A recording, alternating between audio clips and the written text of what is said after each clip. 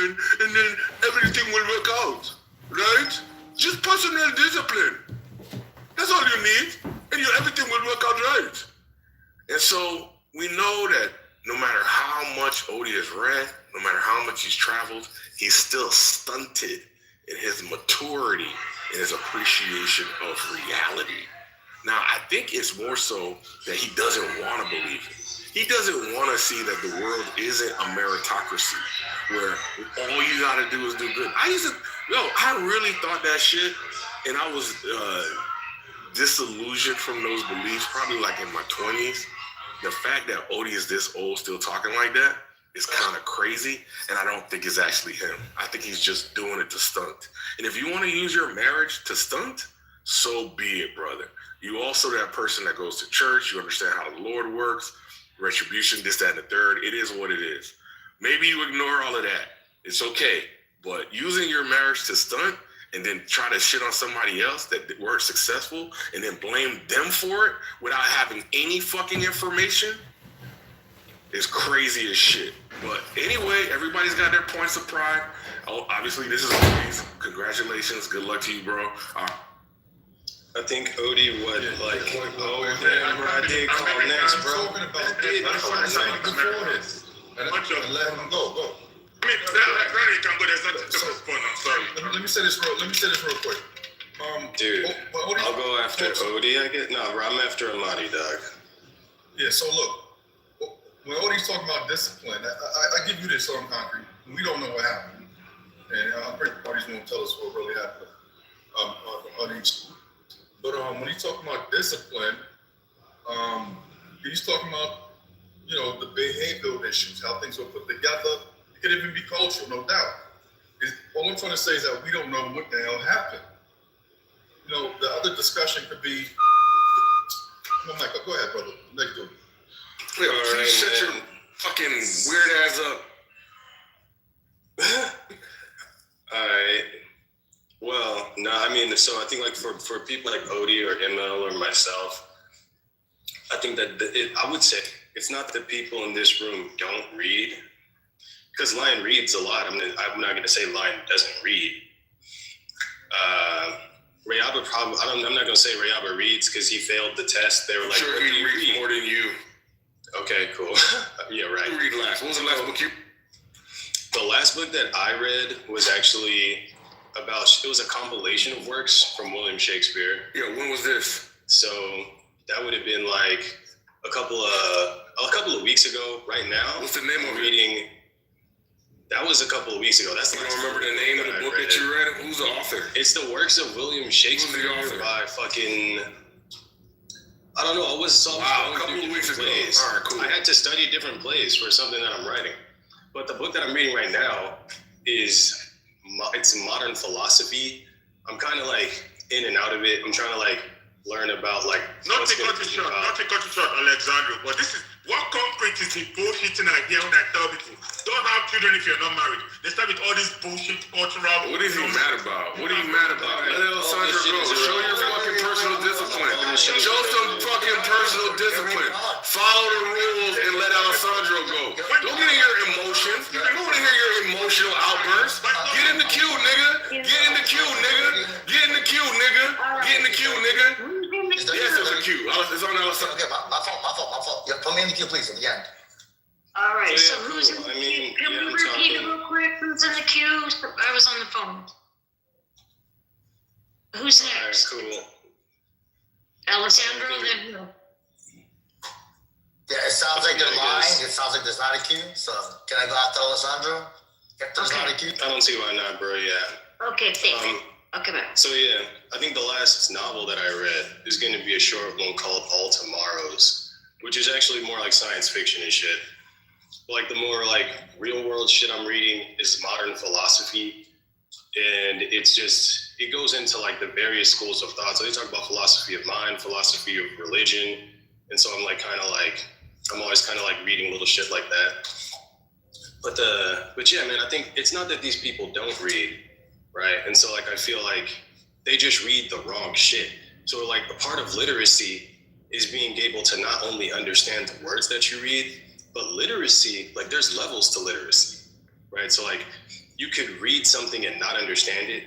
You could read something and not be able to situate it in a broader historical context, right?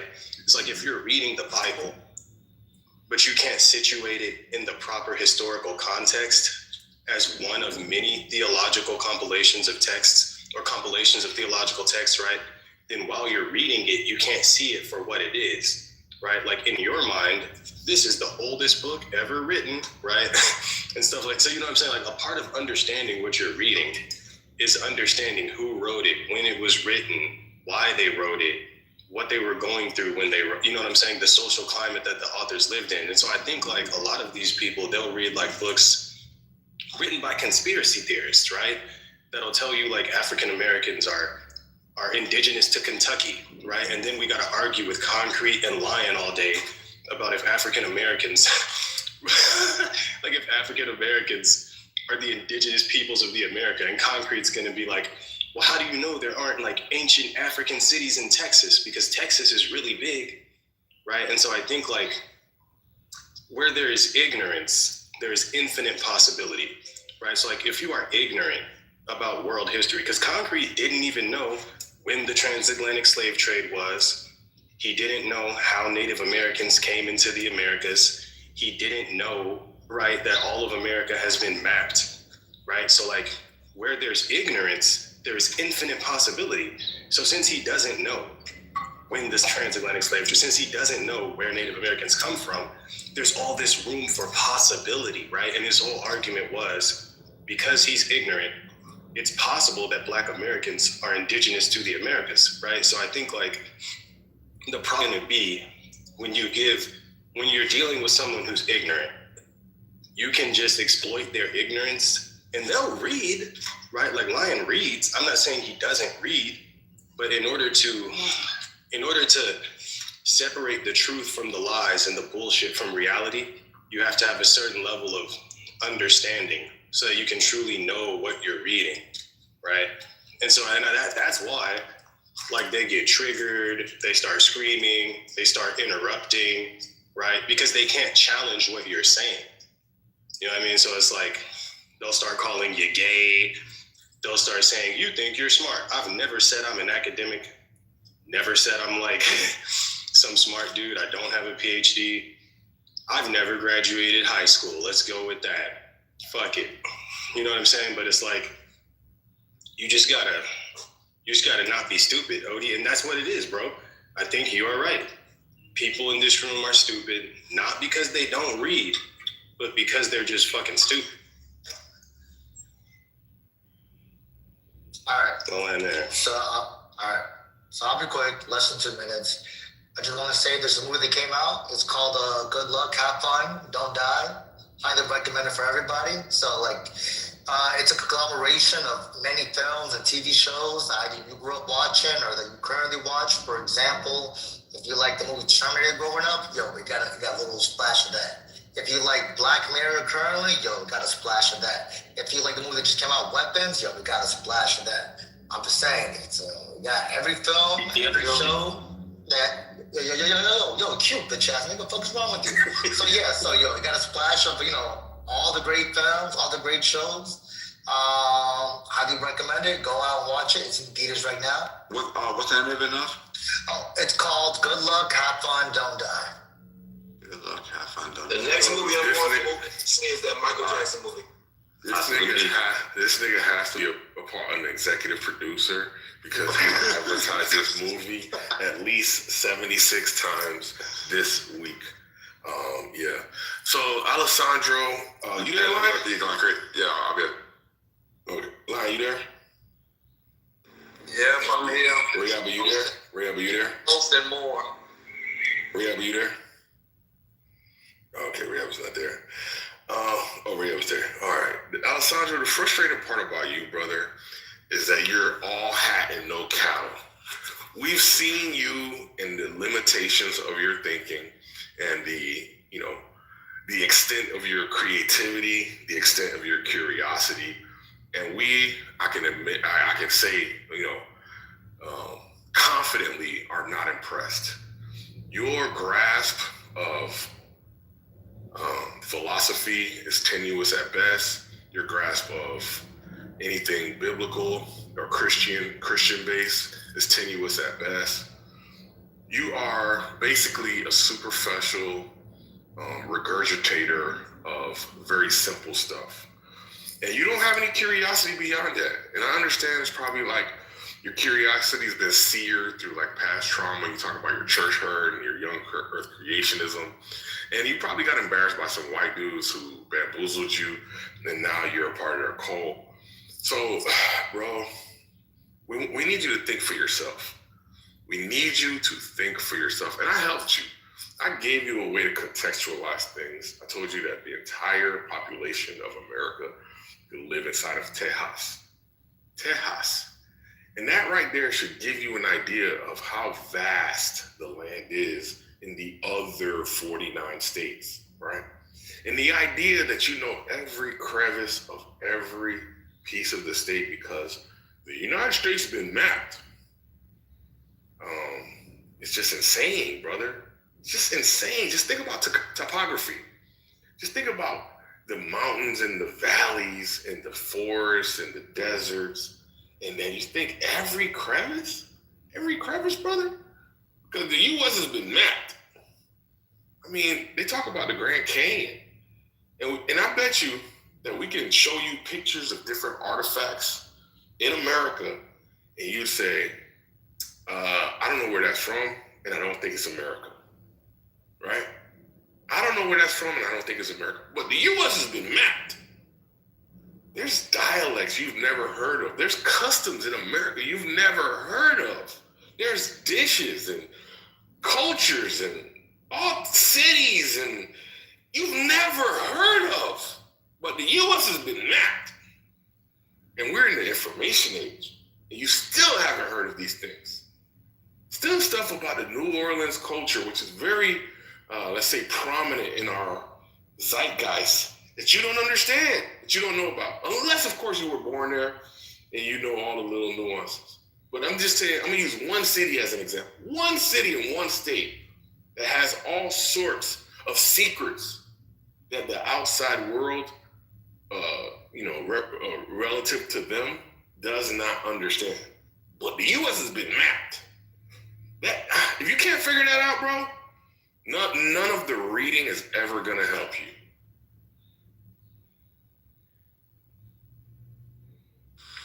Yeah, this would be Black people are not from Texas. We come from Africa. Next, you idiot.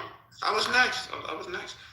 But on a general matter, for people saying that people are not well read, and well, hey man, we're in a generation where people are kind of like speeding through like the actual book to get to the summary, or the back of the book where the answers are, and that's all they really need. The only downfall to that is you don't really know like how things are put together. So when I hear people on here, you know who the ones are that are just looking for an answer. But to answer the question that was asked earlier, what was the last book you read? Unfortunately for me, well, yes, maybe fortunately for me, I was able to brush up on argumentation theory from this great scholar by the name of Douglas Walton. Argumentation theory, and then kind of segued into like specific types of informal and formal logical or fallacies or whatnot. So that was a pretty good read. Some people won't take the time to see how these things are put together. They'll just ask for a summary.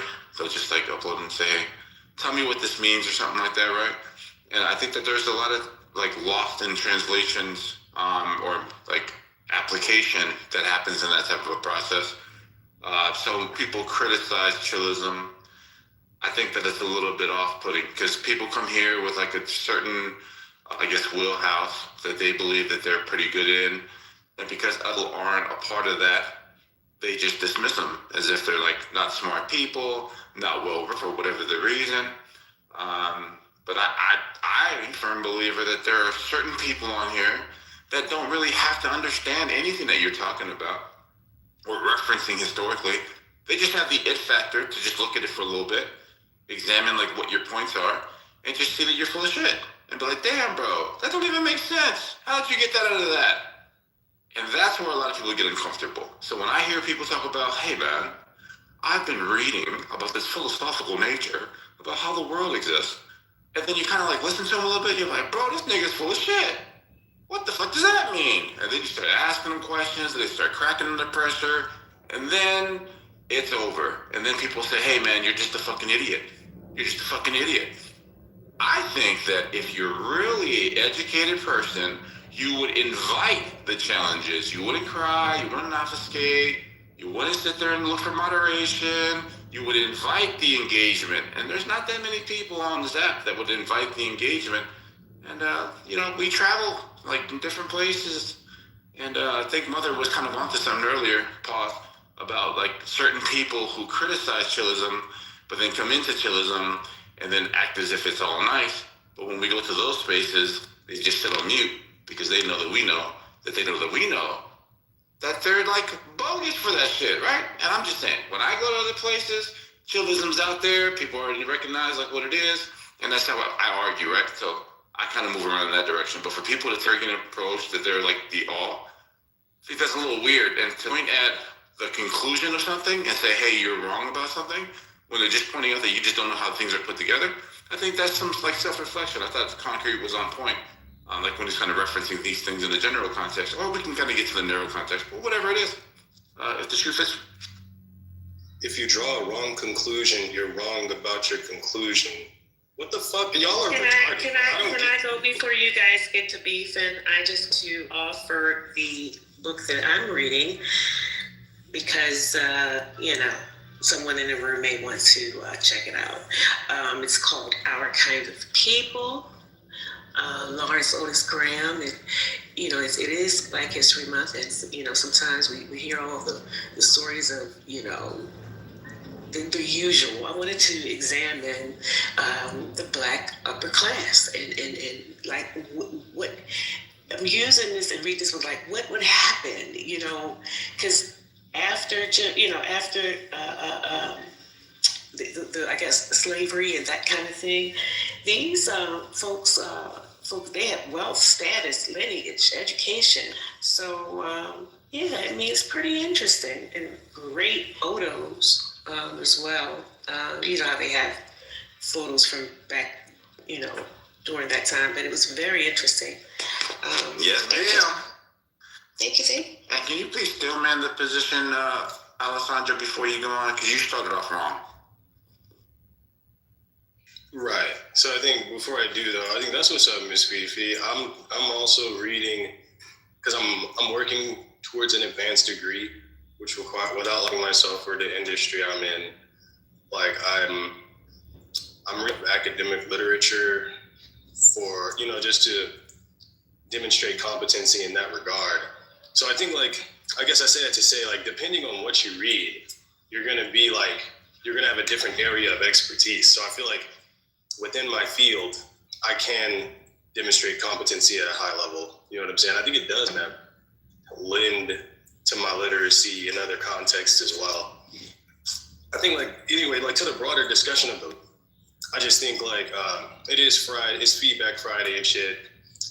I think that, for instance, I come to Chillism probably because we're gonna debate shit that's like the news and all that shit. We're gonna talk about current events, right? And I like to people who disagree with what is being said, because if I'm in politically correct, and this is one of the reasons why I don't go in there a ton, is because we all agree with each other, and there'll even be long stretches where maybe no one's even saying shit because you kicked out everyone who agrees, right? So it's or you sent everybody to the goo who doesn't agree or some shit, which is fine. I get it. So that will kill the discourse. So I think the culture of this space has been built around facilitating the conversation.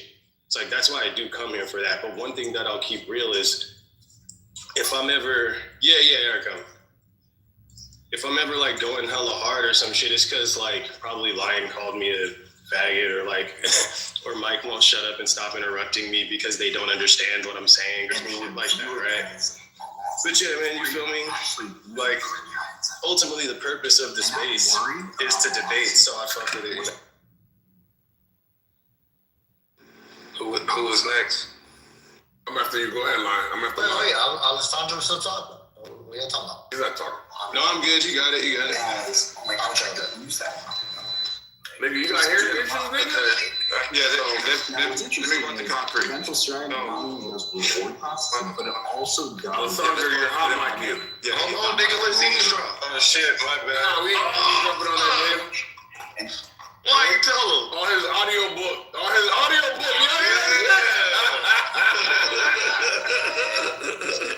That nigga, oh my God. That nigga cheating, yo. What the fuck? What the hell? So the current books that I'm actually interested in right now, and it's for tax purposes, and it's also for trust law that I've been heavily interested in. Is the Uniform Commercial Code and federal regulations, and of course the other one is Black's Law Dictionary. So the reason why I came off the mic is because there were some things that was just stated, by obvious idiot.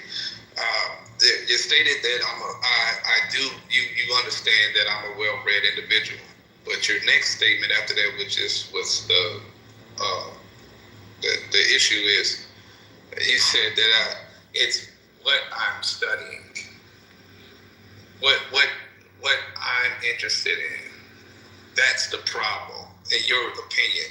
Now, when you came off the mic to say is that the last book you were reading was something to do with Shakespeare. And I'd have to ask, philosophically speaking, how does that in any way benefit your life, and how can this be used practically in your everyday life to somehow uplift your well-being? And I would say it doesn't. It's all in vain. It's just for the sake of a conversation with you. Me, on the other hand, I'm putting more money in my pockets and pockets of others. If you just happen to listen to just some of the things that I've bestowed upon this room over the course of a few years, you could have made a few bucks if you just simply listened, or just written some down, or went further back and researched what I was saying, went into further detail, because it's very limited to the amount of information you can disseminate into a room such as this one without idiots like yourself coming off the mic to constantly keep, being who you are, who and what you are. And I digress from that point. My overall point simply is this: you don't know what I'm studying. You can't really gauge what I'm studying. And in my opinion, all of your pursuits are completely in vain. I'm trying to get to the crux. I want to get to the source of all, why, who, and where, and what we are. I've been on that same mission since I was 5 years old. And I believe I've gotten a lot further than you in life. Hence why you're stuck asking questions that I already have mastered. I already know. I leave little crumbs in a room for those who are able to take some of the information in and do their own further research. But to the rest, of course, you're going to be asleep because you were supposed to be asleep.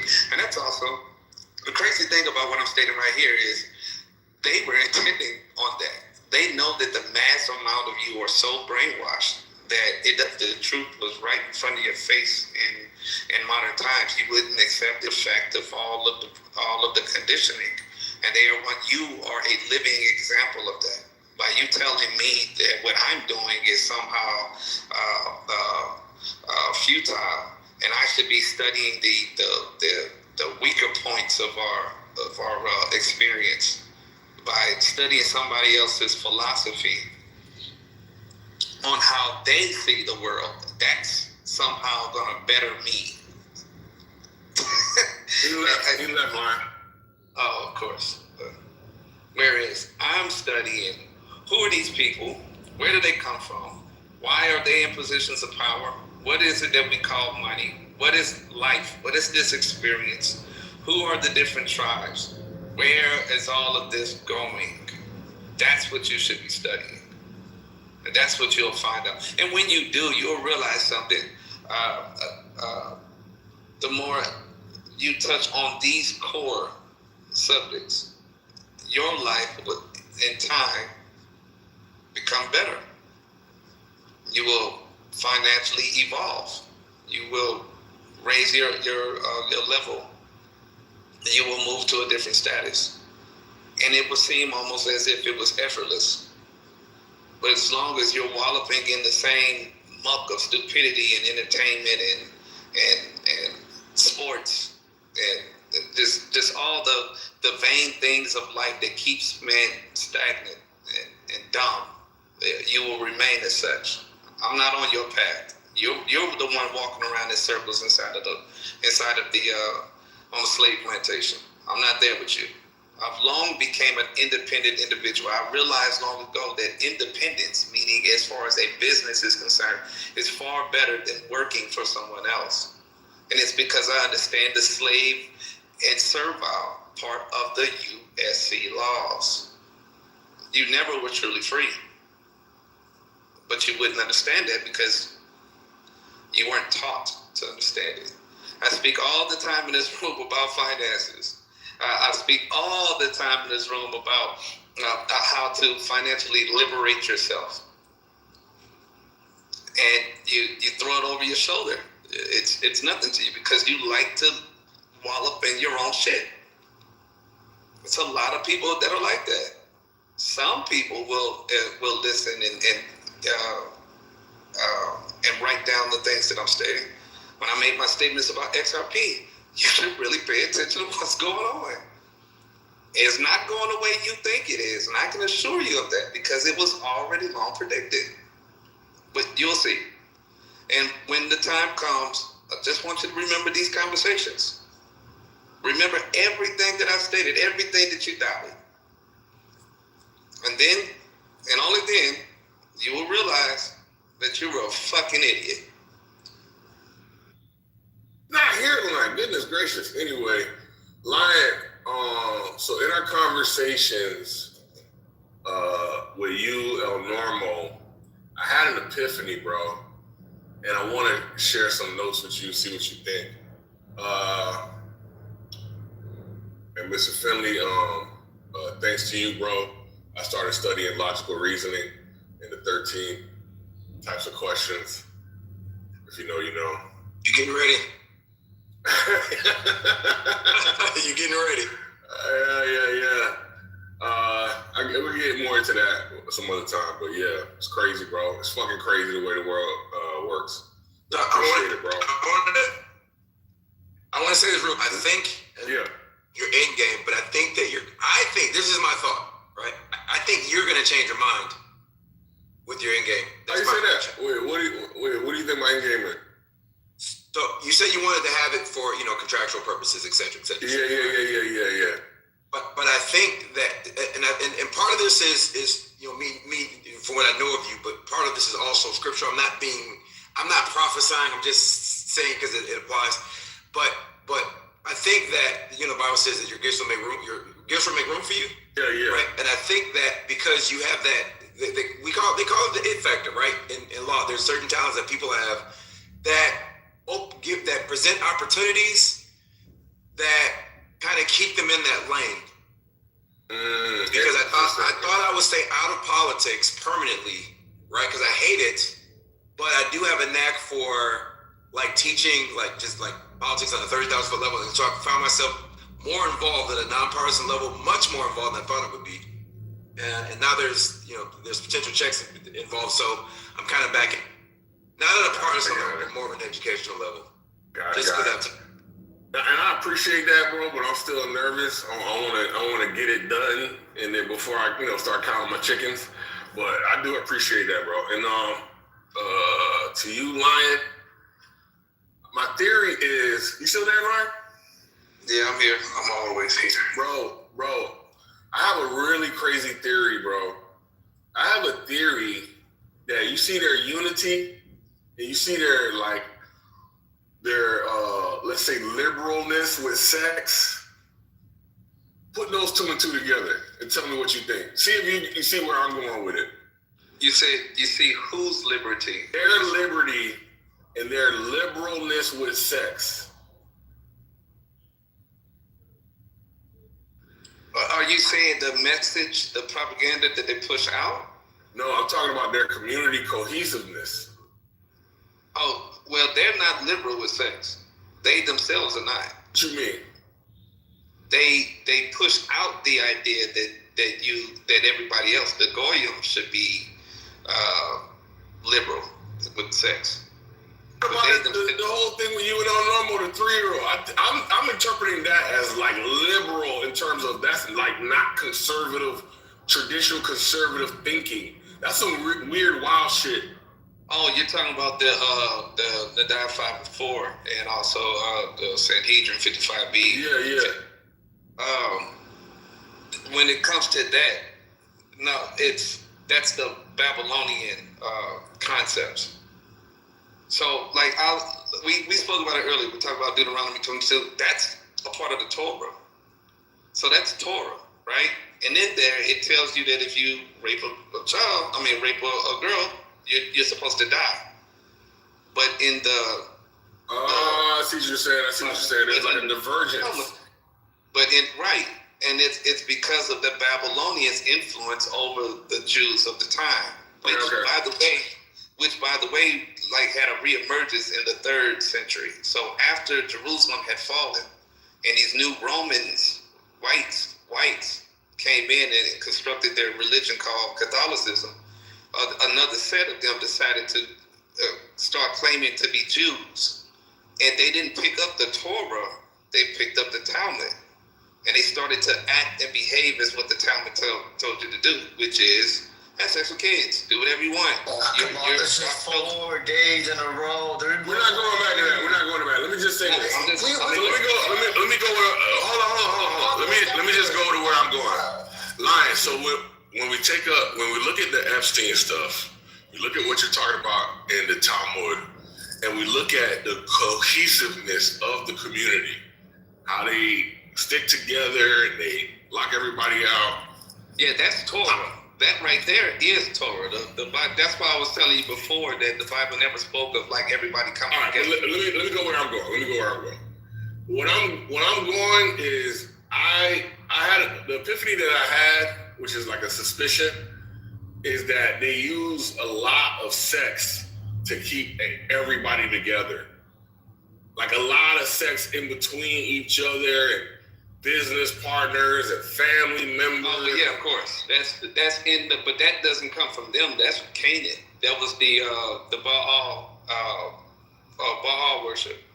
That's the really. That's what when they go to these meetings and shit, they gotta suck each other off and fuck each other in order to make the consummation of the contract legitimate. And that really, and we all know how sex brings people closer. We do it too, though. What do you do when you get married? What's the ritual of a marriage? The ring. You talking about the ring and consummation? Oh, the ring is just the visual. That's the honeymoon. Thank you. That's if you don't have signing over your freedom. If you don't have sex with the woman if you don't have sex with the woman that you just married within 5 days, what happens to the marriage? No. I hear what you're saying, but that's the man and the woman having sex. That's normal. I'm talking about contractual etheric agreements between heavens and earth, which all people participate in. They just don't realize that they do.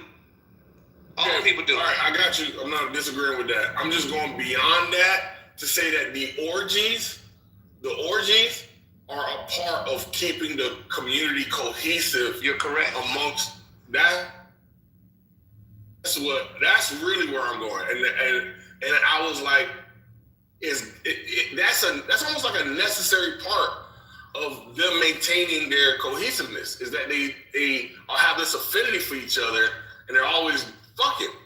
Because you know how your relationship strain when you're not fucking. All right, so I want you to understand something about sex and contract. You're 100% correct, right? But what you need to understand about etheric law is that there must be blood that's shed in order for any contract to have any teeth. That's the reason why when you break the hymen, you're sealing a contract. The blood that's released from the contractual agreement between the male member and the female body. That's the contract that's being sealed right there. and it happens in the marriage chamber. We've been doing this for thousands of years. But then there's other ways to form contracts. You can make contracts with other people, and you don't have to be married to them per se, but you just have to have it written down, and it has to be vocalized within a group of people, and there must be blood shed. Where the Israelites did it in the past is they did it with bulls and sheep, cows, for the contract to be legitimized. This is what, and our enemies, they also use contracts, but they sacrifice their own children to make theirs more powerful. So they prayed for wealth and power, and they wanted to be the most knowledgeable. And they sacrificed the greatest thing that they had, which was their children. And for that, they got knowledge, they got power, they got to rule over the earth. What's the clean version of that? That's what's going on right now. What's the Christian clean version of that? Because knowledge is, God just doesn't bestow knowledge on evil people, right? No. This is different. So knowledge is like electricity. It doesn't have a negative or a positive. It's neutral. You can acquire knowledge in it by all sorts of ways. That's why the Bible will constantly tell you about not trying to seek your way into heaven basically through like a back door or through a seer or somebody that wasn't authorized. Because what the process of what they were doing is they always required a sacrifice. The bigger the sacrifice, the more powerful the contract. That's why it's children, and lots of them. And always with the sacrifice, there must be the eating of said sacrifice. Hence why you got the Epstein files. They're practicing the arts, the ancient Canaanite arts that was written in 1 Samuel, which is why God wanted them killed. It wasn't the Israelites that were doing it. It was the Canaanites. The Israelites were adopting their ways. I get it. Hey, but real quick, Lion. But so, are you saying that? Because mind you, Catholicism, right? Are you sitting up here saying that it was them that created Catholicism? Or you're not implying that Constantine the Great and the people at Council of Trent and Nicaea, not saying that they're Caucasian, are you? Constantine, he would be like today. We would call him like a Mediterranean. These were people that were brought about. Remember, Rome had conquered for over 2,000 years, and so they were literally bringing in slaves from all parts of their empire. And just like America brings in slaves from all parts of the empire, all of the places that they conquered. We got Palestinians here. We got Turkish people here. We got Germans here. We got Jews here. We got Indians here. It's the same exact thing. America is just replaying Rome all over again. Yeah. No. I get about the Imperial Roman Empire for that. That era and whatnot. I'm talking about like the Holy Roman Empire, because that's when it came. That's what came when he came into power. I'm just asking her. You're not implying that he's Caucasian, because you know that much. I don't necessarily know. What I do know is around 194. There was the first Black African Caesar that had seized the throne of Rome. Or at least the western side. The eastern side was still under the occupation of basically those mixed breeds, Seleucus. But well, we had the Septimian dynasties that came forth after that. Yeah, the Septimian. There's records of him, and you can see that he's clearly a black man. Well, the Severus dynasty. Yeah, I mean, him and his son. And whatnot. But I was just asking this real quickly because I don't know if you have one of the icon books, but it shows him and his mother and whatnot looking like a bunch of Negroes now.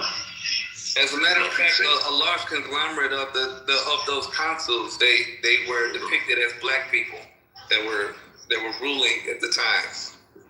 So they were really dark-skinned people. I won't say that they were like 100% like African American looking people, but they were definitely really, really dark-skinned people. Okay. What do you? Okay. I was just making sure because majority of these mystery school systems were created by Canaanites and Israelites. So but the Canaanites go back prior to there wasn't even a whisper of the word Rome what I'm talking about. This goes back thousands of years. Right. This is nowhere near Rome. The ancient Canaanites was when the Israelites came over the Red Sea and they came into the land under Moses. So we're talking BCE period. And when they showed up, these Canaanites were practicing these customs where they would sacrifice their children. And they believed that by doing the sacrifice, it made them rich, powerful, wealthy, undefeatable. It brought them water, it brought them cattle, it brought them everything. And that's what these people doing today, but they're just doing it with money.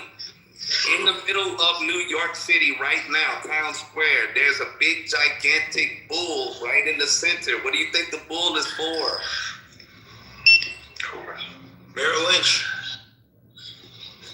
They put it right in front of your face. I got a picture with that bull, Lion. It's kind of funny. Yeah. Well, you know what I mean? The Chicago Bulls logo represents that. There's many, variations of the horn god or the owl or ball If you look at go ahead. They have ancient. If you all just really want to take the time, just look up the ancient inscription of Baal. It's a gigantic bull with his hands stuck out that the Canaanites would heat up.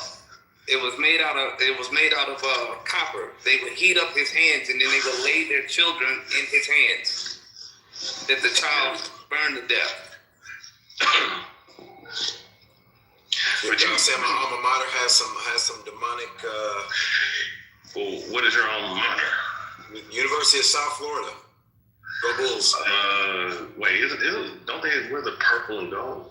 No, we wear green, gold, and white. Okay, green, gold, and okay. We're the Bulls. Majority of these institutions, practice that shit, man.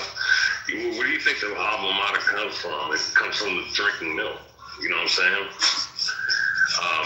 That's Roman Catholic shit. So, a lot of these institutions are Jesuit owned. Jesuit, institution. And then, of course, you have a lot of these fraternities that are amongst them that do some of these practices. They'll tell you exactly what they do. Once you're a part of their fucking set. So, that's obvious for me. But I was just asking, if you understood that, Lion, that majority of these mystery schools that are being practiced. I'm pretty sure you understand about the Canaanites and all this other stuff, but like the Templars and shit, and that was majority of us that reinvigorated a lot of that shit from Babylon and Egypt into modern times. It's just that these people took the shit over. During the 1700s, during the Enlightenment era, and inverted a lot of the shit, so.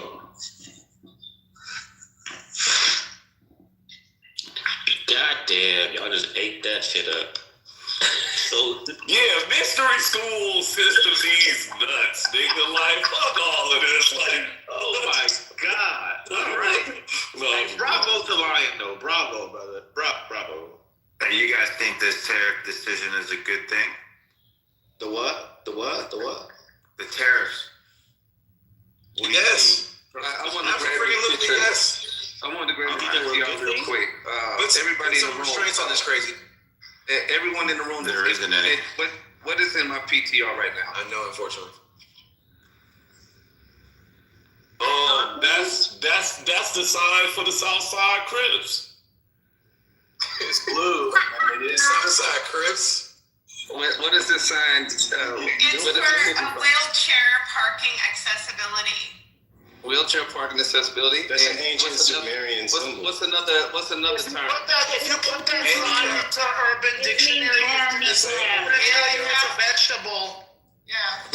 Me playing Rihanna basketball 1-on-1. So wait. So if you saw this sign, right, ladies and gentlemen, if you saw this sign and you went into a public area, you saw this sign outside of maybe a Walmart or a restaurant or something like that, what comes to mind? Disability. It's a handicap. What are you You talking get about? fined up the ass. I'm not looking for Real it. festival. I don't know if you're living in a hole or if you're It serious, but if means you you're need a serious, disabled and you placard. want a serious answer, yeah, disabled is the first thing you think. Okay, great. No, it's Or making Sumerian Sumerian symbols. handicap. Oh, bro. I always call it handicap. But wait a second. It's Wait. all, bro. It's what?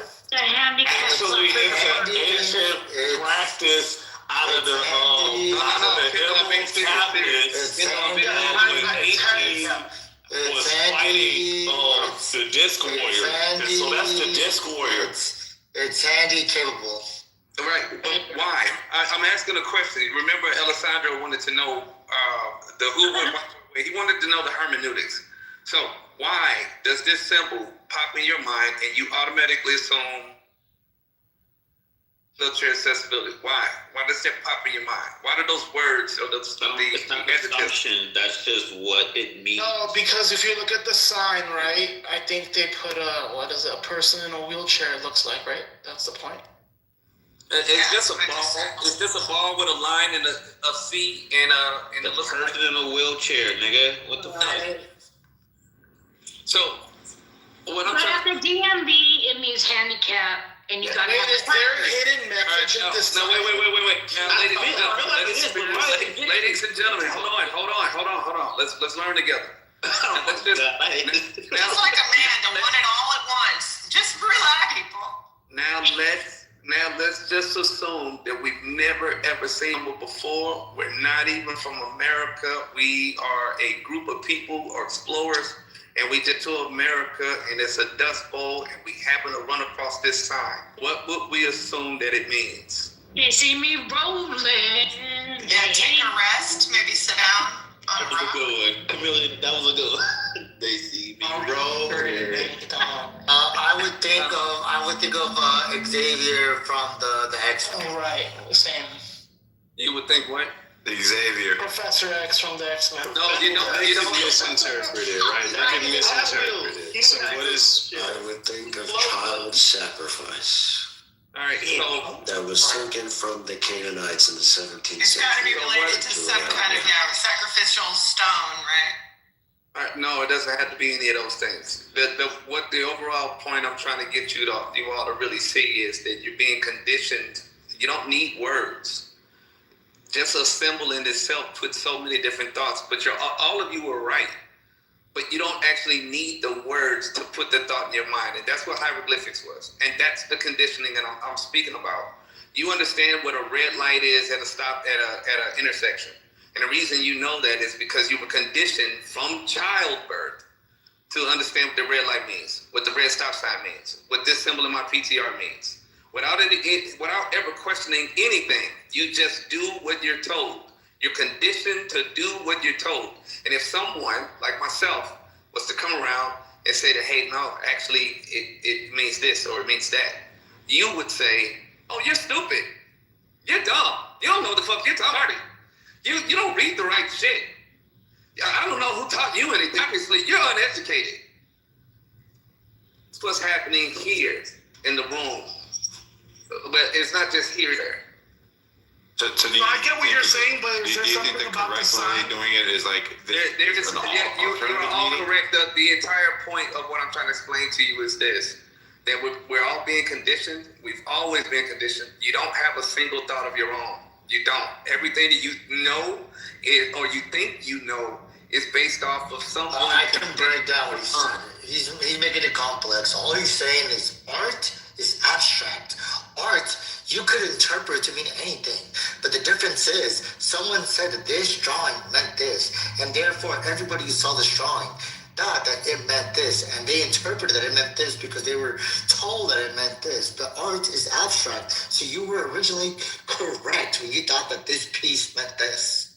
I think that I want to Did you get into a car accident, knowledge? Yeah. That's the, Oh shit, you good, bro? What happened? You good? Yo, what happened, knowledge? He said, I think he hit his head because he said he could break Yeah, that but shit are down. you good, And he bro? took a long ass time. the fuck are you talking about? Nigga? That's not better right there. The fuck are you talking about? Yeah, that's fucking it up, bro. What are you talking about? Yo, knowledge. Wait. This nigga laid out. Shit, hey, Y'all stepping on my joke. Y'all told us. Hey, but how does So the knowledge, airbag when you run it, knowledge, where you Nigga, the running from airbags us at the went right time? over my head. oh damn. Where you running from us at the time, knowledge? That's fucked up. That's fucked up. Hey, what about the slide in Finley? Hey, that's a good question, That looks Philly. like a I was curve in to the me. motherland. Knowledge. That looks like what? Hey, That looks like a curve to me. That symbol and Why are you not just obeying knowledge? Why isn't it called the fatherland? And why are you not obeying knowledge? Wait, what did you hit? Wait, Was it I a don't- bunch of ICE protesters or a bunch of ICE agents? Like, what you hit? I don't get the obeying reference. I'll go with the protest. I think like so. Were you in Miami or Miami Gardens when this happened? That was gonna be my question. Correct. That was gonna be my question.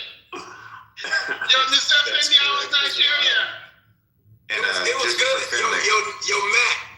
let me walk I the thought I've seen wealth, Matt. Right, like I've seen a lot of wealth. Fam, these people got money, man. We had armed security everywhere we went, and their compound with their house, they got like several houses in this compound. Their smallest house made my house look like a shack, fam. These people have money. Wait, which part of the motherland? It was nice though. It was nice. I was in Lagos. Oh, okay. It's in Nigeria. No, Yeah, I'm going back in a couple of weeks. We're going to Abuja. Going to Abuja to be a bougie. Okay. Yo, Finley's back in the CIA. It's confirmed. So like about the tariff. Before we go to the tariff, I got something interesting about the tariff. Mr. Finley, can you settle this? Can a 737 do 400 miles an hour at sea level? That low? Yeah.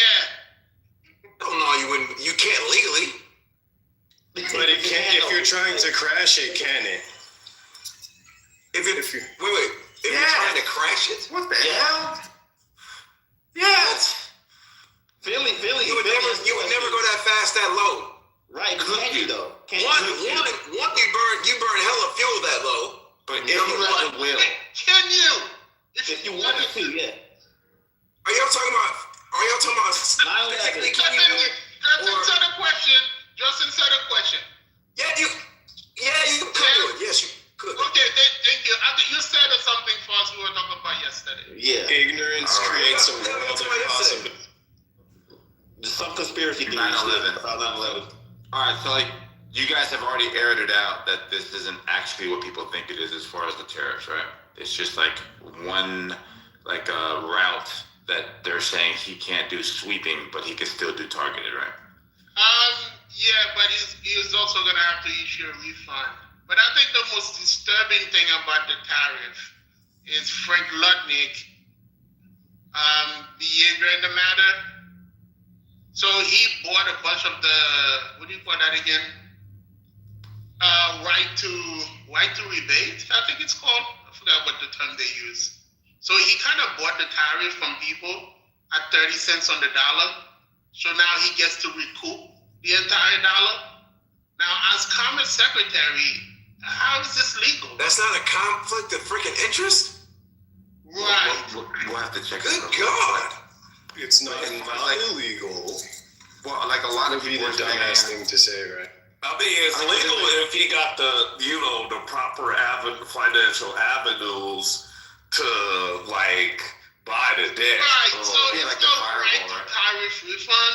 So what he did is, when they implemented the tariff, he went to the importers. He offered them 20, 30 cents on the dollar for their tariff, knowing that it was going to go to the court. and that he was probably going to be struck down. So those people obviously took the offer. Now, he did this to his company, Cantor Fitzgerald, that is being run by his 20-year-old son. But he was an intimate person in the whole debate about tariff. But it depends on what type of tariff, right? Hold on, but he understood the strategy. And I'm sure he spoke with the lawyer that probably told him, this might not be legal. All right, so like, So now the conflict of interest on his part, I think it's something we need to look at and discuss. Well, the potential conflict of interest. So, for example, if they were to point out that the tariffs that he purchased aren't affected by the Supreme Court opinion, then what you're saying doesn't actually make any sense, right? Like, for example, if they bought up like the 301 justification to impose targeted tariffs on China, which are still like in play, this opinion had no play on that, right? Then you would say that there wouldn't be a conflict of interest? No, but the fact that he was part of the decision making, you don't see the conflict there? Decision making about what? About tariff in general. Well, that's so I'm trying to see exactly what you're saying. I don't want to, once again, but okay, so we don't know whose tariff he bought exactly. But knowing that he was part of the strategy, knowing that being Commerce Secretary put him in an intimate knowledge of like the chances of this going in front of the Supreme Court, the chances of it passing, and all the ramifications. That is inside information he had. And he acted on that by going to those people that are being tariffed and got their tariff for 20, 30 cents on the dollar.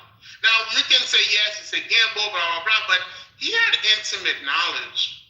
I think we all had knowledge. Like, we all had knowledge from his campaign, exactly what he was going to do. Everybody had knowledge about the tariffs going to be implemented, right? So, like, he's gambling because he doesn't know. The tariff implemented is one thing. Buying the tariff, knowing that it will be challenged and you might lose, is another thing. That's inside information. Wait, how would you know that somebody's going to challenge it? Because it was, what do you mean? It was challenged from day one. How you think he got to the Supreme Court? So, yes. What do you mean, no? He got to the Supreme Court so fast in under a year. You know, what? Yeah, so like this specific case here, the Supreme Court opinion is like the mechanism on how they were implementing broad tariffs, like 10% on this whole country for like not an itemized list, right? So now it's just more complicated. Now, if you want to do this, you can't just say, boom, 10% on Indonesia. You actually got to itemize the actual products that are being imported that you want to target and have a justification for it. So if Donald Trump says, I'm going to place tariffs on this country, and he's gambling that, okay, cool, the tariffs are going to go. So then his son has to like preemptively, like, you know, buy up or whatever this is. And then the country steps down, right? The country says, oh, no, we don't want the smoke. Like his son loses immediately, right? Somebody, do you know what as far as application and then removal? Do you know what the ruling is and what it says? Yeah. It talks about the IEP. Mm-hmm. Yeah, so like it's the broad application of tariffs, like being used. So like he used, I forgot the acronym, I think it's called the IEP or something like that. So he uses this law to justify like a broad application of a tariff, and they're saying, hey man, the president doesn't actually have this power.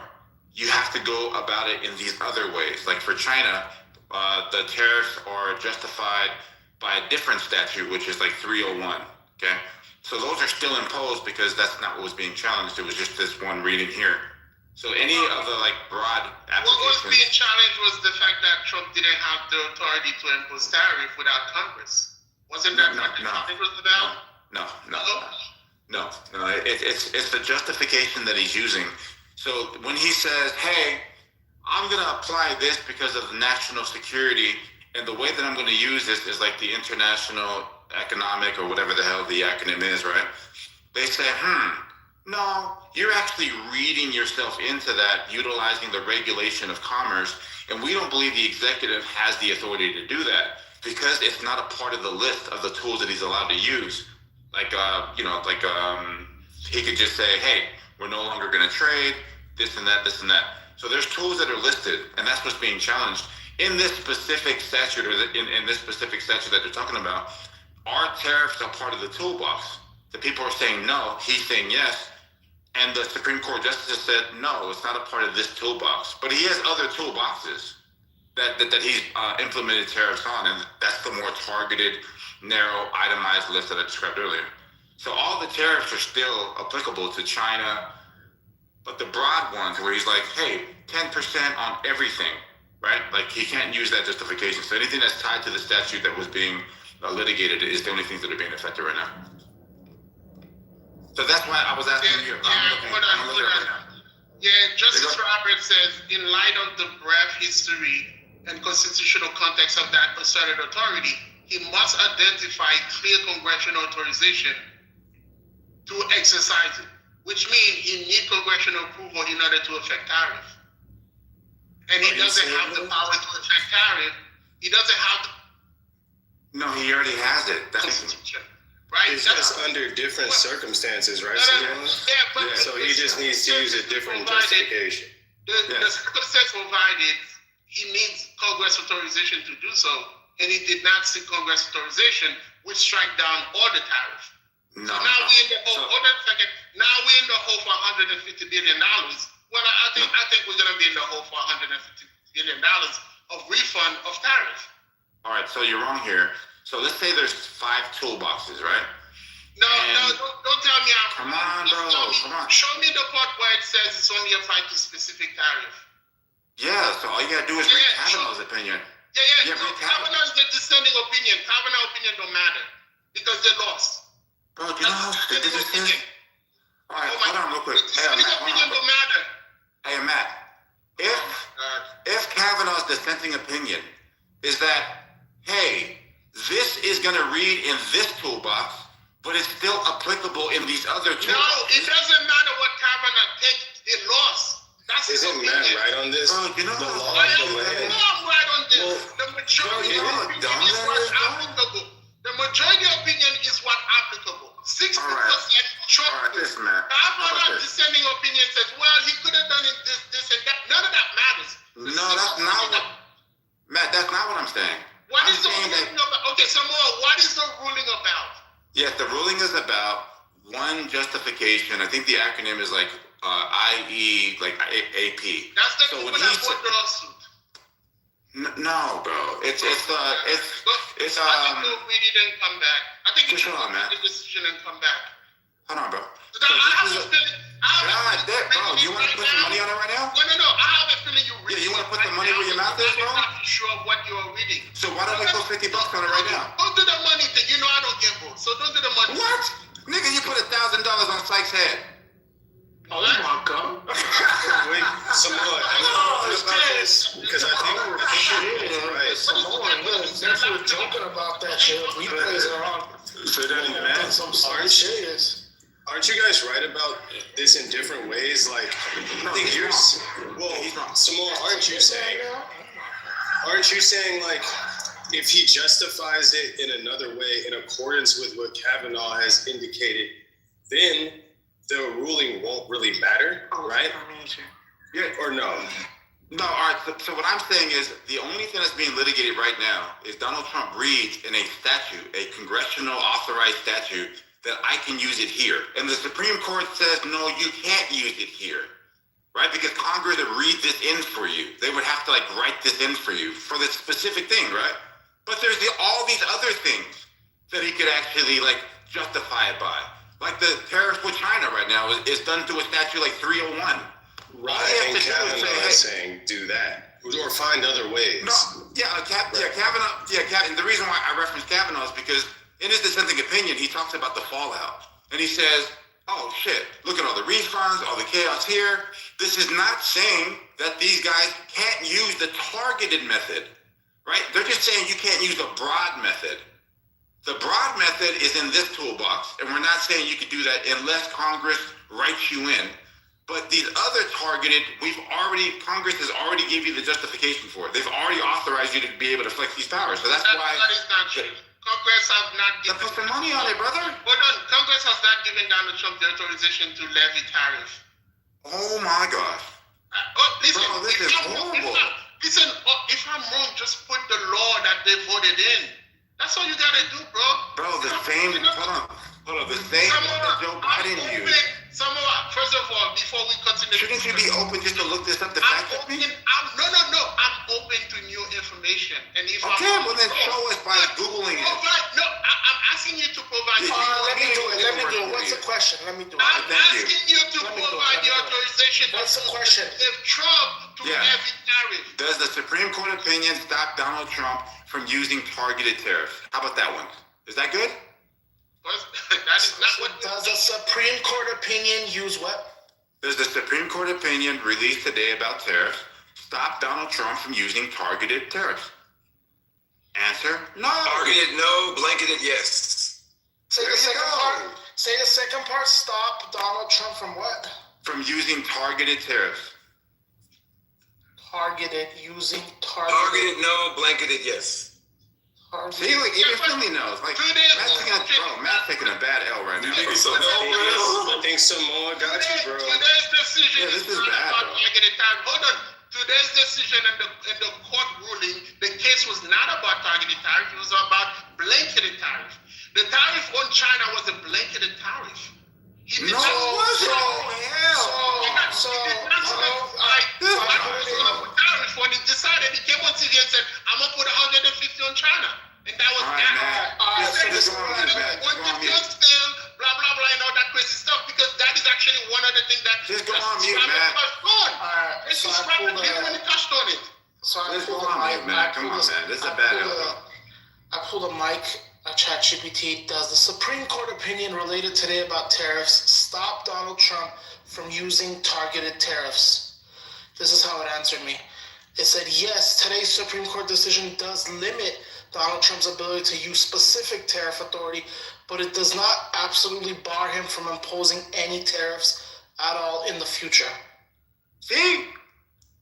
What do you mean? And the one for China. I don't even agree with you. It's like a yes, but. It's more like it limits him, but not exactly fully. Because he already has authorization to levy some tariff. Obviously, look at Matt changing real time in front of us, bro. Oh my God, Samoa, you don't have to do none of this. I'm not one of those people who can. Hey, Alessandro, he's moving it right now, bro. This is crazy. Samoa, I've already established I'm open to new information if you provide the new information. However, today's decision will give a refund. Well, I don't want to say will give a refund. They haven't even spoke on that. Hold on a second. We'll open the door to refund $156 million. No, you're wrong. $1 million. No, you're wrong. Yeah, man, you guys gotta read a little bit more, bro. Hold on a second. So the government is gonna get to keep the $156 billion accrued to the tariff. Well, I can answer it this way. Let's say 10% of what you're talking about has to do with the case that was just litigated. Then you would say $15 billion would be refunded. Okay? That's how that works. So they would have to parse out what tariffs, the broad application of tariffs, are affected real time with this amount, 150 billion, because that's all tariffs, right? Where in the decision it says that? Don't say Kavanaugh, because Kavanaugh is dissenting opinion. Bro, so this decision doesn't matter. Hold on. Hey, Matt, can I just ask you a quick question, bro? Answer the question. Bro, how stupid is this? Where in the decision is that? I'm telling you, Matt. I'm open to the. And Matt, then all you gotta do is be quiet so I can respond, bro. I'm telling you, this opinion didn't address the refund question. Okay? But it did address one category of application.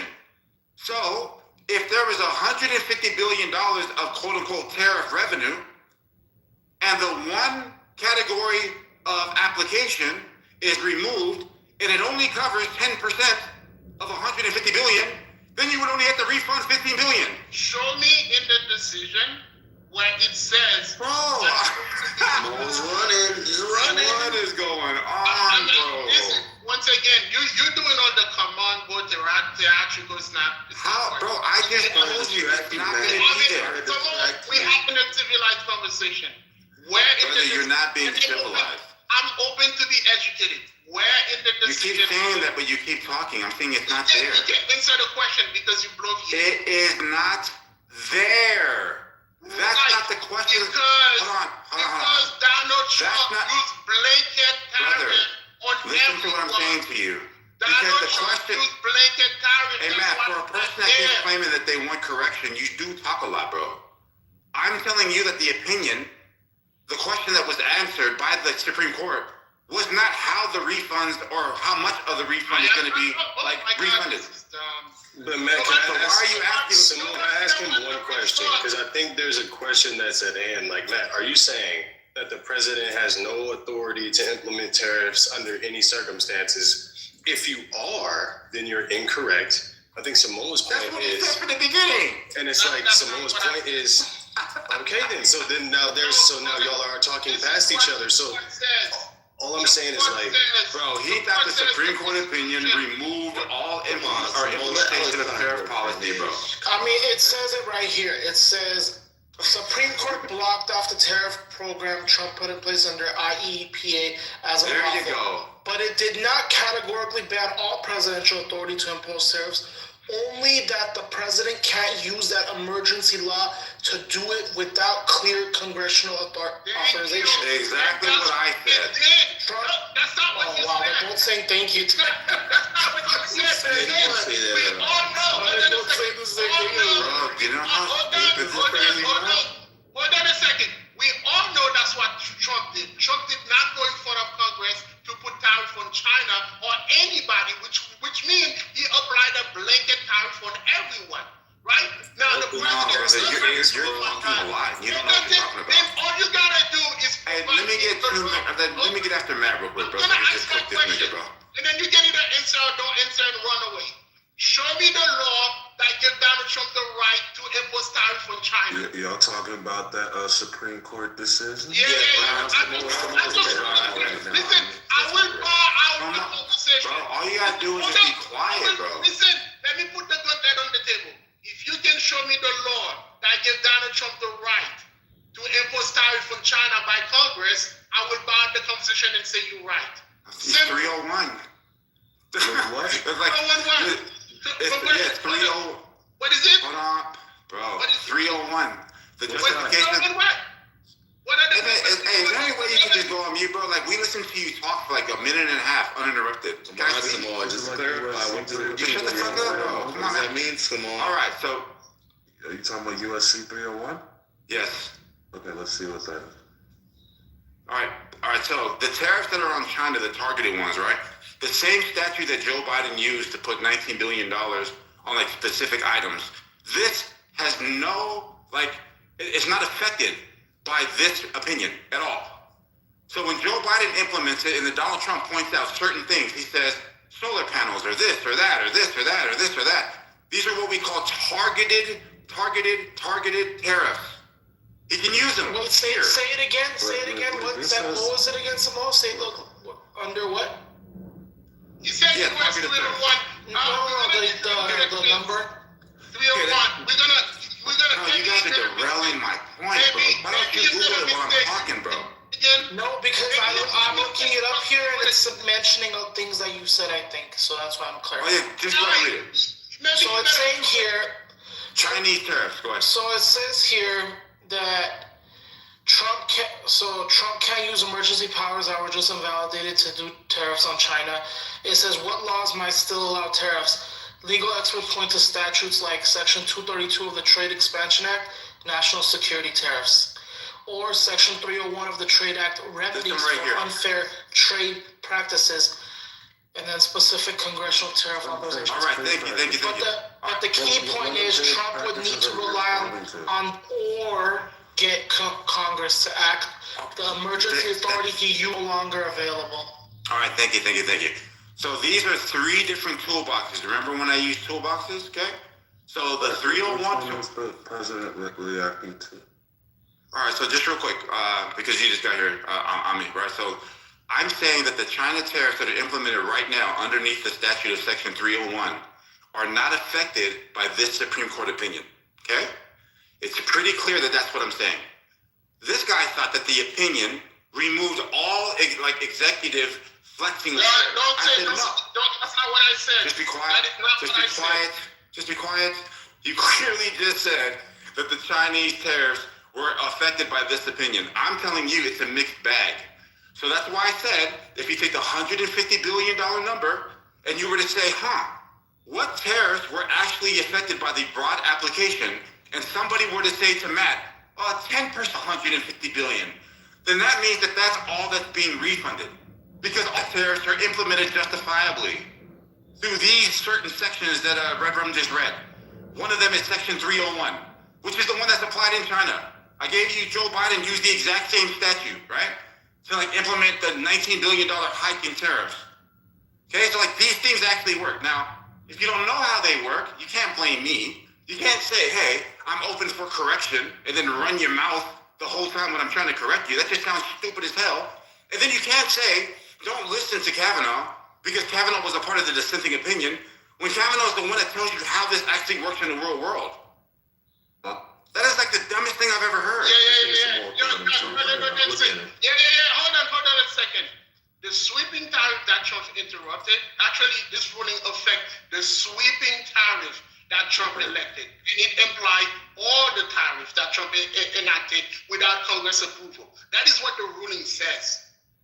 With that being said, what you are referring to, Kavanaugh is actually one of his main objections is the fact that, hey, we're going to have to give people money back, and that might affect the economy, which the other justices disagree with because it's fall outside of the law. Now, you're trying to conflate that, yes, the president has certain authority. Yes, it does. And he did not use those authority to affect those tariffs. And that's why he lost today. Had he used that authority, he would not have lost today. What the hell is this guy talking about, bro?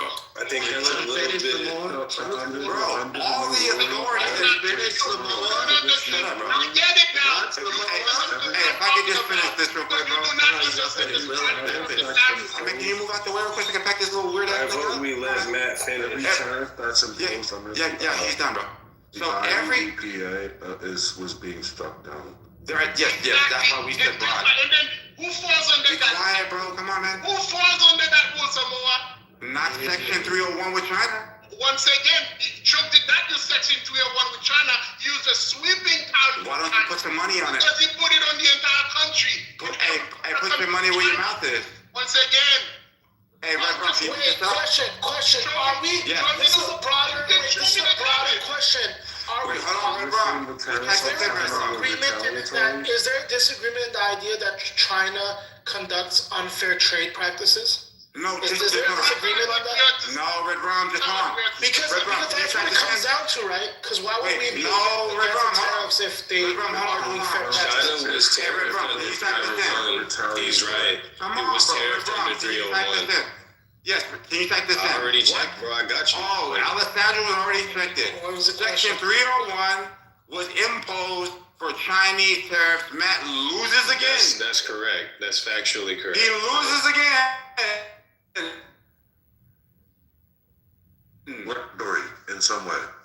Yeah, so it's a mixed bag. That's why I keep on trying to educate the Haitian guy that doesn't mind correction. Why you gotta be Haitian? Yes, and then he stopped himself. We love the Haitians. Oh my bro, he stopped himself?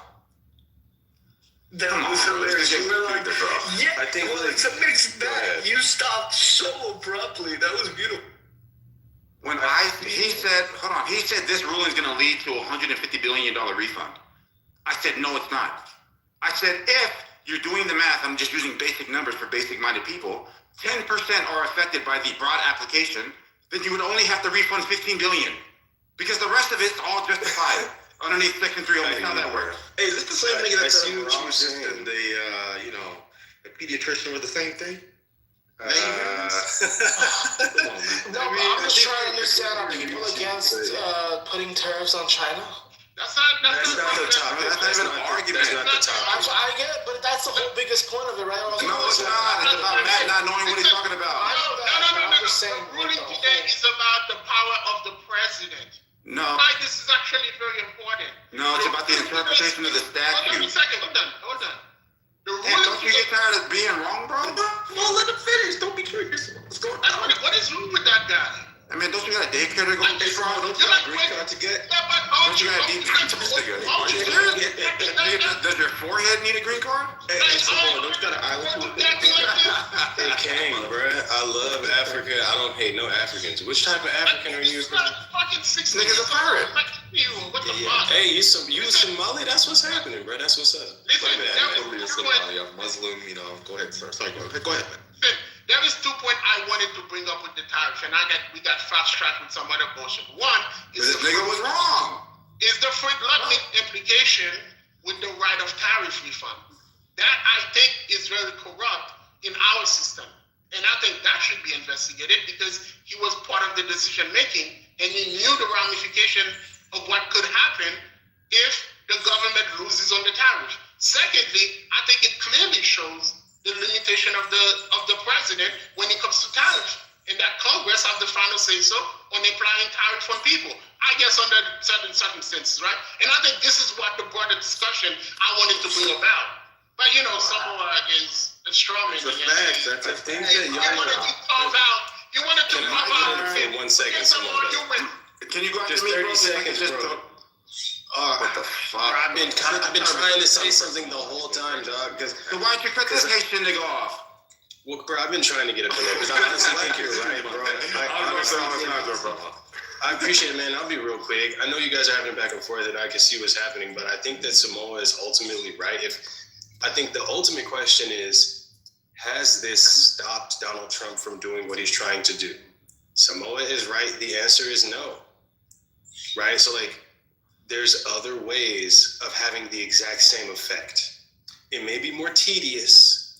The justification may have to be more robust, but there are things that Donald Trump can do to put tariffs on all these countries.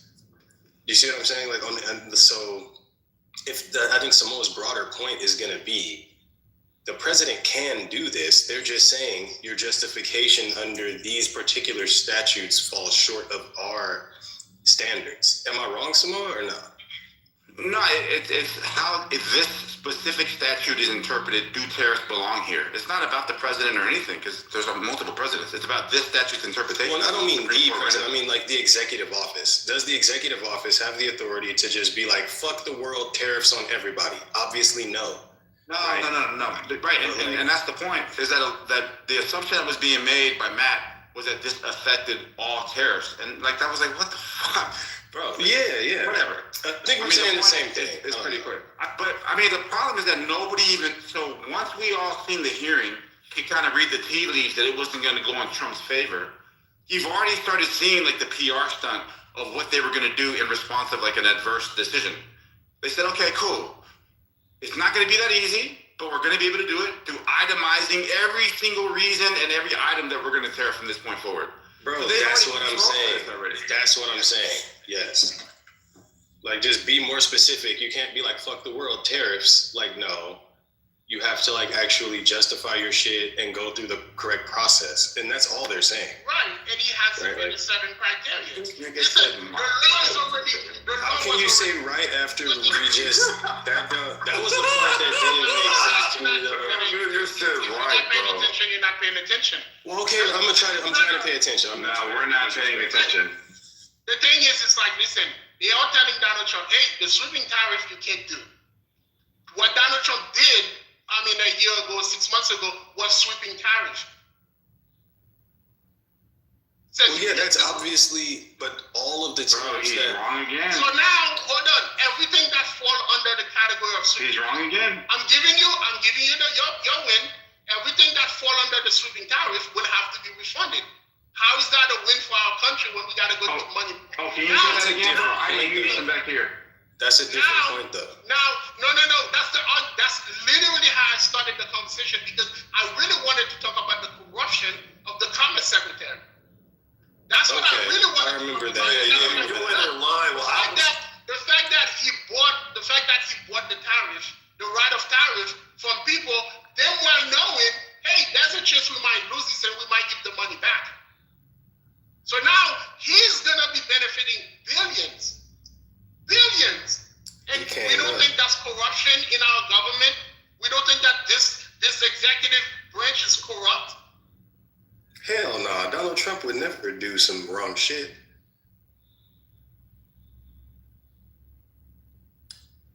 Hey, yo. No, I heard what you were saying, Matt, and then we kind of diverted into this little lane. But I'm just saying this on because, this. Because once again, this is what these people do. They're not defending Donald Trump. They're defending their love and their vote for Donald Trump. Because if Donald Trump is wrong, they have to look at themselves in the mirror and say, hey, this guy is corrupt. And they will never admit that Donald Trump is corrupt. Bro, we know Samoa is just disagreeing. You think Donald disagreeing about what? What's wrong with No, bro, like, I feel like you happen, like, bro, whatever most people are, I know, bro, come on, Samoa. Bro, what I'm stating is an absolute. No, you're right, fact. you're right. You happen to be right. But if Matt said the other shit, you would be saying what Matt's saying. You would just come disagree to disagree. Bro, you know how stupid this is? You can't disagree with what I'm even saying, because what I'm saying is you're right, bro. I know you're right. It's not about being right or wrong. It's about knowing what the fucking facts are. So if the facts are what the facts are, then how the fuck could you possibly argue against it? Dude, I'm saying like he's trying to frame. No, nigga, you said that I'm being disingenuous by just providing the facts. Dog, no, what I'm saying is he was criticizing you as like some Trump supporter who's devoted to Donald Trump, and I'm saying the only reason why you say anything is because somebody said the opposite. So like if you were in some room full of Trump supporters, you would just be disagreeing as a liberal. But you know what I mean? It's like you're just gonna pick whichever stance is hardest. Bro, this isn't even that deep. Stance. No, but I'm saying Matt is wrong for being like, this is an example of dumbass Trump supporters. I'm like, Matt, it's fucking Samoa. You could be saying the sky is blue, and he'd be arguing that it's fucking a color we don't even know or some shit. You know what I mean? Like, you're Samoa, bro. You're gonna disagree no matter what. Bro, this is like this is wait, because I'm trying to figure out like this is crazy. I'm trying to figure out like what's the problem with like. Because I get that, like, you know, people defending a vote and stuff like that. I don't really see, like, a big issue with that. Furthermore, defending the president of the country, like it or not, like, I think y'all trying to say, like, there's just you niggas that just need to write him off. Like, he ain't the fucking president of the country and shit. What does being the president have to do with being right? You don't have a right to critique the president when he's wrong?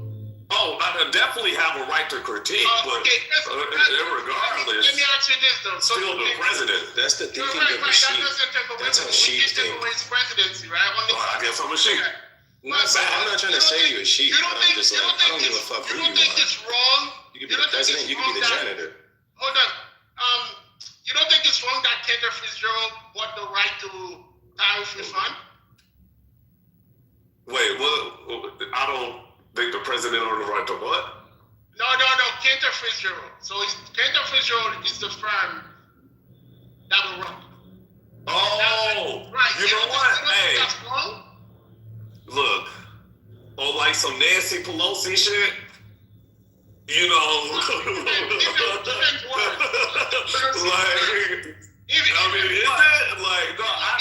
I think it is. I think it's no. Look, it's an unfair fucking advantage because, like, you know, you definitely like you're sniping using like a company and leveraging your position in the fucking, you know, government to like seize assets and shit like that kind of shit. Yeah, it don't look good.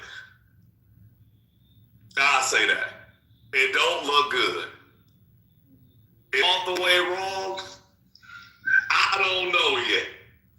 Kendo, but on the real though, even though Matt's probably not articulating the situation the best he could, at the end of the day, well, I mean, not all the way, but I do agree with the fact that look, I'm saying about that. No, listen, Samoa, but you just gonna let this big head nigga call you retarded, man? What the fuck? Yeah, that's what fuck it. What you was gonna say, like,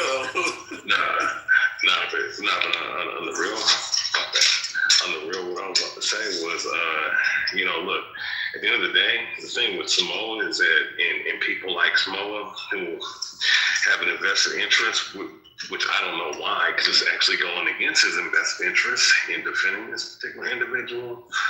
That's up in the Oval Office. no matter what we've already warned what was going to happen.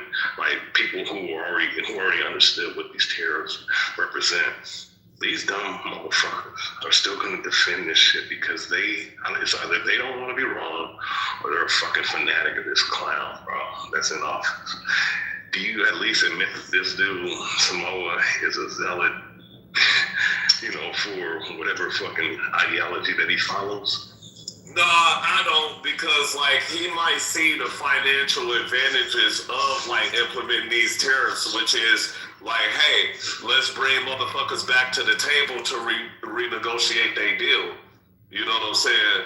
So, or otherwise, just get that ass. Now, because when I seen this shit get ended, it's quite interesting who like the motherfuckers that was crying rather than the motherfuckers that actually work some shit out and we remove tariffs from the motherfuckers. They don't talk about them. They talk about the motherfuckers who cry the most and the loudest. You're talking about a loud minority or some shit, which I feel like that's an interesting take. And maybe there's something to look into there. I feel like I'm kind of curious, like what. So like I see Odie came in. Odie, bro, did Odie bounce? Fuck. Well, I was about to ask him what he think about the tariffs because he follows that shit like hoes follow horoscopes and shit. I guess I'm just like, I don't know. I feel like Samoa's right overall on the. Don't lie to yourself, brother. In a nuanced way, though. Like, hear me out, Kang. Hear me out, because like, bro, all I hear Matt saying is Donald Trump cannot do these tariffs, and like, okay, but Samoa is saying, bro, all he has to do is follow other protocol, and he can have the same effect, right? So like, if your concern was the president putting out hella tariffs on everybody, that problem hasn't solved. And I think that's the nuanced point that I hear Samoa, right? Now, I think Matt has conceded that point. Is that incorrect, Kang, or what? I'll be honest, I was really I conceded I conceded that some of the tariffs from China were done in the proper way. Yes, I will concede to that one. However, my bigger point was Donald Trump's sweeping tariff. Remember when he put out that list of all the countries with 10%? Samoa doesn't even disagree with that. Samoa doesn't disagree with you on that. Okay. Now, secondly, I had my second point regarding the corruption, but even if you want to broaden the scope, I think the damage is already done. The way we are losing market share throughout the world because of this bullshit tariff and the way countries are working around us, I think we are gonna lose even more. And now we're then gonna have to give a refund. We're losing even more. Oh no, yeah. All of the posturing that Donald Trump was doing in supporting was bullshit. And that's factually true. That's true. Right. And we told them this shit was not a good idea. They argued that it was a good idea, that it was going to make us rich. And now we can see that, no, it was actually a terrible idea because we're losing our biggest trading partner. Yeah, like I think Donald Trump has done irreparable damage to our reputation as Americans. Like, you can see how Europe is starting to set up. They used to say China's becoming like a superpower was like a joke, but it's like Europe is already trying to set up ways of being independent without America, because like Americans might just elect a crackhead to be president who just puts tariffs on the world, right? So like they can't trust us. Like we've shown that like you cannot trust America. We might just try to take Greenland for no fucking reason, right? So like I think Donald Trump's foreign policy has pushed the world against America in the same way that like if your uncle was a crackhead, you would be like, we love you, but like we can't trust you with the money. We can't trust you with the money. You know what I mean? And like that's like what it is. Let me ask some more of this because I think the last night I heard someone talking about Trump has to, ride off in the sunset and. Ultimately, this was. Oh, sorry, Ray. I was in the Matrix. Go ahead, bro. My bad. I just wanted to just hit this point just real briefly.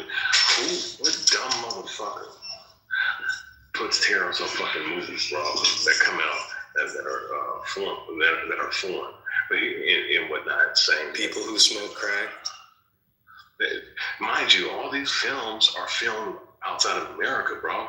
TV shows, movies. Who does dumb shit like that? And then who's the dumb motherfucker that defends the shit? Like, let's just. I do. I defend that shit. Look, hey, them motherfuckers gotta pay. This shit ain't cheap. Okay, What? so Star Wars, two of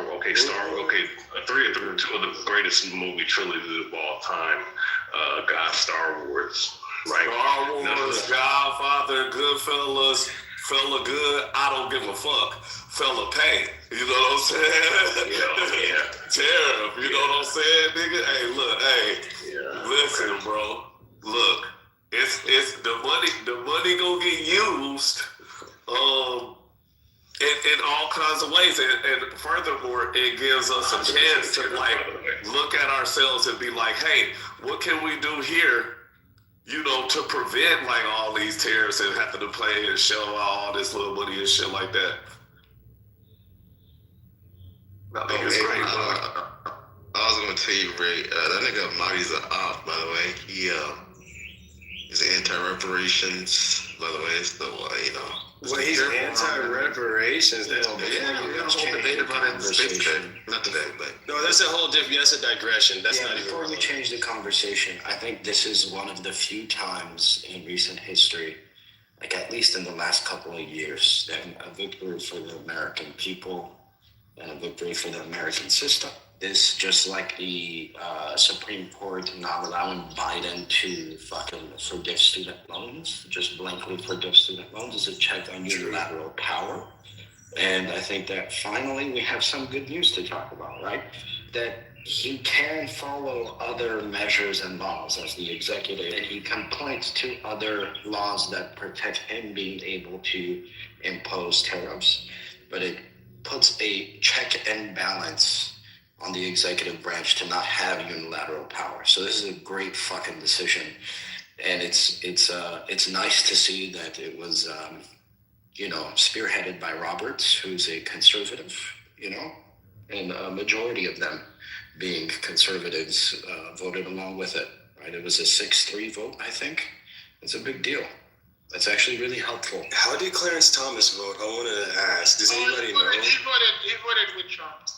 He was on some bullshit. We know that coon ass bastard. Thomas, Alito, and Kavanaugh, they were the dissenting opinion. And Kavanaugh was the dissenting opinion. One of his main objectives was, well, we're going to have to give people refund. They're like, duh. That's going to be a long, drawn-out process, though, man. That's going like to take years, dude. Like, these companies got to file class actions. I mean, it's a... If it says you did not have a right to, I don't even understand why it would. I think it would be a settlement, right? I don't think the government would give you $1 on every dollar. I think they'll give you 90 cents. But I think it would not. I don't think it's gonna take a long time because, well, Frank Lutnick bought most of them anyway. So now he's gonna have to negotiate with himself on how to repay. And this is the corruption I wanted to highlight. That's crazy. Yeah, I agree with you, but ultimately it's still a victory. The whole settlement stuff is above my tax bracket and pay grade. I'm not too familiar on how they'll handle it, but I think that it's nice to see that, what they taught us in high school about checks and balances is actually real. It's the second time we've seen it in the last 6 years, so it's a good thing. I think that for instance, one thing that's interesting about Trump and his lawless disregard for American norms and explicit laws is in Brazil, they had a president who denied the validity of the election and tried to maintain power. They arrested and convicted him. The South Korean president who tried to pull a Trump and just say the elections aren't real, he's serving life in prison. The South Korean president serving life in prison. Do you see what I'm saying? So sometimes I look at America and I'm like, bro, we just watched Donald Trump try to steal an election, storm the Capitol, lie about everything, do illegal shit. Somehow he's still president, right? So it's I for a moment, I was like, damn, is American democracy a fucking joke we can wipe our ass with and just be like, fuck it, Nazis are in control? But I mean, when you see shit like this, it's okay, there are at least some Americans who will pretend that there's rules to the game.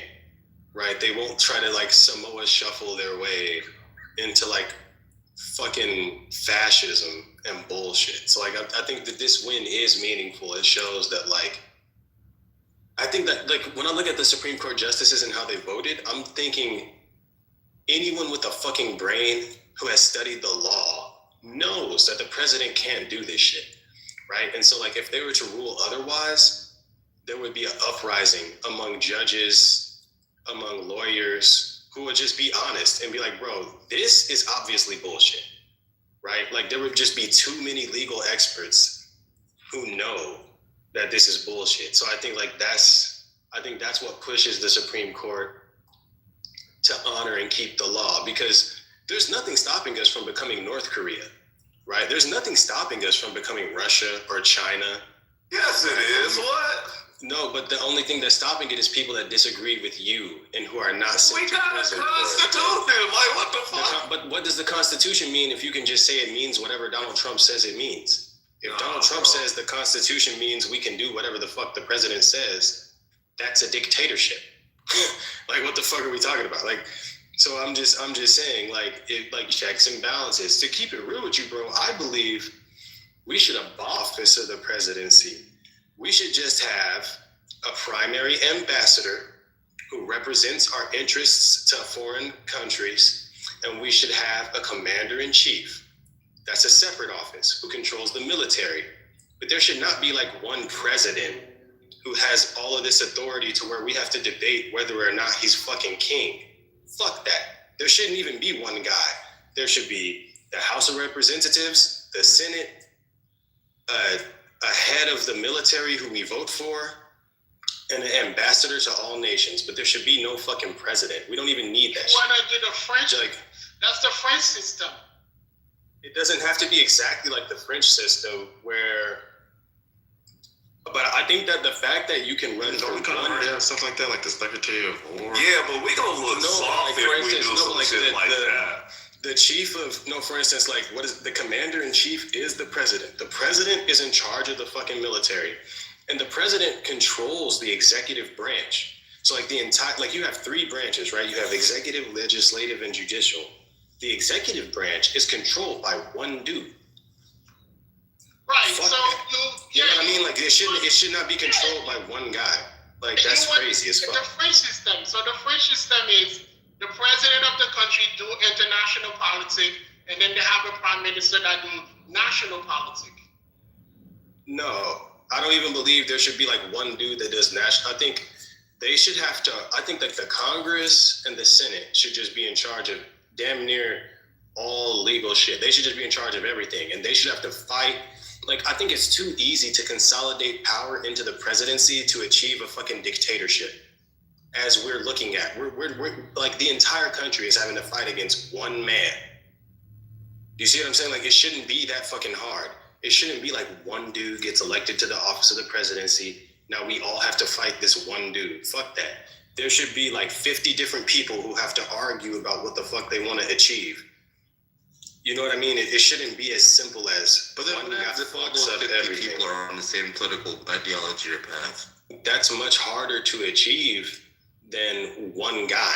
Like if Donald Trump is saying, fuck this, blah, blah, blah. Now we gotta argue with this one fucking dude. Fuck that. You should have to achieve a coalition of different motherfuckers from around the entire country and get them to all vote for the same shit. You know what I mean? Like fuck this whole thing where it's like, there's one guy. Like that's dumb as fuck. Like one guy, like the whole reason why he can't do tariffs is because one human being should not be able to put tariffs on the fucking planet. That's stupid as fuck and you all know it. So like why the fact that we even have to have this discussion it shows how fucking dumb our system is. But like Alessandro, but here's the issue though, right?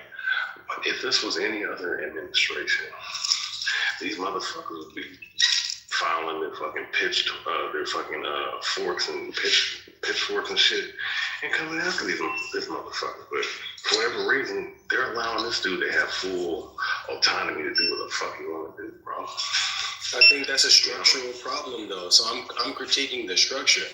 I think that there should be no seat or office that one man can sit on, and now we all gotta fucking square up and box with him. Fuck that. Everybody should be able to just represent the people where they come from. They represent their they represent their constituents, and motherfuckers vote. And however the votes go, that's what it is.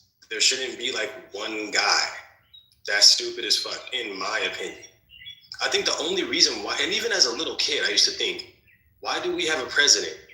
Because Europeans are used to having kings.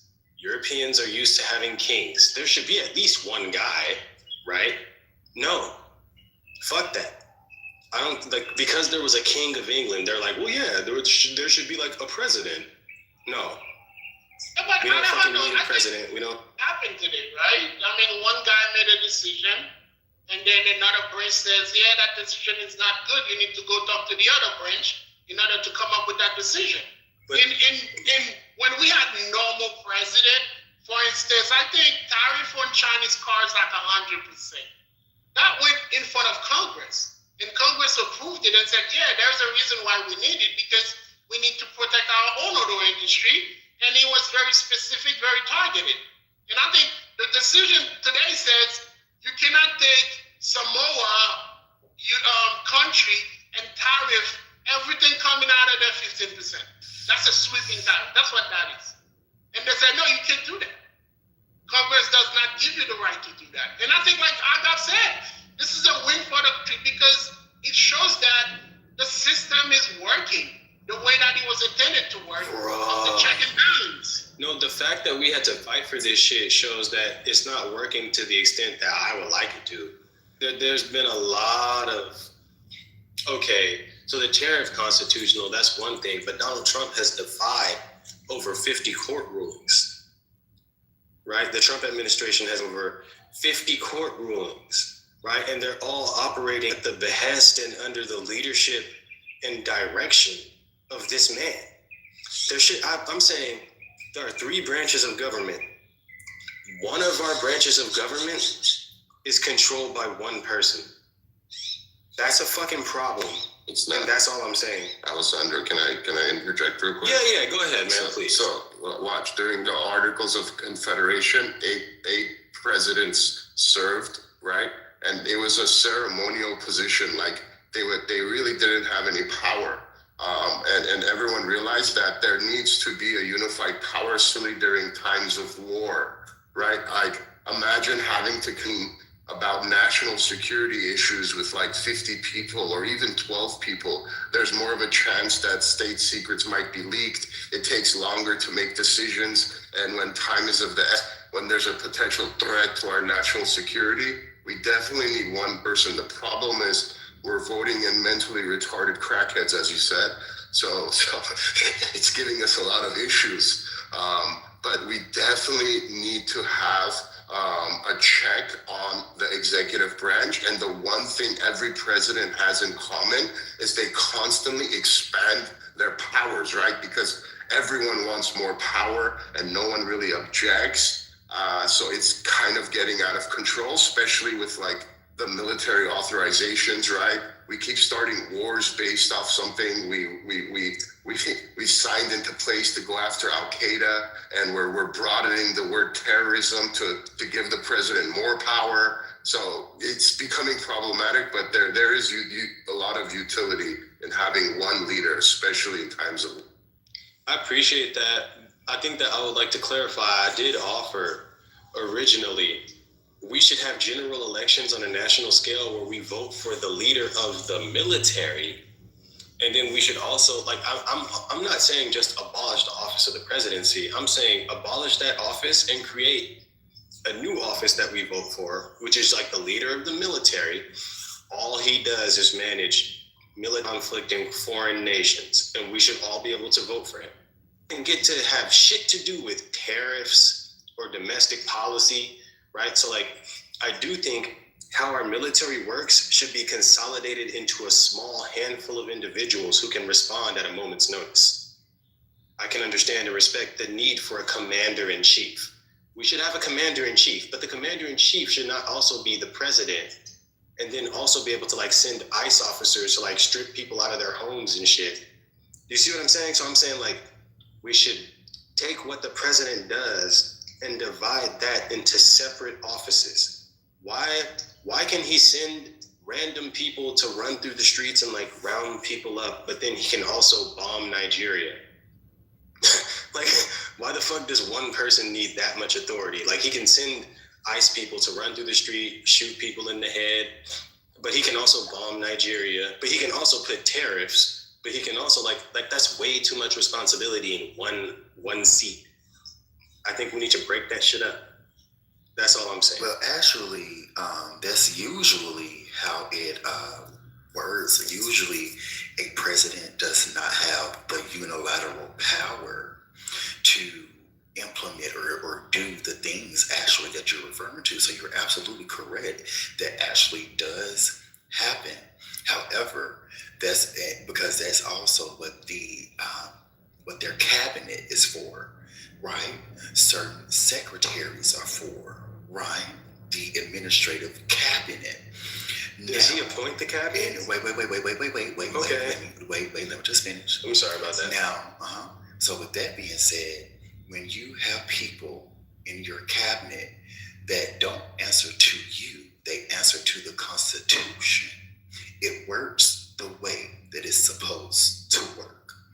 But if you put people in your cabinet that answers to you and not the Constitution, then we have what we have today, which is the president trying to use his executive power to try to unilaterally do everything because of his cabinet willfully allowing him to do so. That is where we're at now. I respect that, but I think like as you were speaking, I did ask a couple questions that I already knew the answer to, right? But just so that we can agree to what I'm saying, I asked, does the president appoint the cabinet? The answer is yes. I know the president appoints his cabinet. So like if I want to do bullshit, I'll just appoint my cabinet to be people who want to do bullshit too. But then just to make sure, I was like, have they always appointed the cabinet under what we observe occurring today under Donald Trump and his second administration? And the answer is yes. So I don't think that the cabinet, Coco, that's like, if I pick the people that criticize me, I'm gonna pick my brother, my cousin, my partner, my wife. Like, and these are the people that are my cabinet. Gonna put steel up in there. You know what I'm saying? So it's like if you're saying the cabinet is a check and balance on the president, I'm just questioning that. You know what I mean? I think I'm not saying that the cabinet is itself a check and balance of the president, because the separation of power is the checks and balance.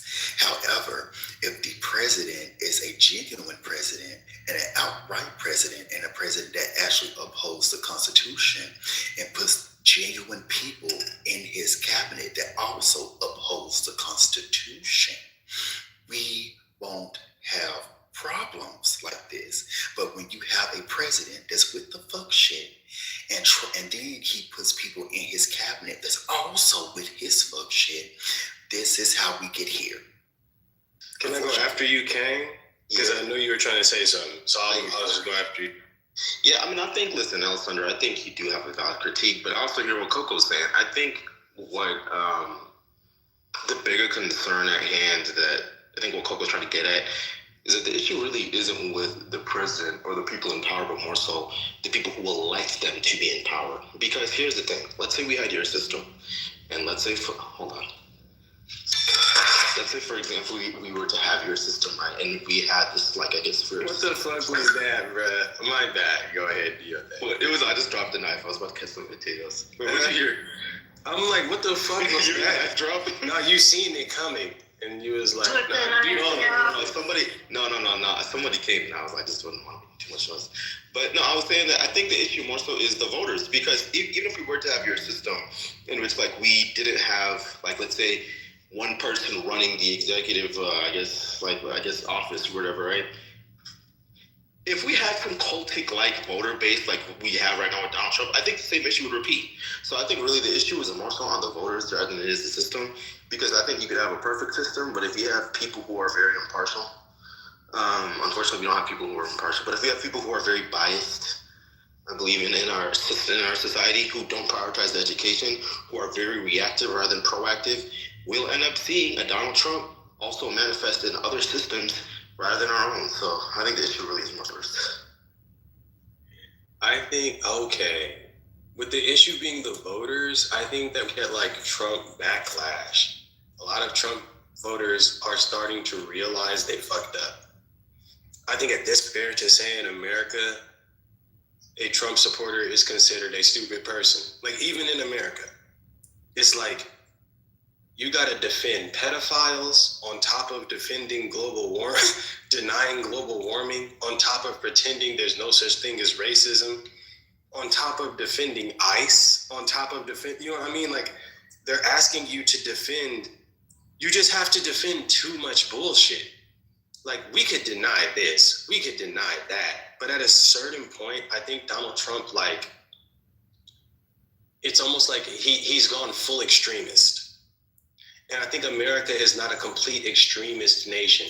I think the average American prides themselves on being a reasonable individual who does not hate anybody. Oh, I disagree. Like, I don't know about that. Like most, no, I think the average, like the average American, regardless of race or creed, thinks they're a good person trying to do good things, right? But the Trump administration is just obviously not, right? So like at a certain point, it's like, bro, I have to be sitting in a room full of like people who follow politics to just be like, bro, obviously this shit is stupid, and most people will be like, yeah, you know. And so like, but I mean, if we have like Americans who are in support of, you know, for example, Biden, remember how he had the whole loan forgiveness thing? People were against that. So I don't know, like, I hear your point, but like, I don't know if I'll agree with the thing about the average American being good or whatever, wanting to do good things. I think some people in this country want to see this country burn. As much as I hate to say it, I really think that, yeah, I think there's a good amount of far right extremists, though, if you want to keep it real. No, that's far right. I think it's quite more common than not. That's what I'm saying. It's fair to say a good amount of Americans or most, but the average, I don't know. I don't think I'd agree with the average. Bro, man, I mean, I don't know, man. Go ahead, Finley. If most Americans wanted America to burn, America would be in flames right now, right? I think there's extremes. There's extremists on both sides. There are good people on both sides. But I think I agree with Alessandro that most Americans are, you know, cool, calm, collected. They really don't hate their neighbor. It's the extremes, because the folks on the extremes are the ones that get all the freaking airtime and all the attention, right? Because I'm all over the place. The one thing I don't see a lot of is these crazy people that we talk about every single day on this app. They don't exist. Just like, and this is a separate topic, but it's relatable, just like these people that date only 100,000ers that are 6 feet tall and can dunk a basketball with a 29-inch vertical. Liars. Who don't exist in real life. Can't make a free throw. You know, I think and I think, like, for instance, even as like you already know, if you understand who I am as a person in this room, of course I'm very aware of like race and the history of how race impacts human beings. Bro, I think the average white person is not some like evil motherfucker who like hates immigrants. That's not true, bro. Like, that's not true. Like, the average, I think there may be like policies that Americans may disagree about, but I think like your average, even just your average white American, bro, does not think that like we need to evict all Mexicans, or like that we need, you know what I mean? Like the shit that the Trump regime is doing is not in accordance with your average white person, let alone the minorities.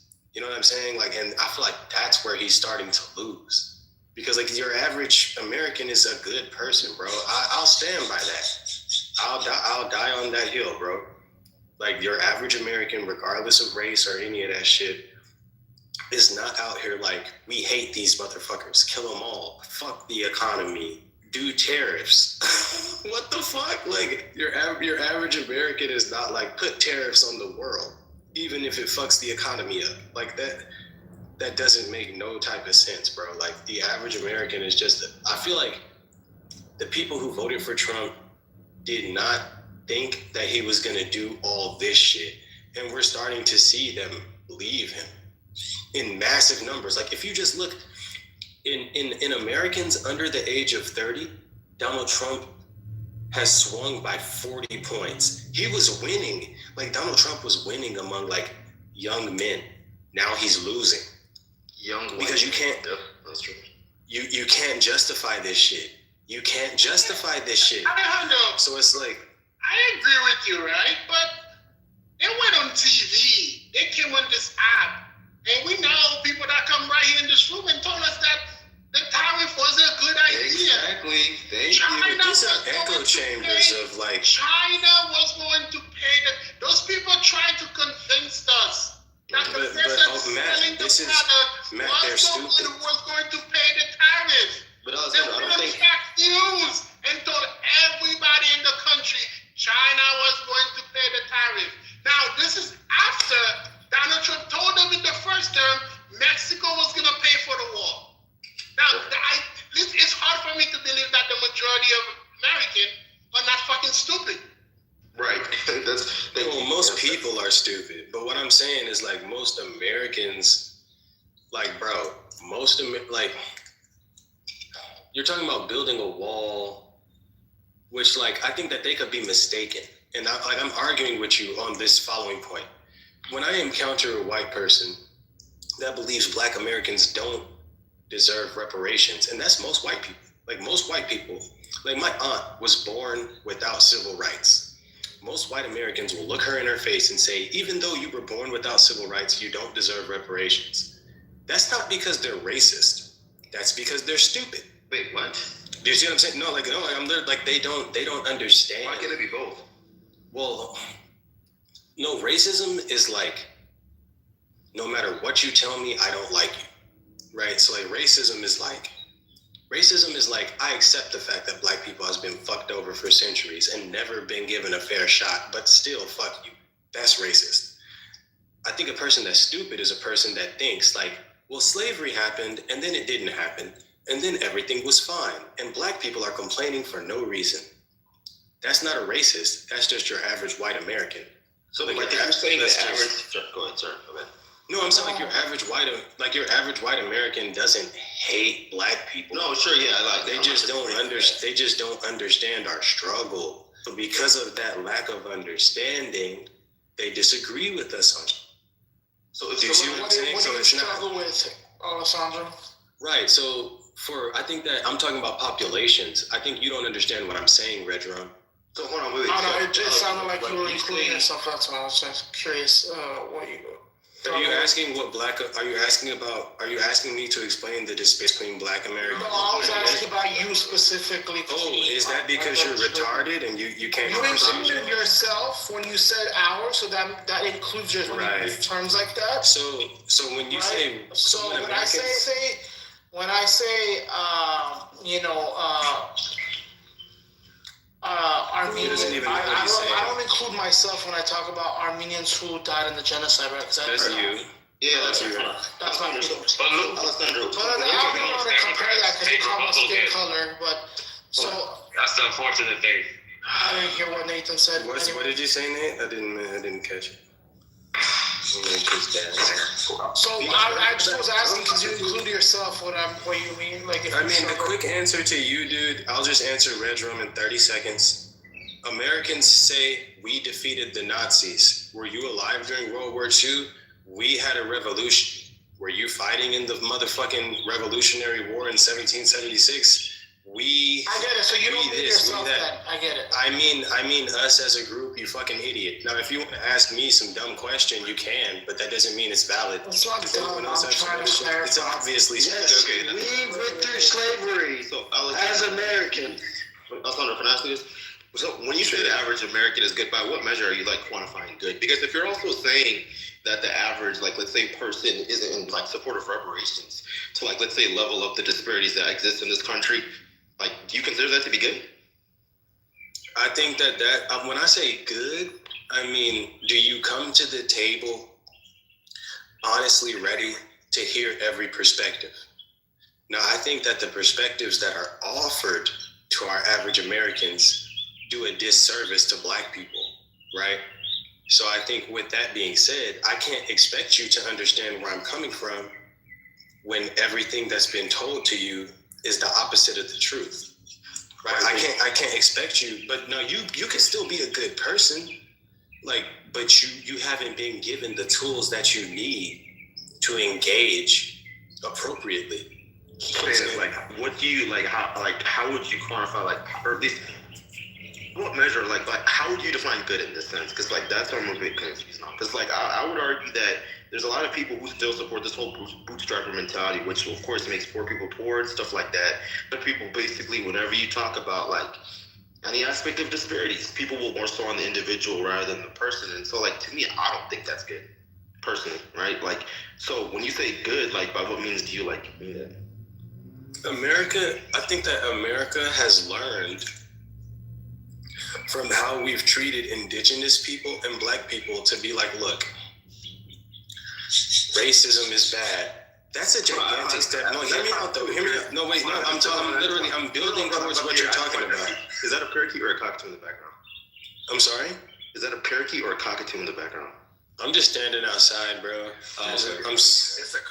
It's a cardinal. I'm in a bird-rich area. Like one is Pope in the fall. I'm just there's just hella birds, dog. I'm just saying. Okay. My bad, Finley. We gotta look it up. But I'm saying, like, I think most Americans are not raised to hate people, right? So, like, you think about your average Republican, right? They're not raised to hate black people, right? They're just raised to think America is good. And there are many people that complain, and that's just a part of being human, right? And like there are people who complain, but America is good. And when you hear these people complaining about the police, man, that's bullshit. You know what I mean? And that's where you find the people that push back against Black Lives Matter. It's not because they hate black people, it's because they love America. Do you see what I'm saying? Or they always think that black people are chronic complainers too. Yeah, but that's true too, though. But it's like that's part of their, like, for instance, like I said, I'm the first generation in my family to be born with civil rights, right? And before that, we had no civil rights, and before that, we were fucking slaves, right? Wait, your mom didn't have civil rights? Hear me out. No, she didn't. How old is your mom? Holy cow. Bro, we got civil rights in the 1960s. We got civil rights in the 1960s. What the fuck are you talking about? Yeah, my parents were born. Bro, that's not ancient. How old are you? History. That wasn't that long ago. Like, you don't know how to, like, do math. I'm 70 years old. Like, shit. Like, why is he acting like that shit was 200 years ago? Because he's a Martin Luther. 26-year-old. Here's the thing, bro. Stop talking for a second, bro. Like, when I'm just saying he's 26 years old. That's why he's acting like. I'm just saying it's crazy. Like, you guys are all so old. Stop talking. So when black people arrived and were slaves, it was like the 1700s, and they were riding horses. When Martin Luther King was marching, they had invented space travel and TVs. So they would enslave it. Stop talking, right? So they would enslave us from the time they had horses to the time they invented rocket ships. What the fuck are you? Or they would deny us civil rights, right? Like, by the time we got civil rights, they could already walk on the fucking moon. So they went from horses to walking on the moon. Allegedly. Before they gave black people civil rights. So just like reflect on that before you tell me, like. Oh, speaking of the word allegedly, last night was Oh yeah, let the retards take over. I'm just gonna pass it. But you dig what I'm saying? Like maybe if there was another room where a conversation could be. I mean, I hear what you're saying, bro. Yeah. Yeah, you guys should do. You know what? We have never had a reparations room. We should have one in Clubhouse. You do have merit in your thing. Like, I don't know. Maybe for me, I think average is a big. And I'm trying to say that America is not. I would say a good amount of Americans are good people, but I don't know. I think most Americans are good people. And I think that when we look around the world, like, think about what the Armenian people have gone through. There are people that have gone through some wild shit, bro. Think about, you know what I'm saying? And like, they don't live in countries, where, like, in America, the white people accept they fucked up. I think that's a gigantic gift to black people. At least they accept they fucked up. You know what I mean? So like, I think that, like, wait, who accepted they fucked up? Even the government? Like Like white Americans accept you shouldn't enslave black people. It's fucked up to be racist. Who's white American? There are people who don't like who's white American, bro? Stop talking. No, but who's white American? Because you want to make this other shit again. I'm trying to make it broader, bro. Like, let me just. Because if you're talking about the American government, of course, they start with all the, Jim Crow. They admitted to being what they had policies were wrong. But when you're talking about specific people, who do you mean by white American, though? When you look at their skin, you think they're white. That's why.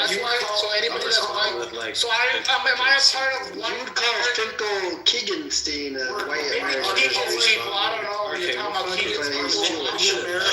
I'll catch you guys another time.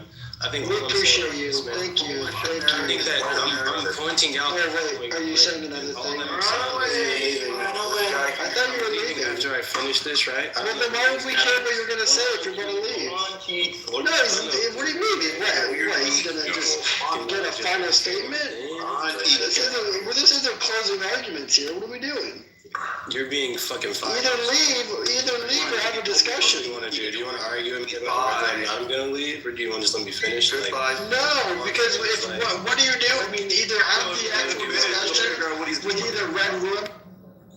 Okay, cool. Thank you. So all I'm saying, we know what he's doing. He's just doing this. All I'm saying is cool. All I'm saying is all that I'm saying is like there are many people around the world who have been through a lot of bullshit and have to live around people who have historically postured as their enemies, right? But and I think like we have to grow as a species to recognize.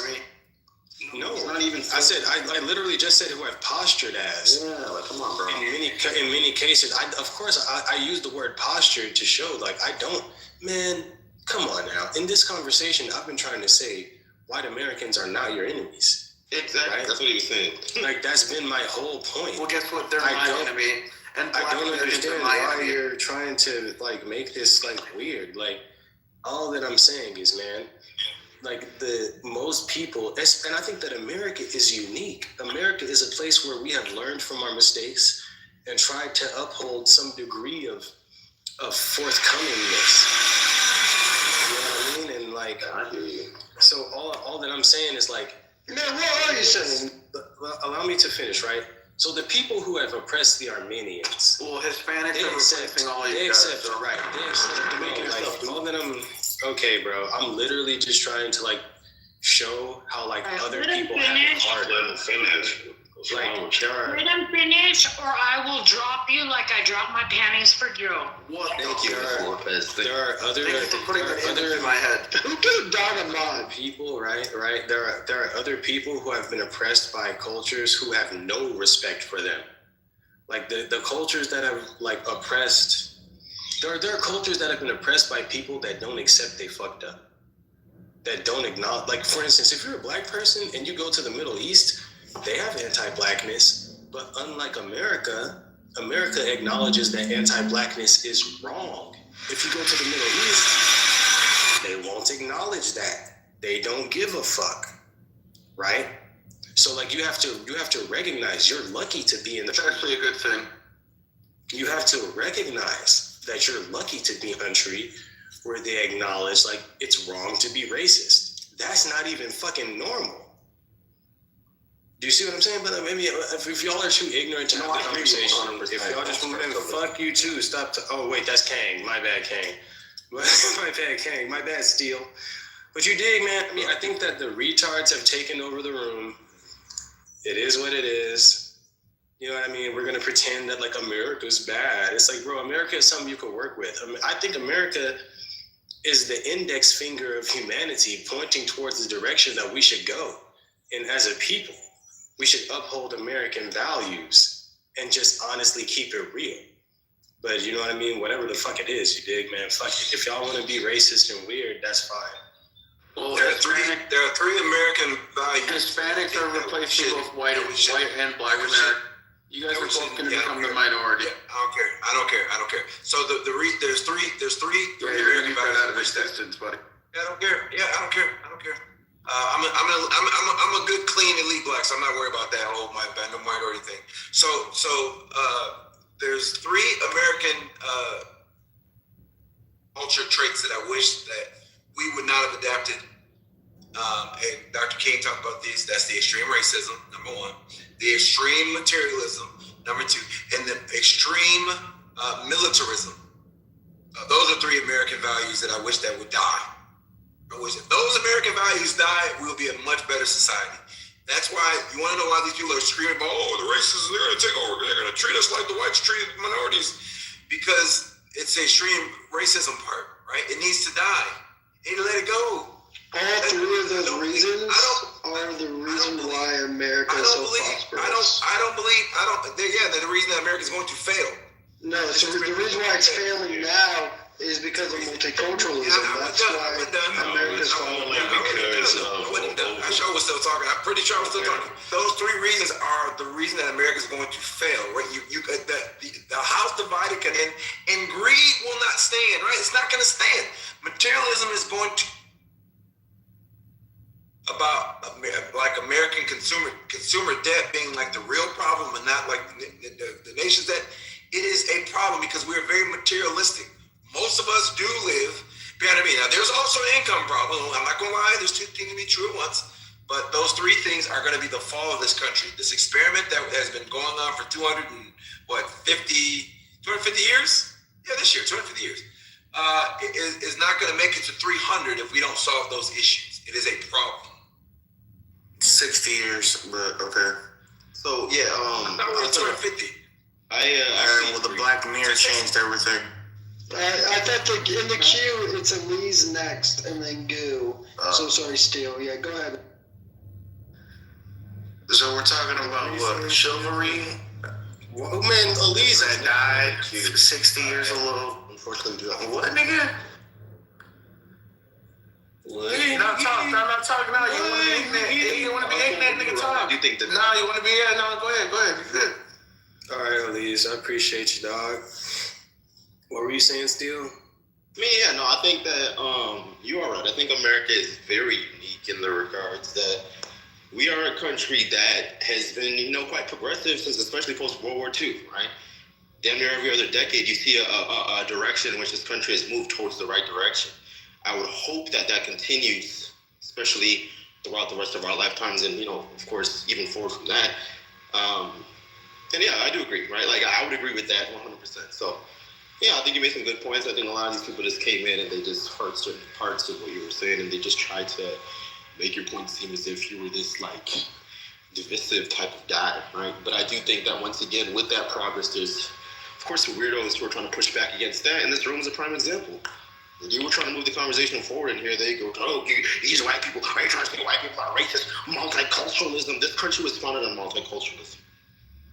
Right? I mean, even you white people forget that, like, during the dawn of this country, right? Even like, like Anglo-Saxons would view Germans as dark and swarthy.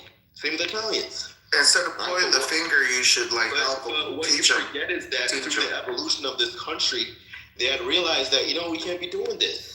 Which is why we ended up having more Italians coming in. Which is why we ended up having more Germans coming in. Which is why we expanded our immigration process to allow different people from various nationalities across the world to be deemed as American. What did Reagan say? If you know, that's all I gotta say. He said, trust but verify. Oh, you talking about the other things that he said. Go ahead, Goo. Goo, you're next. Go ahead, Goo. It's Goo's turn. Go ahead, Goo. Yeah, all I wanted to say is that you Black Americans and white Americans can keep hugging it out, because every census is just going to move the extinction clock forward. All your flags, your heritage, your history, everything, they're going to get buried under Hispanic birth certificates. You guys are done. What do you mean by extinction clock? Oh no, sound the alarms. They're going to kill us. They're going to change the American flag from America to some other country. I mean, I'm not like... Although they won't, except they'll just become just American like all other immigrant groups do. Your great-grandchildren are going to speak Spanish, just so you... I don't care if they speak Spanish. I don't have a problem with that. I'm Black. Yo hablo yeah. Who cares? Let's speak Spanish. Your bloodlines are going to be Hispanic. Bro, like you're talking... Like, what they don't understand, Finley. My great grandchildren's last name can be L. Finley. I don't care. People keep worrying. Finley. People keep worrying. He doesn't about the understand Great that Replacement. most. The Great Replacement also affects you, Black Americans. You guys are cooked What do you mean? Goo. That's crazy as Oh, fuck. check this out. Check this out, Goo. If my great children's name is L. Finley, I don't care. Because guess what? I'll be in glory by then, sir. I don't care. Finley, I don't think. care. I think. And by the way, and I'll say it again, right? Because I plan on leaving a legacy. I pray that I'm able to, right? My kids will be great kids will be elite. They'll be elites, and so it won't matter. Won't freaking matter. Yeah, but how many people are they gonna have to kill to be elite? That's dumb as shit. They're gonna kill somebody. 2 million families are living. At least they don't have to kill nobody. At least I'm letting it go. I don't know. You're not a lead if you don't kill anybody, Hunter.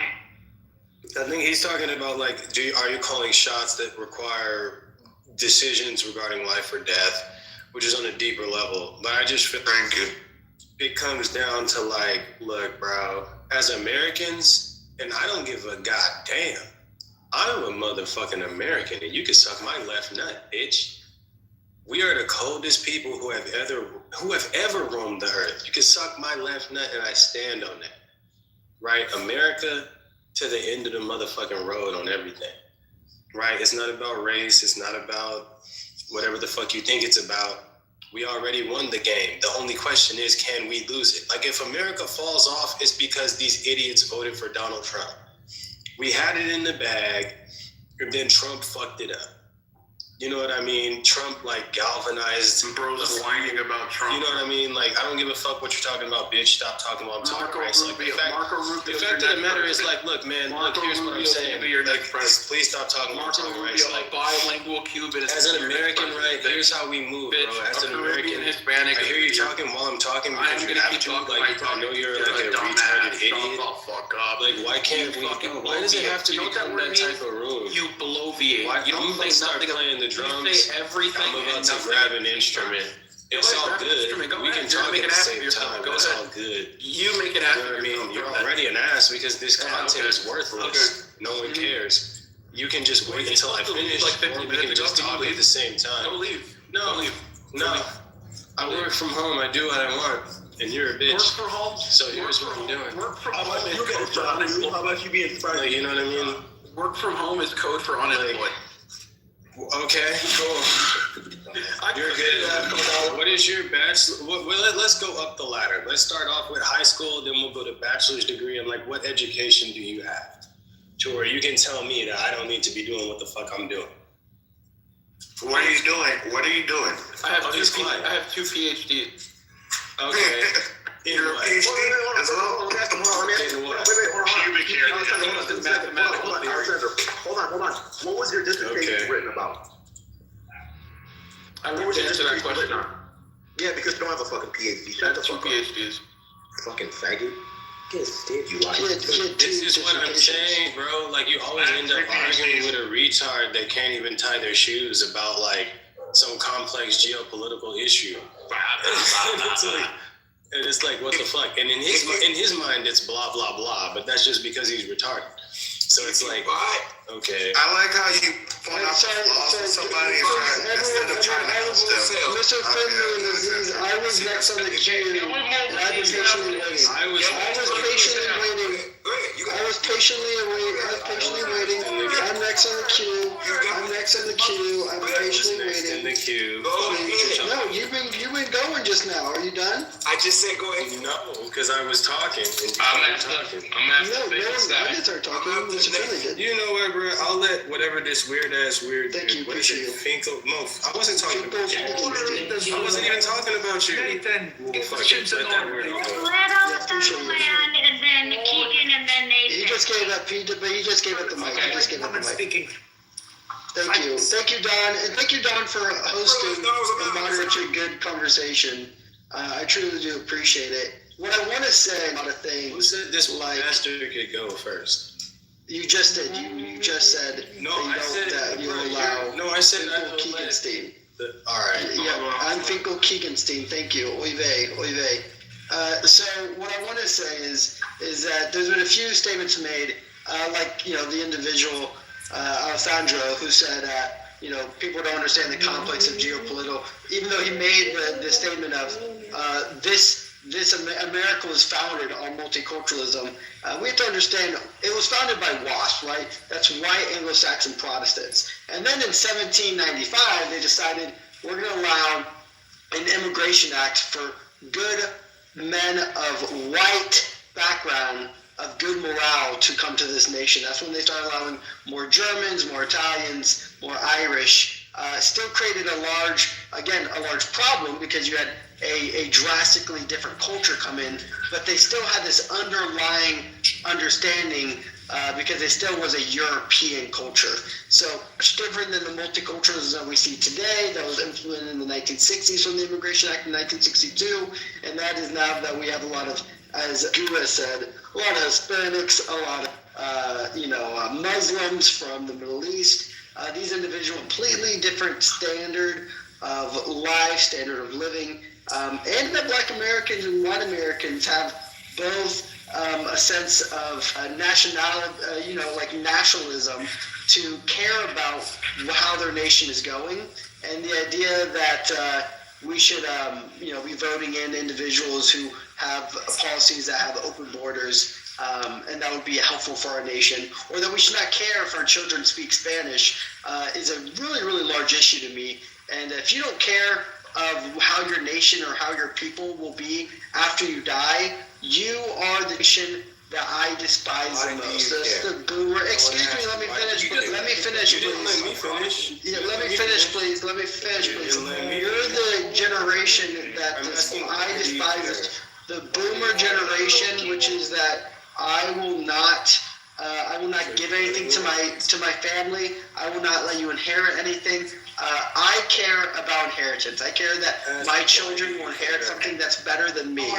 And the reason why I care is because of this familial. I'm telling you that I care for the familial bond that I will.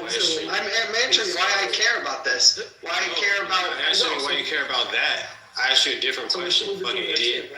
You said, why do you care? After the statement that I made. Fucking dumbass. I asked you, why do you care what language people speak? Why do you care? I care about my culture. I care about my culture. I didn't ask about culture. I said language. Nothing. Language is a part of culture, you dummy. Language is a part of culture, you dummy. Numbers exist. Your language is a part of a culture, you dummy. The reason why we don't have Gaelic in Ireland and Scotland that much anymore is because it's died off. Because Irish and the Scots allowed it to die off. I don't want English to die off in the same way. I care about my culture existing beyond me.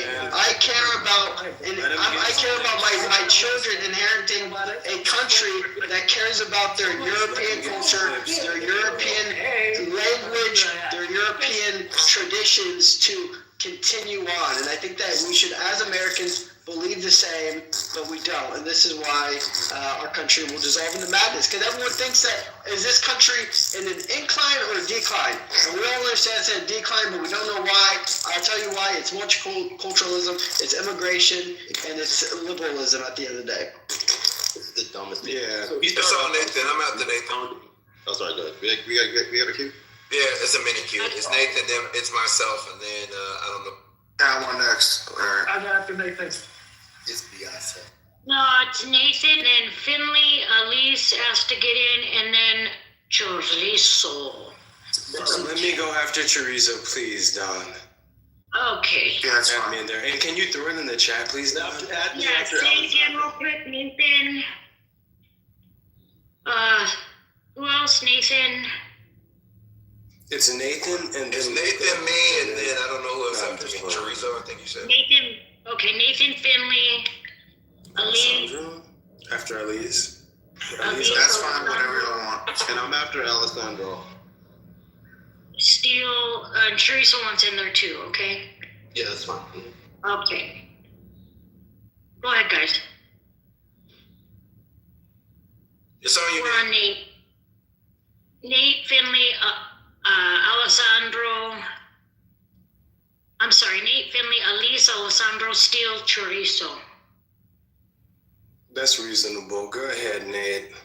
I know I've been saying bullshit. Get us together, Nate. So since Nathan is here, I'll go. Go ahead. Since Nathan is here. European culture is nonsense. Forever they have been warring. Like forever. Like it's all they did.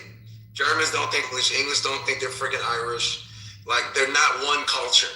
Right? That is a made up post World War II or World War, we're all whites. This is like when they created white, right? You know what I'm saying? It's description to make it seem as if they're unified. If you go to freaking Wisconsin, they are proud German. They have freaking multicultural festivals all summer long. There's Polish Fest, there's German Fest, Festa Italiana, there's Bastille Days for the French, there's freaking African World Festival, there's freaking, what was the other one? They're all multicultural and they get along just fine, right? And if you buy into placement theory, respectfully, you get to an idiotic theory. It is dumb, right? I don't think English is going to not be spoken in America. Most immigrant groups in here, they speak in their little silos for a little bit, but English is spoken by more countries than any other language on this planet, right? I think number 2 is like French, right? English is not good, right? But again, even if it did, I don't care, right? Because cultures change. You know what was culture in America? You know what was culture in America? Slavery was an American culture, right? Chattel slavery, right? I'm against slavery for the record. It was in our culture. It was in our culture, and we decided, you know what? We don't want to do that no more. You know what else is American culture? Like legal segregation. And we decided, you know what? We don't do that no more, right? And now the new lie is that the people speaking Spanish, they're going to take it over, and they're going to get rid of all of us. No, they're not. They're going to do what everybody else does. They're going to integrate into American culture. They're going to assimilate. They're going to move forward. It's going to be the same American culture my grandparents had? Probably not. There'll be some changes. It's going to be the same one that I had? Probably not. There'll be some changes. And as I said earlier, I'm not afraid of this dumb replacement theory. One, because it ain't real, right? They have no intent of coming over and take over you. They just want to be a part of this freaking economic system that has been it's rigged, but it's been pretty good. And they want the freaking religious freedoms that comes with that, right? But you know what the whites, and it's crazy because they're trying to convince blacks, hey, they're gonna come and get rid of y'all too, even though for years those same whites treated us like garbage, like we didn't freaking exist. You're second class now. Oh, you're one of us. We need to be in this together.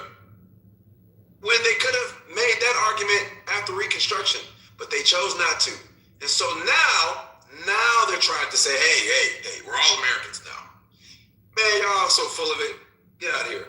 Replacement theory is not real. It's dumb. And yeah, Alessandro Lee Steele, Chorizo, and Mark. I think Elise was ahead of me, man. Did you want to go, dog? I'll let you handle this. Nah, go ahead. I don't know. At the end of the queue. I think that, okay, man, we in these rooms, bro, let's keep it a stack, man. There's hella people that are not in, what I'm saying, ancestral Americans, in my opinion. And by that, what I mean is, are you a white boy whose family is from America? Most of y'all are not. Let's keep it a stack. Are you a black person who is a descendant of American slavery? Most of y'all are not, right? So we're having conversations about America amongst people who are not Americans. So let's just be real about that fact, right? Let's keep it a stack. Now, if you're actually an American who grew up amongst Americans, right? If you're not there's nothing wrong with being from Haiti. There's nothing wrong with being from Jamaica. There's nothing wrong with being from some other country. But what I'm saying is, if you're actually an American, then America has evolved and changed in so many ways, bro. And I honestly feel like as a human being who has learned about human history, I stand for America. America is a place that is about evolution. It's about progress. It's about making human lives better, right? Now we can critique them and where we fell short, but I honestly do believe that American values are the way forward for humanity. It is the path forward. Equality, right? Access to opportunity. Understanding that this is a collaborative effort by which we move forward. All of those are American values, right? Respect for women, respect for minorities. All of these are American values. And I think that the problem is we have allowed ourselves to regress to some extent as Americans, to the point that we question the values that we have established, right? And I think that's where a lot of y'all are coming from. You're coming from these other perspectives where it's like, maybe we should be divisive. Maybe we should hate motherfuckers. Maybe we should like just read the Bible or Quran and like use that to create our fucking society. No, we learned that shit's retarded over fucking 100 years ago. We know that's fucking retarded. So why can't we just be human beings that use democracy as our guiding star? Democracy is the best path forward, which is why I've been advocating this whole time against having a seat of the presidency where one fucking idiot can say, okay, fuck it. We're just gonna say the entire world has to pay 30% higher in taxes on the shit that they send us. That's stupid as fuck. One person shouldn't be able to do that, bruh. I don't know, maybe I sound like some guy who's just rambling. I'm saying, look, America got it right. And we got it right the fucking first time. There's no mistake. Martin Luther King was right. Martin Luther King was right. There's a fucking holiday. All of you idiots that want to act like maybe Martin King was wrong, you're not fucking American. Fuck Charlie Kirk. You're not American. If you think Martin Luther King was wrong, you're not American. If you think the founding fathers were wrong about the separations of powers, you're not American. If you think that like the traditional American values that we hold are not real shit, you're not American and fuck you. And that's what, it's like if you think that we need to come up with some reason to discriminate, if you think that we need to come up with some bullshit that divides us, if you think that we need to like suck a billionaire's dick, right? You want to give all your money to Elon Musk and Peter Thiel and Donald Trump. You have been cucked.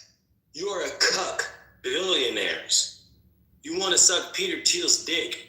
You want to suck Donald Trump's dick. For what? You know what I mean? So this is what the fuck I'm saying. You are un-American pussies. Where's the real Americans at? This is all they. Let me get 30 seconds. Because I wasn't born in Africa. I'm a goddamn American. And where the fuck is the goddamn outlaws at? Where's my motherfucking outlaws at? Where's my cowboys at? You can't tell me shit. I'm a motherfucking American. God damn it, I'll shoot you in your motherfucking head. Where's the real Americans at? God damn it, you want to be a fucking piece of shit? You want to bow down and fucking tell these bitches they get to be in charge? You're not a real American, man. You can suck my left nut, bitch, and kill me. Says the black man. Says the black man. Hold on. Says the black man with sexy red as his You hoes want to follow instructions. Sexy red on your PTR. You hoes want to follow instructions. Yeah. You hoes want to follow instructions. You hoes want to be told how to think. You hoes you can't fucking think for yourself. That's not American. Real Americans think for themselves. Real Americans can't be told shit. An American will grab a Bible and make up Mormonism. What the fuck are we talking about? Make some shit up. Be yourself. Think for yourself. Be a fucking American. What are you talking about? Be a degenerate and break. Do your thing, bro. It was unnecessary, fair, unnecessary strength. Okay, but I'm just saying. Be a degenerate. Pull this chin page. Moving on. He's talking about being a degenerate. This is the result of America. This is America. Degenerate. I just want to be clear. To my bro. Bunch of degenerates.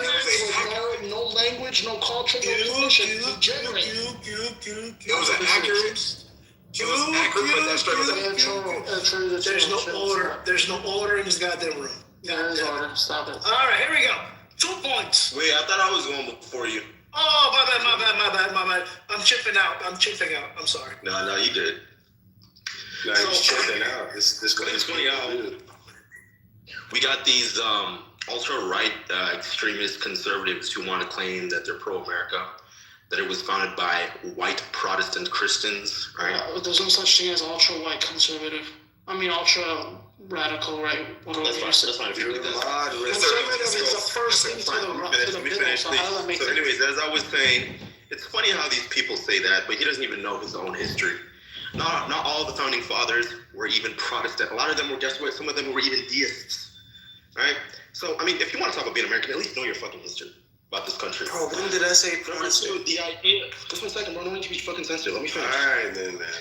The idea that, people want to be saying, oh, America, my kids are going to speak Spanish, this. Let me pull up the iconic words from Reagan himself. He said something like, it's just taking long. He said something like, okay, he said this. He said, one for Queens. He said specifically, right, that you can go to live in France, but you cannot become a Frenchman. You can go live in Germany or Turkey or Japan, but you cannot become a German, a Turk, or a Japanese. But he states, but anyone from any corner of the earth can come to live in America and become an American. You know what that sounds like? Your same founding father who was the president of this country, George Washington, who also stated that he sought for this country to be an asylum for the persecuted, which, guess what, includes the fucking Spanish man that you hate, right? So, if you're gonna talk about your fucking American history, not forgetting the various contributions of people from different ethnicities that you guys hate.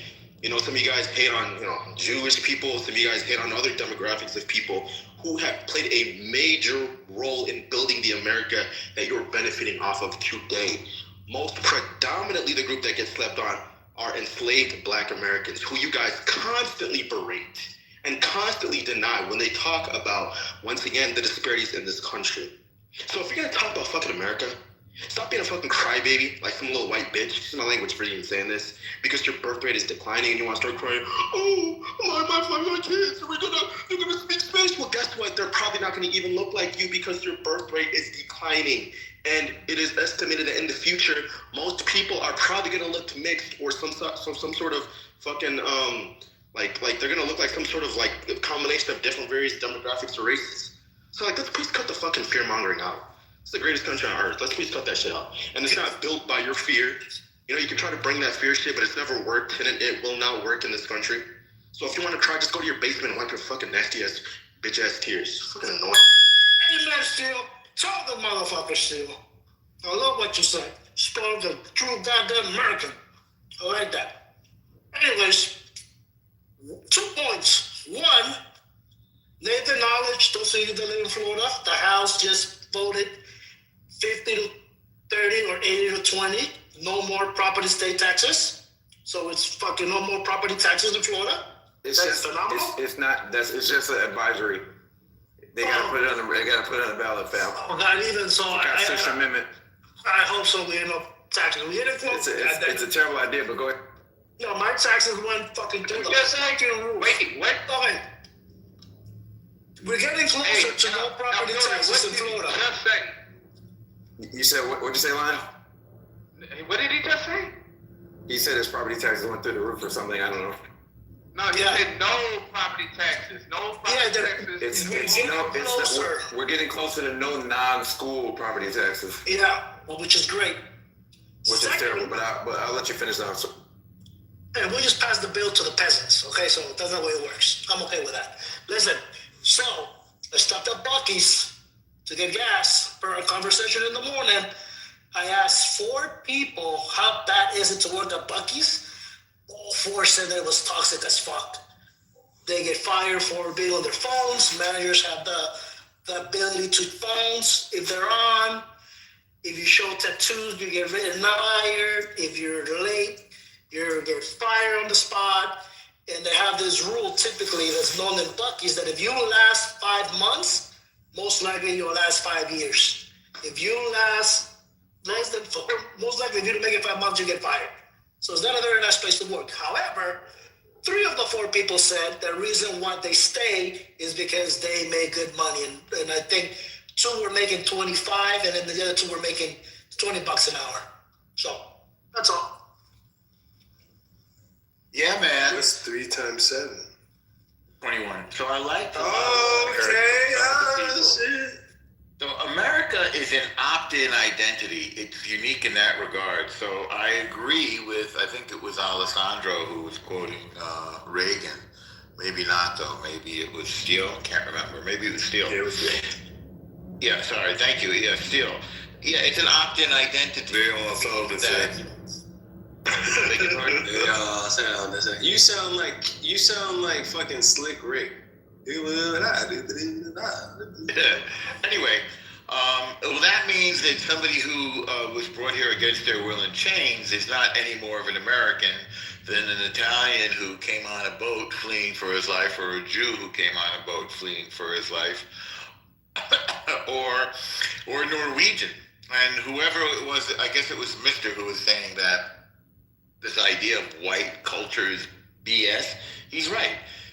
There's nothing that a Norwegian and a guy from Poland, a Pole, have in common, or a Greek and a Swede, or a Piece and a Latvian. It's nonsense that somehow has something to quote unquote whiteness.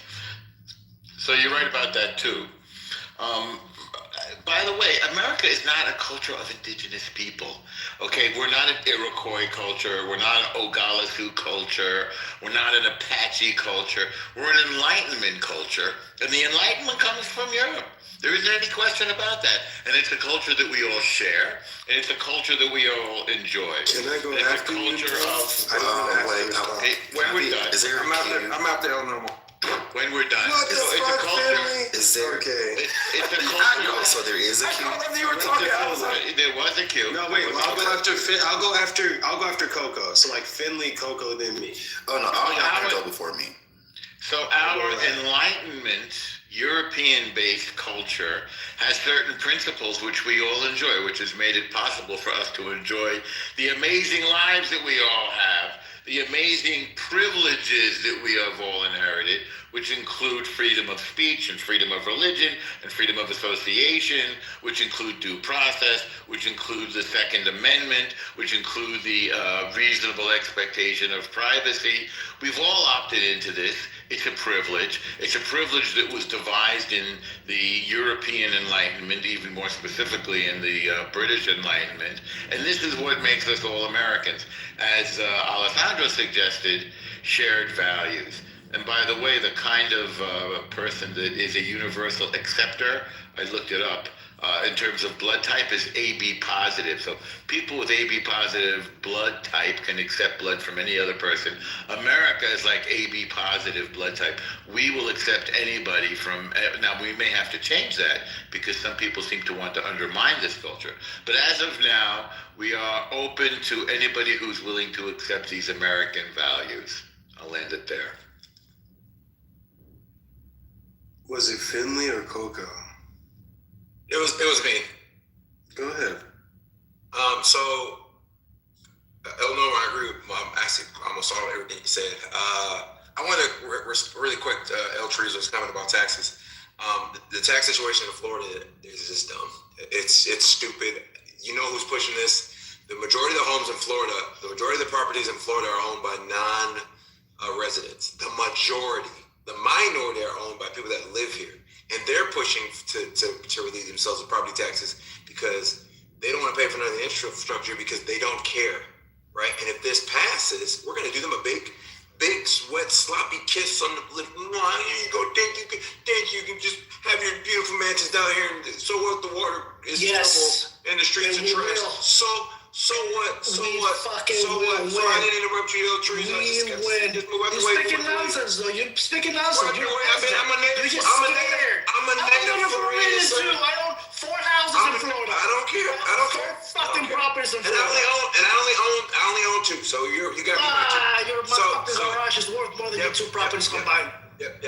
Okay. So anyway, as I was saying, it's a dumb idea, right? Because you're gonna have to make it up somewhere, right? And it's either gonna be fees, right? Either local municipalities are gonna have to feed it down like water and trash, or which will be horrible, or you have to raise the sales tax, which will be dumb because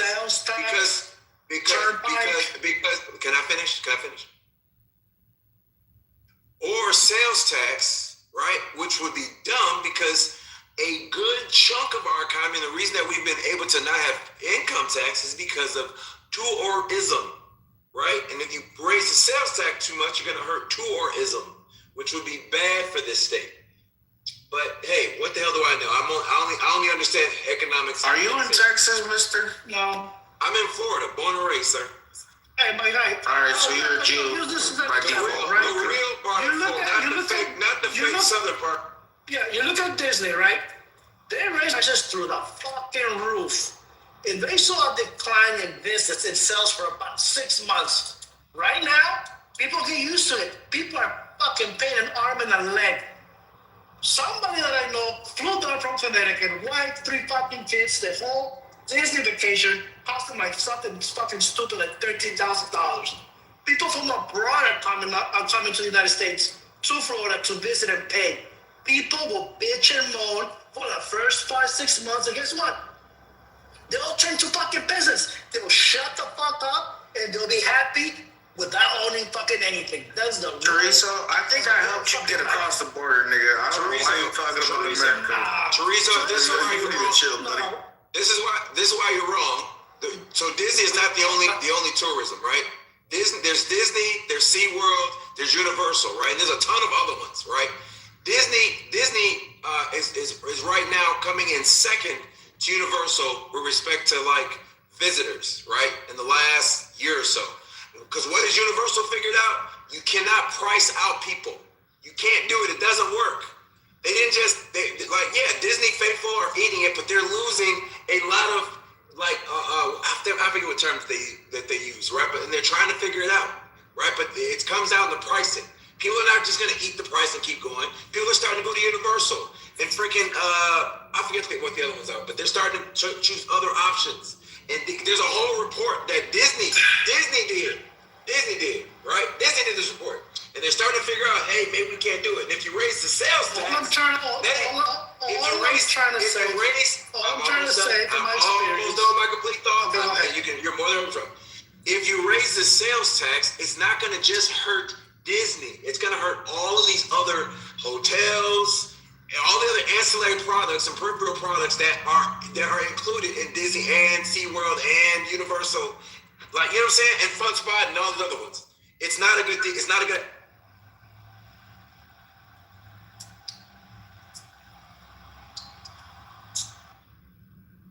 Where did you say the hospital was? South Lamar? Are you hot market the leads? Well, here. Yeah, Victory, but where? At the end of the day, people will get used to it. People will still consume. We are a consumer nation. People will throw their arms up in rage or whatnot. They'll quiet down, and the economy of Florida will keep fucking turning. And 6 months from now, if you're paying 8% state tax now, or sales tax, or your county raises by 0.5%, they'll quiet down. Restaurants will still be full. People still find money they don't fucking have to spend, because that's how Americans are. The world will continue to turn. It's gonna be a lot higher than 8% though, El Chorizo. Whatever it is, man. It's gonna have to be like 12. It's gonna be like 12, 13, 14%. That you would have to double it. There's no way people are gonna quietly take a doubling of the sales tax and be like, oh yeah, we'll just do it. There's two sides. There's always halves and Victor halves. Drive. With this situation, I am on the winning side. It benefits me, and I'm okay with it. That's it. Don't you own a bar, El I own 4 locations. Yes, I do. Exactly. That's not gonna. What do you want as a doctor? That's gonna hurt your bottom line. Huh? I wish I could sit here and explain it to you. I remember numbers. Maxwell? White guy? I'm in a good position if this happens. Maxwell William? I don't know. That's what it's talking about fucking personal shit. Well, shit. It's not. So Monday. Yo, Elise, you're hot micing, fam. You're hot micing. Let him keep talking, because when he says it's Social Security, I'm writing it down, fam. I'm Monday? Monday, Maxwell. Who's talking? Monday. Yo, Teresa, you're in hospitality. Have you seen him before? This kid is I am not in hospitality. This is in-person appointment. At least. I mean, it says virtual. I'm a solid investor. I don't. What would I put? Follow-up, check medications, problem, sick visit, wellness visit. Is there any mods awake right now? Mute this guy. It's follow-up, medication check. Yo, come on, mod. Okay. Talking with his family. Oh, I got modded. You guys couldn't fucking mute him? Shoot him. You couldn't fucking mute him? Shoot that. Hey, who lives in Florida? Yo, the moms are diabolical, fatty now. Hey, who lives in Florida? The guy that was talking about property taxes. What do you think? I'm in Central Florida. Oh, nice. Oh, dude, Ocala is fucking gorgeous, my bro. Not that far north. I was actually born and raised in High Springs up in Alachua County, but I currently live in Polk County. Dude, He's a country bumpkin ass motherfucker. I drove through Ocala, dude, and the properties that I saw, they're massive. They're beautiful for maybe half the price of what you would get in Palm Beach or Coral Gables. But fuck, the only things that when I see them, I would know how to make money with those. You know, the only ones that I see are the ones that have the stables that you can rent out the horse stables for winter or horse training. But that becomes a job in itself, and hiring people to train the fucking horses. That's just too much. But man, Ocala, gorgeous. Yeah, no, that's horse country. Those people are loaded. Dude, I stayed at a fucking hotel. What was it called? The Hyatt. I've never seen a most beautiful Hyatt hotel. Like, Courtyard Marriott. I've never seen a Courtyard Marriott that fucking beautiful. Leather couches, horses, statues. It was so nice, dude. It reminded me of the Drover Hotel in Irving, Texas. Just like that. Beautiful, chic. I was just blown away by Ocala. There's a very, very, very, very rich black family up there that owns, I don't even know if it's a few thousand acres, and they provide peanuts for, I think, Hershey's or maybe Nestle. And I found out that it's on my wife's side. They're related. She's related to them. They're like stupid. These people are like ultra. They live up there, ultra wealthy. But that's when I learned that there's freaking a lot of money up there, man. There's a freaking lot of money up there, man. A lot of freaking money. Mister, you know who I met a few years back in Hallandale at a Morton Steakhouse? You ever seen those fucking barricades on I-95? And they're called Bob's Barricades? And the construction sites. I met the fucking guy that owns that company, dude. And we're not friends like that. I have his contact. Well, I'm notorious for sending people Christmas cards and showing that used to stay in touch. That old school touch. And I met that guy, and I always think about like that peanut family, you know, right? One fucking thing made him a multi-millionaire, dude. That's all he does. Barricades, those big orange, yellow fucking things. And he got a. So if I'm saying this correctly, he had a contact in the DOT, and I think at the time he had a small operation. I think that contact in the DOT set him ablaze with money, or I shouldn't say ablaze, but flush with money. And he's like number one. He's not really. It's not. He's legit. I'm not knocking him. He's legit, but he's like he's like the number one contact. He's like number one on the list. It's him first, and then like if he can't do it, then somebody else, which is like a sweetheart. And you know what? You know what this guy told me? And we all heard this before, right? Is not what you know is who you know, right? Or your network is your network. That's a fact. And it's true. And it's true that I heard it before. But he said something to me that stuck, man. And And to this day, you know, whenever I mingle with people, I meet somebody, Bob said, when you meet somebody, always remember to be memorable. And the one trick that he used, he said, is every time he met somebody, he will always comment something nice about that person. Hey, that's a great shirt. Hey, those are some great shoes. And just create conversation around that. And I always thought with that. So every time I meet somebody, right, in public, no matter what it is, I always make sure that I walk away knowing I added value to that person.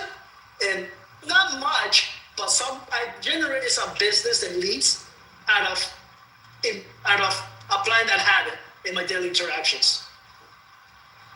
So food for thought. I wish I inherited, on that note, my dad had the ability to freaking, like, he had a memory out of this world, right? He remembered people's names, if he knew your, like how he knew you.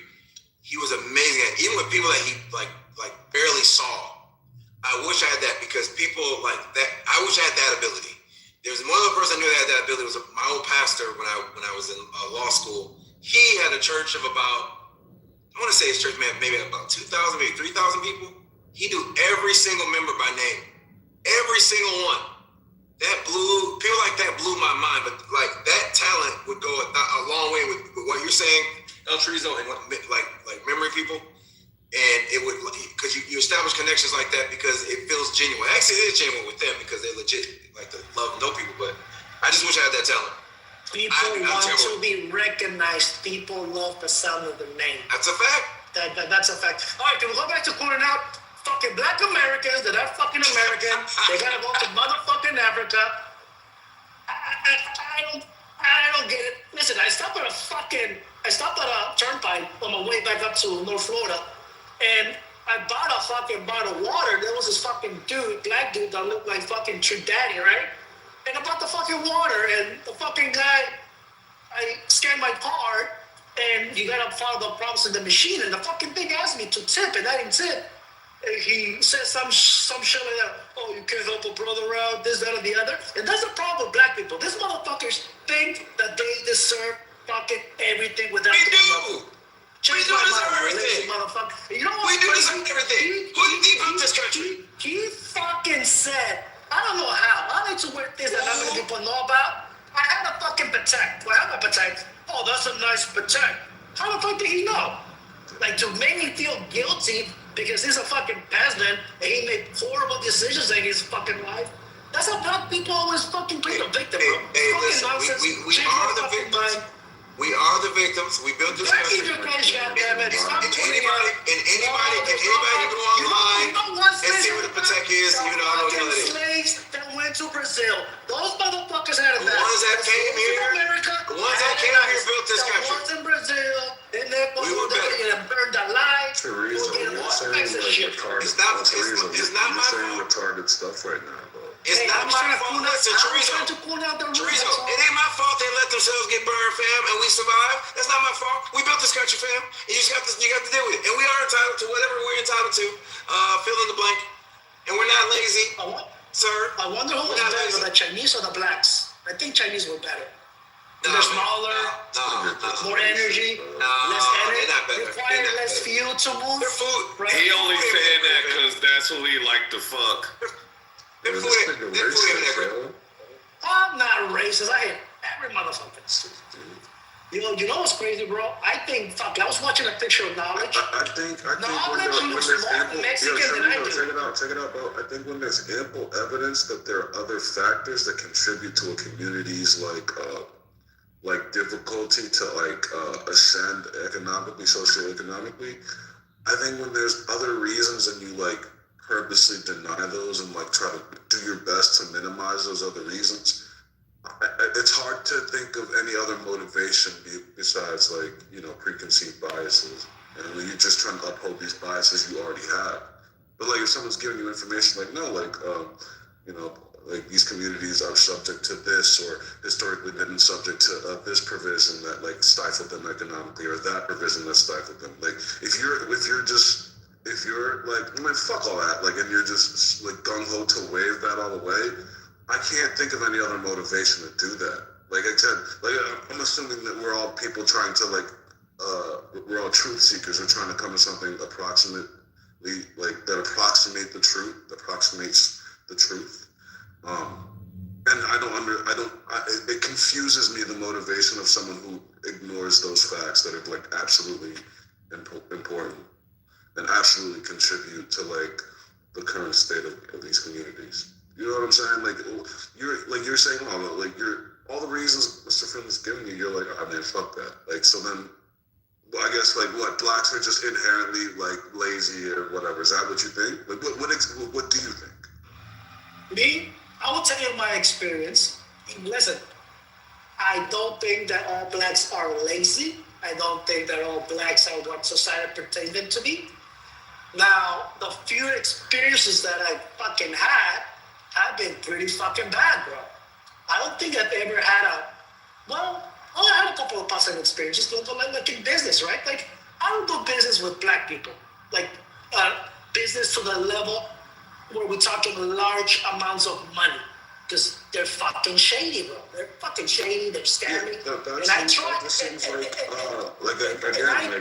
It seems like, from what you're saying, it seems like you're upholding, like you're just reinforcing, like you've had bad experiences with this community, sure, whatever, I'm not going to take that from you, but I feel like as a result of that, you've dug your heels into certain assumptions of this community, and everything subsequent to that is like trying to reinforce that preconceived notion because you've had like this prior like bad experience, and that's a terrible way to It's a couple of experiences. So when you have one experience, it's one thing, right? But when you have multiple, it starts to become a cluster. So there's a trend now. How many experiences do you think is enough for you to be like, all right, like fuck this community of people? To me, being in business and people wasting my fucking time when I sit across the table from them, it takes fucking wonder. And then I hear stories about it. Yeah, I don't know, man. And I hear stories. I will tell you another experience that I had. When I built my property here in Fernandina Beach, I had somebody that helps me just take care of everything. We need the floor epoxy, right? For a garage. It was a nice job, right? It was a very well-paid job. So he hires Joe Schmo, and of course, I'm like 5 minutes away from the Georgia line. So unfortunately, an African-American came in with his son or whatnot, and they did a sloppy fucking job. The wax, the acrylic wasn't even, it was spotty, it was bubbling. And you know what his response was? Oh no, that's not our fault. It's the humidity, we should have came another time. We emailed you, that this, that. There was no email about that, right? So my experience was like, and he still wanted to get paid. He got loud. Hold on. He got loud to the point where he was starting to get aggressive, right? Long story short, I didn't want the fucking trouble. I told my manager, hey, listen, give this guy his check, send him on his fucking way. Great. And then we hire another company to come and do the fucking job, and me myself. Wait, you said you had a black epoxy company? Yes. Where? Fucked up. When was this? I hire a guy. Where was this? In Miami? In Fernandina Beach. So in South Florida. North Florida. What is this for blacks out? I'm gonna believe it,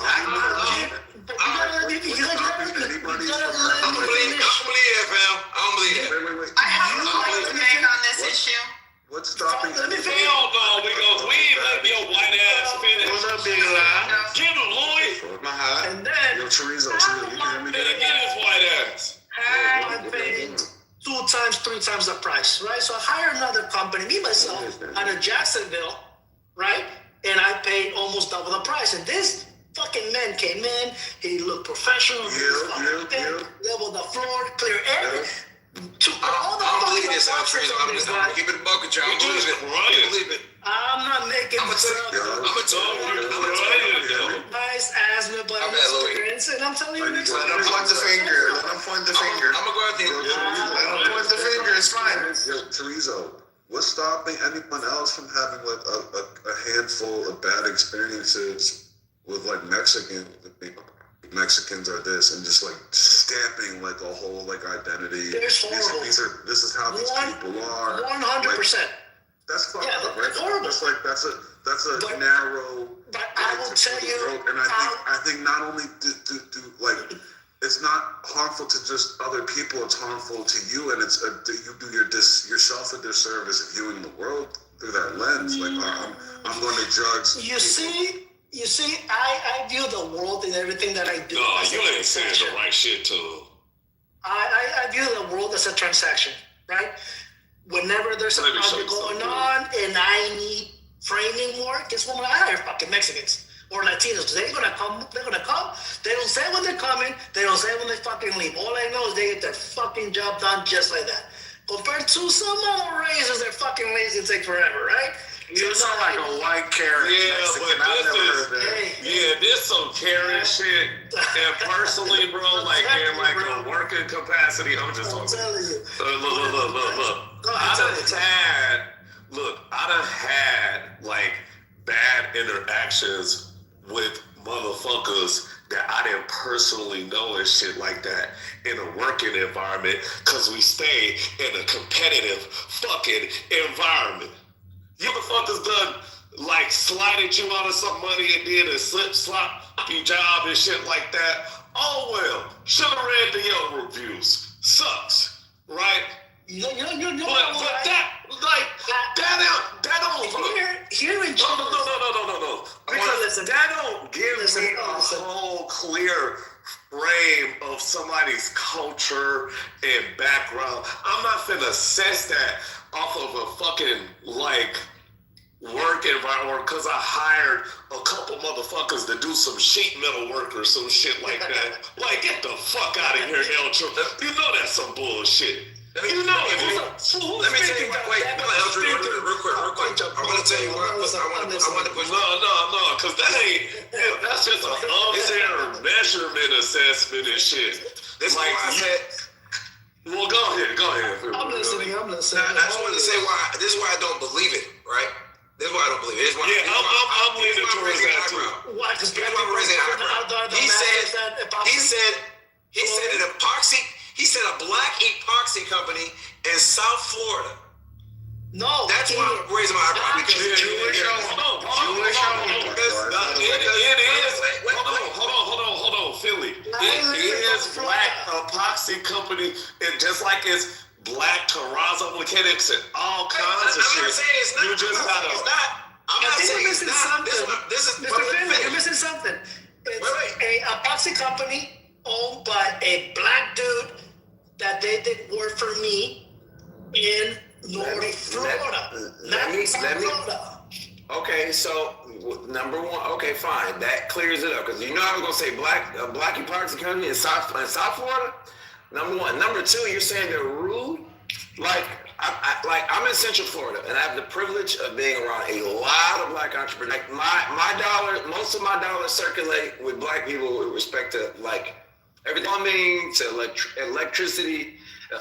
Electricians, construction. Like we just had a funeral for my pastor's mom. Everybody from the freaking caterer to the freaking funeral home, all black owned, right? And all these people are hyper professional, right? Because they're all wealthy. But my point is that black people, having been a former black business, we are not arrogant when we're doing these jobs, and we're definitely not going to slick and bite the hand that feeds us. I had a black good experience. This dude did my wood floors. He screened them and he sealed them. He did a fucking phenomenal job, dude. All right, I got one too. I didn't cross the street when I seen a group of black people, and they helped me out because it was raining. Yo, did you correctly schedule your mom's PCP visit? Yeah, I did that right now. I have a studio, right? And you know what I wish? I wish in Chilenism, I know for a fact there's a lot of professionals here that have a lot of value to add. I think fucking knowledge for somebody should fucking put a list all the fucking trades, because guess what? I would love to give one of you guys or gals some work that I have, whether it's marketing. I always need shit left and right. Right? I would like to change my experience around. Yeah, I mean, I went as far as having Nathan paint something for me, but apparently I messaged the wrong fucking Nathan. But I would have give business to you guys. A better perception. Yeah, but don't point the finger. You pointed the finger, Teresa. That's the problem. The only fucking blacks that I like. There you go. There you go. In Savannah, Georgia.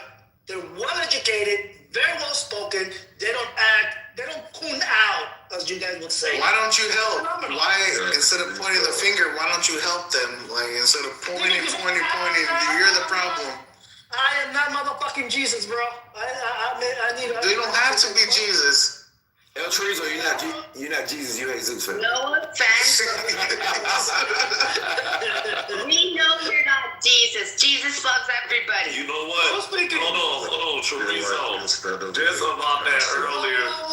How do I become the subject of the show? Yeah, motherfucker, because you centered yourself. Nah, you in it. Yeah, you can't run. I'm stuck in traffic. So these little quick hires and shit like that, like there's a formality when it comes to business and shit like that. And I'm gonna tell you, if you don't look at nobody like templates or like they before work and shit like that, and you get there and they do a fucked up job and shit like that, nigga, that's on your ass. That's on you, motherfucker. You didn't do a thorough enough. You are 100% correct. You are right. You are right. You are right. On the people that you've as concrete sequestered for, you know, the type of work that need to be done. And hey, look, bro, that's just business, man. Look, at the end of the day, I don't think that just because I get, you know, a fucked up Mexican roofer, you know what I'm saying, that do a half-ass job, I'm not gonna dare look at them and be like, yeah, these Modelo drinking motherfuckers don't fuck my shit up. That's just bad. You know what I'm saying? Yo, kid, Modelo drinking is so hilarious.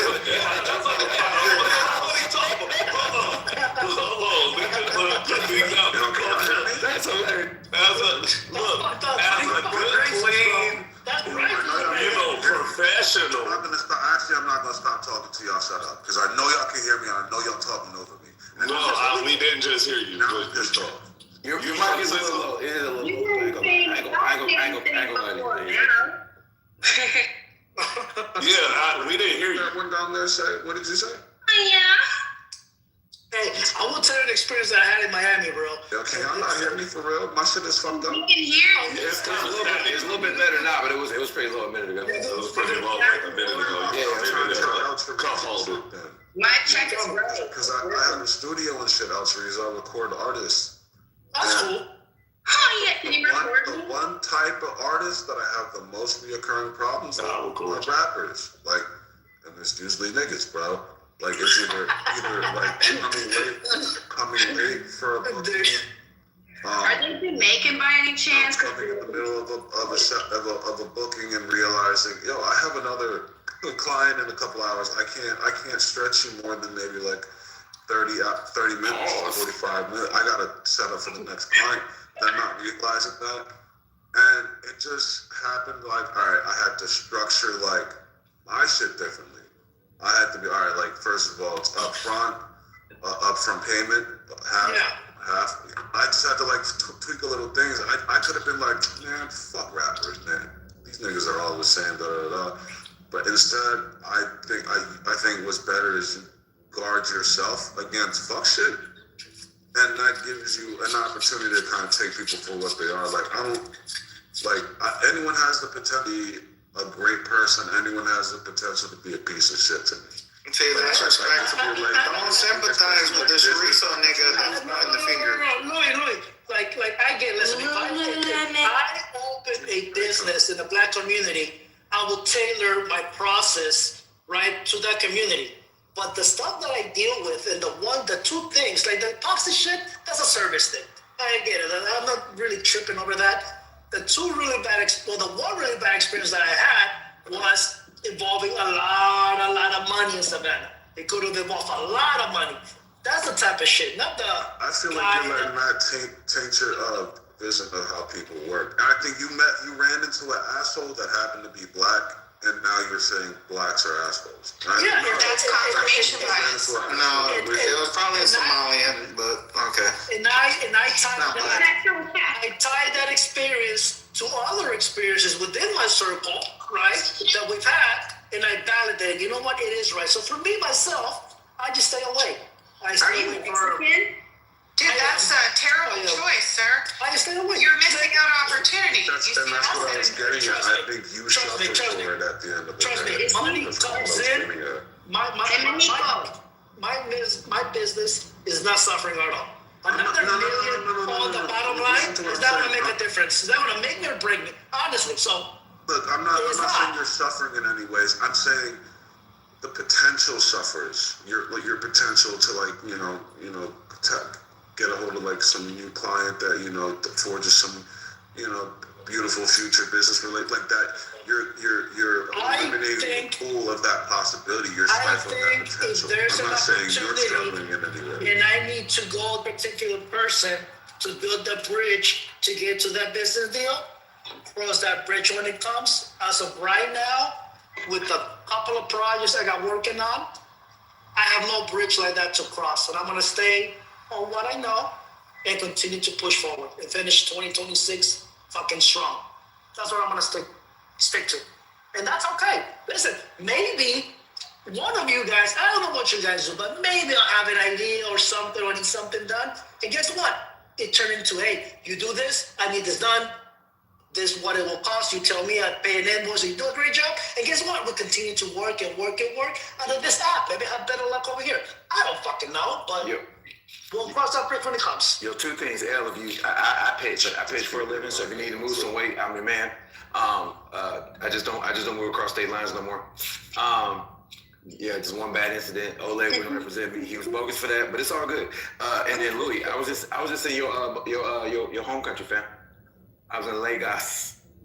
Oh, my home country is the United States of America. But your parents' home country. But don't you ever say you're Nigerian ever again, Louis. How was it, bro? It was. We know we're going to Abuja in a couple weeks. Dude, you're in Nigeria right now? No, I was. So I just want to say this, fam. The level of the elite Nigerians, fam, the wealth, fam. We had armed security with us, fam. Everywhere we went. Every freaking word we went, fam. So did you learn how to scam? And I said it earlier. I need that. I said it earlier. It's like their compound. At all. You're either fucking stupid rich or got it. That's a fact. So, but I was saying they have a compound like. There's several houses in this compound. Their smallest house made my house look like a freaking shack, fam. Like a shack. These people have money. We're going back to Abuja. We're going to Abuja in a few weeks. Can you see if any of them need a wife? I promise I'll learn to shut up. I thought you didn't. I thought you like only the Latinos. I dabble. Oh, you dabble? Oh, okay. I dabble. Okay. That's haram. You dabble? That's haram. All right. Hey man, listen. If the name of the game is money, I dabble. Actually, but look, they believe in. Well, this family does not, because they're like devout Christian. But a lot of these rich people believe in multiple, the harem type lifestyle. So you need one in your lives. Yeah, they believe in that. Polygyny. One of the The polygamy or polygyny? Can someone go make sure we're being economically correct? One of the elite families that we're with, because he was being promoted to African chief, and one of the elite families, the guy had with him 4 of his wives, and I was just like, yeah, that's a lot of bitches. My birthdays to remember. like the last, they were all good looking too. I was like, whoop. My father was the last born of like kids, but 8 wives. Nigga, we got Jewish money in here? What are we talking about? Families. Well, these people make those people look like a welfare case. When I say he's got his own money, he's got his own. Nobody saw the movie.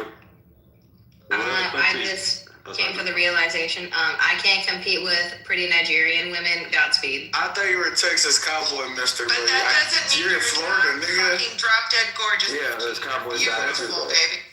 Yeah, but remember where you came from, nigga. Yeah, from Florida. I came from Florida. What are you talking about? Nigga. Have you been to? Is this Nigeria or? Just tell them other knowledge. Nigeria would have been my trip in fifth country. I've been to now Nigeria. I've been to Congo, to Egypt. I've been to Kenya, and I've been to Ethiopia. Do you hold a coconut? I'm sorry, and South Africa. I've been to South Africa. Tanzania is later this year. I'm going to Tanzania later this year. Let me know when you go to Thailand. I need to go. Hey, real quick, are we going to take these replays off of here? Stop it. Ladybug. Are we considering taking the replays off? Can we do that? It doesn't matter if we take them off. This room's gonna go on. You're kind of digging, right?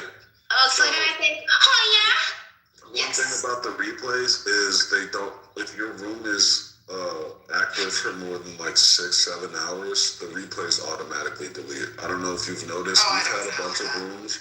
Yeah, we've had a bunch of rooms where the replays have been on, but they're not saved onto your like profile or anything. And if we close it now, it'll save. So it's not. Interesting. We turn it off. It won't. No, but there's still a way that you can go away and delete the replays. They like to troll people who get like scared. Oh, the replays. What's wrong with that? We're all honest, right? Why are we scared of replays? Well, Some people don't want to be accountable. I always wonder about the replays. Why they're such a big deal? Is because I work with safety, right? So that's why I go to the LGBTQ rooms, like, because I know I'm not going to get, like, people, like, hitting on me and all that stuff. You just get and I that feel extra safe check. around you guys because of the same reason. So I just feel like, I don't know, I just like the safety of, like, not being recorded. Like, I don't know, it's just... You know what's crazy? When you first came in the Chillers, we always record. I know, and I never spoke on stage when I first started. Yeah, I'm gonna start going to the goo. How many offshore bank accounts you got? Ain't nothing wrong being accountable for when you make a bad argument. That way someone can say, hey, let's go to replays. Right. You know when you said this? Jessica. And you were wrong. If somebody puts the Mac down on you, Jessica, and it's really inappropriate, it'll be recorded. You know what I mean? Exactly. I know, but I don't know. It seems weird. Yeah, kind of like You know my job is Hello, Miss Fifi as well. Hi, Miss Fifi. I'm not. None of my companies are in my name, so. Shut up. No one's talking to you. Just shut up. That is a scary thing, though. Not my company's in my name. Hey, Nathan. That is a red flag. Yo. Nathan, what's been happening, brother? Tell me what's going on. See, that's the thing. I am my company, right? Yeah, well, you're evil. I want to say What do you mean that's a red exodus, right? We are that. Whenever there's a mass exodus, if people leave, don't treat them like the prodigal son. Don't open back your doors, bro. Just let them be. And you know what I'm talking about, too. Nathan, what you just preach, nigga. Just stop preaching, nigga. You're not good at it. Stop talking to me, bro. Yeah, I want Nathan to preach. I also wanted to say, Nathan, have you been on TikTok putting two in the skull of the atheist on TikTok? Definitely. They call it belt to ass. That's stop with the rotten brain TikTok, nigga. Ass. Well, TikTok is enormous. There's a ton of people on there that hate God. So you can go on there and you can I don't think you don't remember I went over there and I fought the atheists and they fought back at me too. I just don't believe it. Got me clipped at one point in time. Follow my TikTok. I'm gonna put my back. We need to make a TikTok. All right, Big Loud, pay me and I got you. Got a TikTok. No. I'm saying You follow me? you and I. You want to do it? Nathan, make a live and I'll join you on TikTok and we'll bash you. You can do that, bro. Yeah, that's what No, definitely. I got a big. Andrew, follow my I TikTok too. got a decent amount of people that know me on there. I'm putting my TikTok in the chat. Okay. I want to follow you. Wait, what's the decent amount? E is one of the sweetest people in the world. Like, you Yeah, have why did they Elise on the stage down? without I mean, she was talking when other people were talking, but why did she get moved down? saying that whenever there's a mass exodus, right? Yeah. And people leave, don't welcome them back like the prodigal sons and the kids and children, bro. Let them be. And you know, I'm talking about JJ, Jane. I'm talking about those clubhouse atheists that went to Discord. You all that? Aren't you trying to build people up, Nathan? Or no? You're just trying to destroy it? Let me move this coon down. Nathan, wait. You're going down. So Andrew, you're breaking up. Can you say it again, Andrew? Can you hear me? Are you guys able to hear me? I will. I hear you now. No, I can't Okay. hear you. Sorry. So you and I. So did you see what happened? So I made a room yesterday, and a ton of people from Discord, like a bunch of the atheists, came into the room, and which is cool. I mean, I don't know. I mean, obviously, there's a massive rift. You know, Haiti and Jack and all the people. You know, the pedophiles and pedophile supporters. I'm joking, kind of. They all made it. They all. Andrew, I don't think anyone cares about this. They all made an exodus over the Discord, and then there's like a. You open back the doors. Like what the hell, Andrew? No, it's my block list on here, brother, is extremely small. Anybody that wants to come to the room, I'm pretty much fine with it. I try really hard not to bear grudge. Yo, Nathan, so when you say you got like a decent amount of people who know you, like, do you mean you got like a little following, you try to be viral? What's going on, brother? Talking about Nathan? Yeah, bro. I built up a little following for chillism, bro. Yeah, there's nothing wrong with being viral, and that's good, actually, especially if you're saying good things. You want things to be spread out. You want people to understand and hear you, and so I would definitely support that, and I hope what Nathan does viral look like to you, Nathan? Like, Nathan, do you even know like Jack people? Can Nathan answer the question? You know what's crazy? Jack came into my room, and he still made my argument. It's like, Andrew, did someone dox you? What's going on? So, monkey boy. Argument concerning what? I don't know who's doxing me. What are you talking about? Mark. Who's Mark? Mark didn't. Where did Mark dox me? He has a picture of you and some other guy in there. Oh yeah. Oh, the Epstein. Yeah, that was a great day. That was a great day. And I'm glad that's AI. Oh, that was a great day. I'm glad people realize that. Because I know you better than that. That's fucking ridiculous. I remember that day very clearly, and we had a lot of. I actually took that photo. It's not AI. Stop it. Wait, Andrew. Do you know about like the constant recast that they got on the server in Discord in your room? Like constant recast? Yes. So Night King, I gotta tell you, brother, if you go onto Discord and you look at if you look at the name of the channel or the room that they have all the time, pretty much, that Jack Angstrike and Tom Rabbit are in pretty much routinely. The name of that room is called God or No God. And that is a title that I used many times about 2 years ago, a year ago, even less than that. But they took your down. No, look, okay, so that might be one Discord, but I'm talking about another one that just says it's titled Clubhouse, and it's literally your room. It's literally your room, and it be like 30 motherfuckers in that bitch, like listening, like just. He said it's literally your room. It's literally your room. I'll tell you this. I didn't know Andrew back then on Discord. But the people from Discord that came to Clubhouse, that's what they were doing. They were having like the philosophy, conversation. Matter of fact, I should go see if they recasting this motherfucker. Hold on. Yeah, go check real quick. Yeah, let me go see. Because they seem to follow Andrew wherever he go. And then it's like, they'll decide like, is this a topic that I want to just, let me log in here and we can just go in here and debate them. And then next thing you know, they go from the Discord and they right on stage and it's like, it's only like 2 of them, but it'd be like 20 of them. It is funny, but I just went in over there into the Discord, their room. I went into the Discord room and Tom Rabbit started playing a lot of clips of me. They have a server? A new server? Well, they're in the PNR. Okay, PNR. Yeah, they're in PNR, but in PNR, there's the sub channels or whatever, and and they have like God or No God, and then they have Clubhouse. One's called Clubhouse, and they kind of all hang in those 2 different rooms. And but I went in there, and Tom has a bunch of clips of me most people would probably think are pretty unsavory clips. Like when I told Lion that I was going to put him in shackles and make slavery great again. No, they have that? Yeah, he's got that, and then probably some other stuff that I said too. A whole bunch of different clips, which Tom is really good at,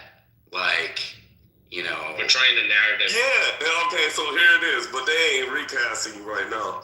But it's Tom Rabbit, Pastor of Muppets, it's all kinds of motherfuckers in here.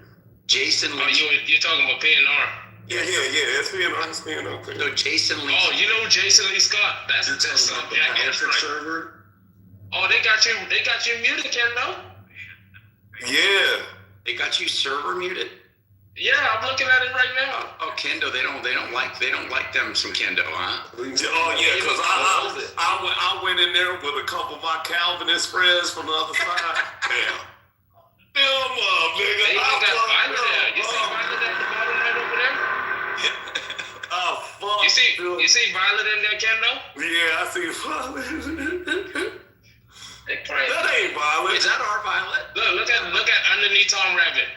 Is that our Violet? Is that our Violet? No, it's a different Violet. How you know it's a different Violet? Click the thing. What server y'all talking about? Because I got Violet added. PNR. PNR? That's politics? Yeah, politics and religion. Yeah, it's on Discord, and that's where a lot of people that used to be on Clubhouse are at now. I mean, no, the politics server. It's called politics. But PNR. Religion. Yeah, and religion. Yeah, and religion.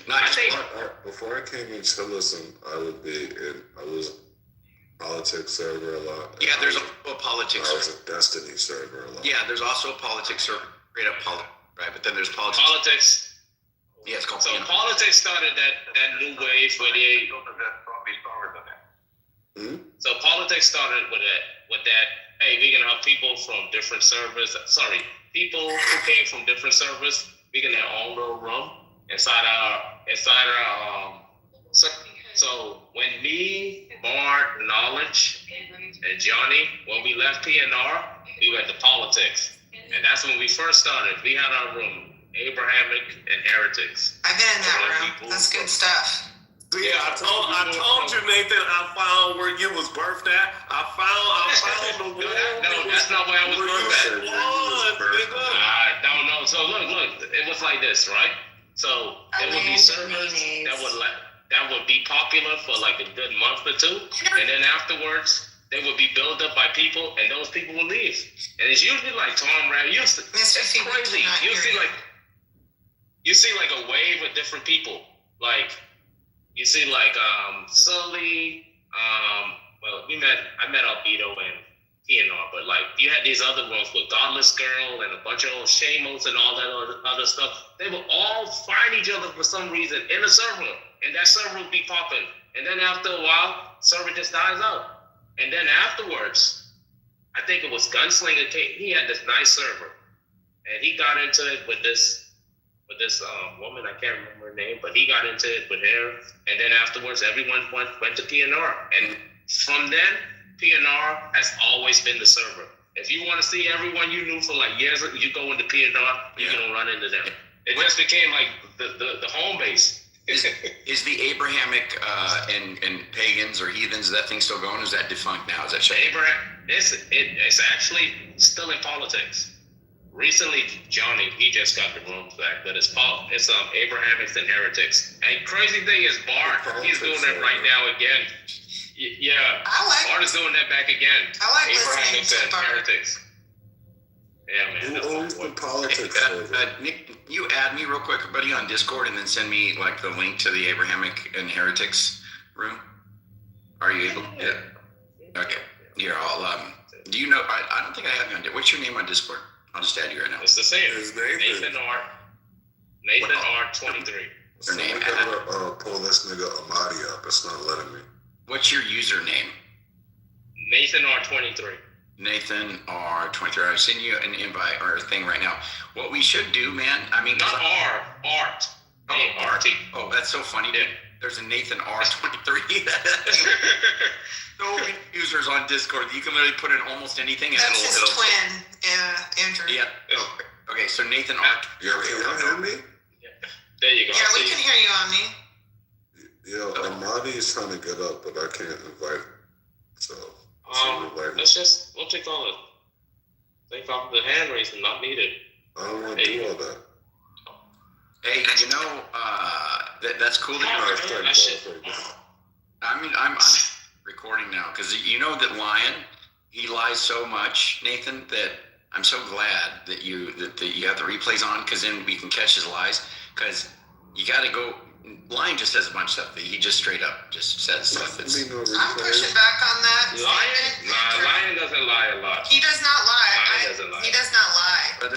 Whether he says things that are correct or not, but those are his actual belief systems. He doesn't ever lie unintentional that I see. I try to be charitable to people and not just say they're a liar. I think you have to have, it's a little bit, I don't like calling people liars, right? But there's going to be two things. It's going to be either he's lying or he has a horrific memory of the things that he says. And when he says stuff, like one time he told me that all of the disciples are black and he can show that from the scripture. And so he tried to make the case that one of them was black and he didn't even do good on that. And then I said, hey, you said at the beginning that all of them are black and you can show that to me. He said, I didn't say that. I said I could show you that one of them was black. I'm like, dude, you just like that kind of stuff really, really gripes me. It's like you're going to be saying stuff and it's completely contrary to what you just said. And then you're going to be like, well, I didn't say that. And then if you don't have any audio to pull back, and usually when I say something like that, like if I say, no, you said it, I have a pretty good memory on what people had said. Like I know that I want to rewind the tape because I know that it's going to show that they're probably they're lying, right? Either they're lying or they're misremembering. And I just can't imagine that he's done that so many times just by faulty memory. So I think he knows that he said something that he's being called out on, and then he's not confessing. But that's fine. I mean, if you guys are around him a lot more. If you guys don't perceive him to be dishonest when he gets pressed, I don't know. That's fine. Andrew, are you mad that they're black? If they were, hypothetically. Shut your Would you rather ass up, say bronze? Yeah. Shut your ass up. All right.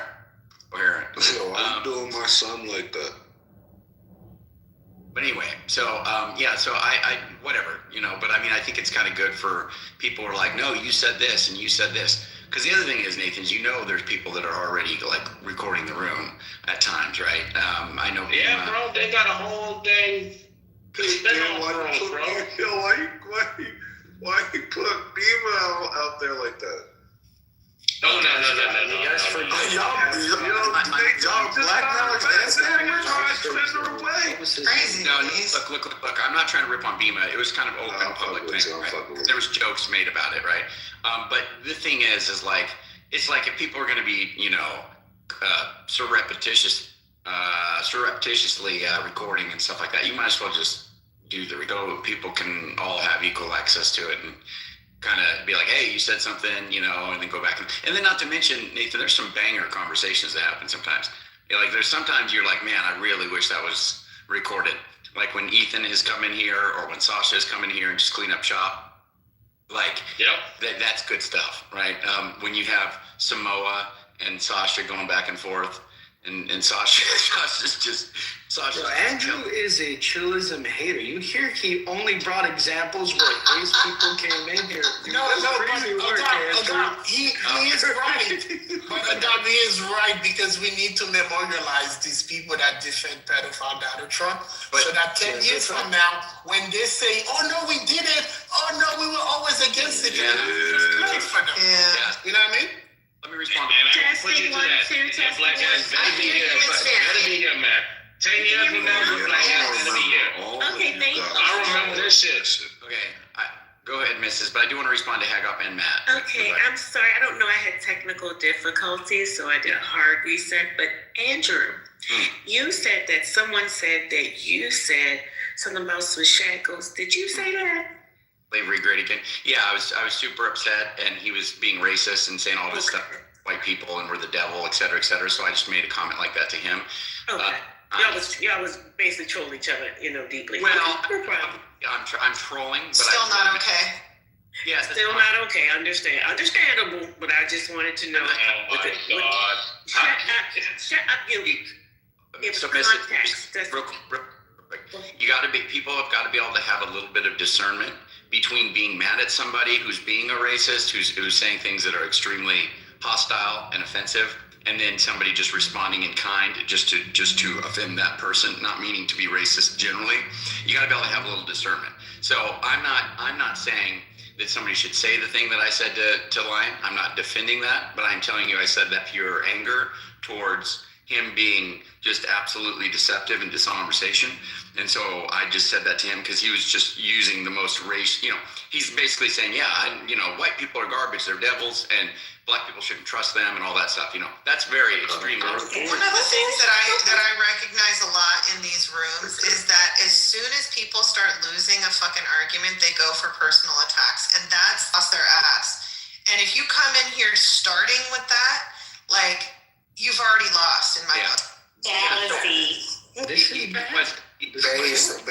I like that. This is horrible. Wasn't keeping it real, so he's like, I take care of my family and I take care of my the black people and forget white people, and I'm like, so if somebody was white and they're dying on your porch asking for something to drink, you'd probably pee in their mouth, right, rather than giving them some water, and they're dying, right? Are they bronze or black? Okay. So, but anyway, to respond to you, Haga, I only brought my people, as you put it, quote, my people up and said that they came here and claimed. Well, just to be clear, neither of those are, quote, my people, unquote, right? When Ethan first came on the app, he was an atheist, and him and I had many discussions. And let me say that was, let's say, challenging, to say the least, okay? Because Ethan is the smartest person I've ever met in my life, right? Now, he's an atheist at the time. Now, it is true that since he's become a Christian, but he doesn't come into the rooms very often. He's not even on Clubhouse hardly at all. But when he does, he pretty much just handles whoever. So if he comes into my room, he's going to be pretty much handling whoever's there too. It doesn't matter. So it's not like some specific thing, like I'm like, but I think Ethan would acknowledge, and anybody who's listened to Ethan or listened to Sasha. Ethan is you guys' that's the champion? Nobody. Ethan is a champion on and off the app. I fucking love Ethan music. Yeah, I'm upset he's a Catholic now. He went from Oriental Orthodoxy to Catholicism, but he's still a great fucking guy, extremely intelligent. That wasn't the reason I said they're your guys. They're just regulars in God Talk. But they're in your rooms. He used to be. Ethan, I know Ethan left the app. Yeah, so Ethan used to be, but he's on Substack, Louis. That's it. But they're a little sensitive to that kind of response because Concrete, when he's on his dishonest rampage, he likes to try to say that I talk crap about chillism, which isn't true. It is a little bit. What's that? You guys don't throw little jabs. I mean, I feel like I've been in your room where you've talked about. You've characterized chillism as kind of like this place for where Well, but see, I don't think, I don't. More deplorable hippie behavior is kind of allowed or something. Which I guess isn't wrong. I don't think these are improper characterizations. They're taken as jabs. I think Nathan would acknowledge that it's an animal house at times, right? Now, he may not want it to be. It's not an animal. It's the people. It's not an animal house. It's not an animal house. The thing is, you have some people that need moderation constantly. That's it. That doesn't mean it's an animal house. I'm saying that's because we have people with extreme beliefs talking about it. You can't just have them to be civil. You got to train them. Well, what animal house is, Nathan, and I'm not opposed to it. No. But what I'm saying is as far as the moderation goes, you're probably the only person that would be considered more loose or lax on your moderation than I am, right? And because you're down with people, you can pretty much say any word you want, except you can't call a woman a biatch unless you're a gay or a woman yourself. You can't talk about people's kids and exactly. And what was the other thing? There's one other thing. Spouses. Yeah, you can't be gay. Yeah, so it's a free speech room. It's a free. Yeah, I don't think a free speech one means that, it's an animal. No, it's like that. So the characterization I'm saying is like, the context in which I've said that and Concrete's picking up on is that people would come in and they would just start being extremely aggressive towards the mods and just overtalk them and talk trash to them and stuff like that. And then the mods would like mute them. And I'd be like, look, this isn't chillism. And I'm just trying to make the distinction that you can't, the mods in here, because I can't stop them. We've already have an agreement. The mods are going to operate on their own. Everyone's their own island.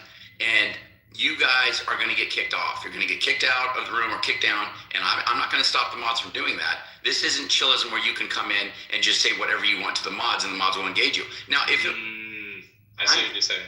I'm down, right? I'll do that. I'll argue with somebody from the mod position, and I don't care if they're talking trash. I won't kick down. I don't care. It doesn't matter to me, right? That's not typically my mentality, but there's other mods that just won't tolerate that. Just straight up. They're just straight edge, like Rob. He's not going to go for that for too long. He's been a little more lenient as of late. Like he'll let people he'll be like, come on, I don't want to, but then he'll be like, all right, and then he'll just move them down, right? Nick, do you buy this whisper and sweet nothings in your ear? You talk about, Also, like Andrew, I always looked at it's not a place for like a learning about Christianity and like kind of like more of like a place where you can kind of explore that with freedom. Where this room I feel like is more exclusively debating. Like it doesn't matter the topic. It's a debate room. It's like comes from the white belts. Debate. More versatile in here, and you can expect to get into a rigorous back and forth, multiple people chiming in. It's not really going to necessarily be linear, although the Q thing does happen in here.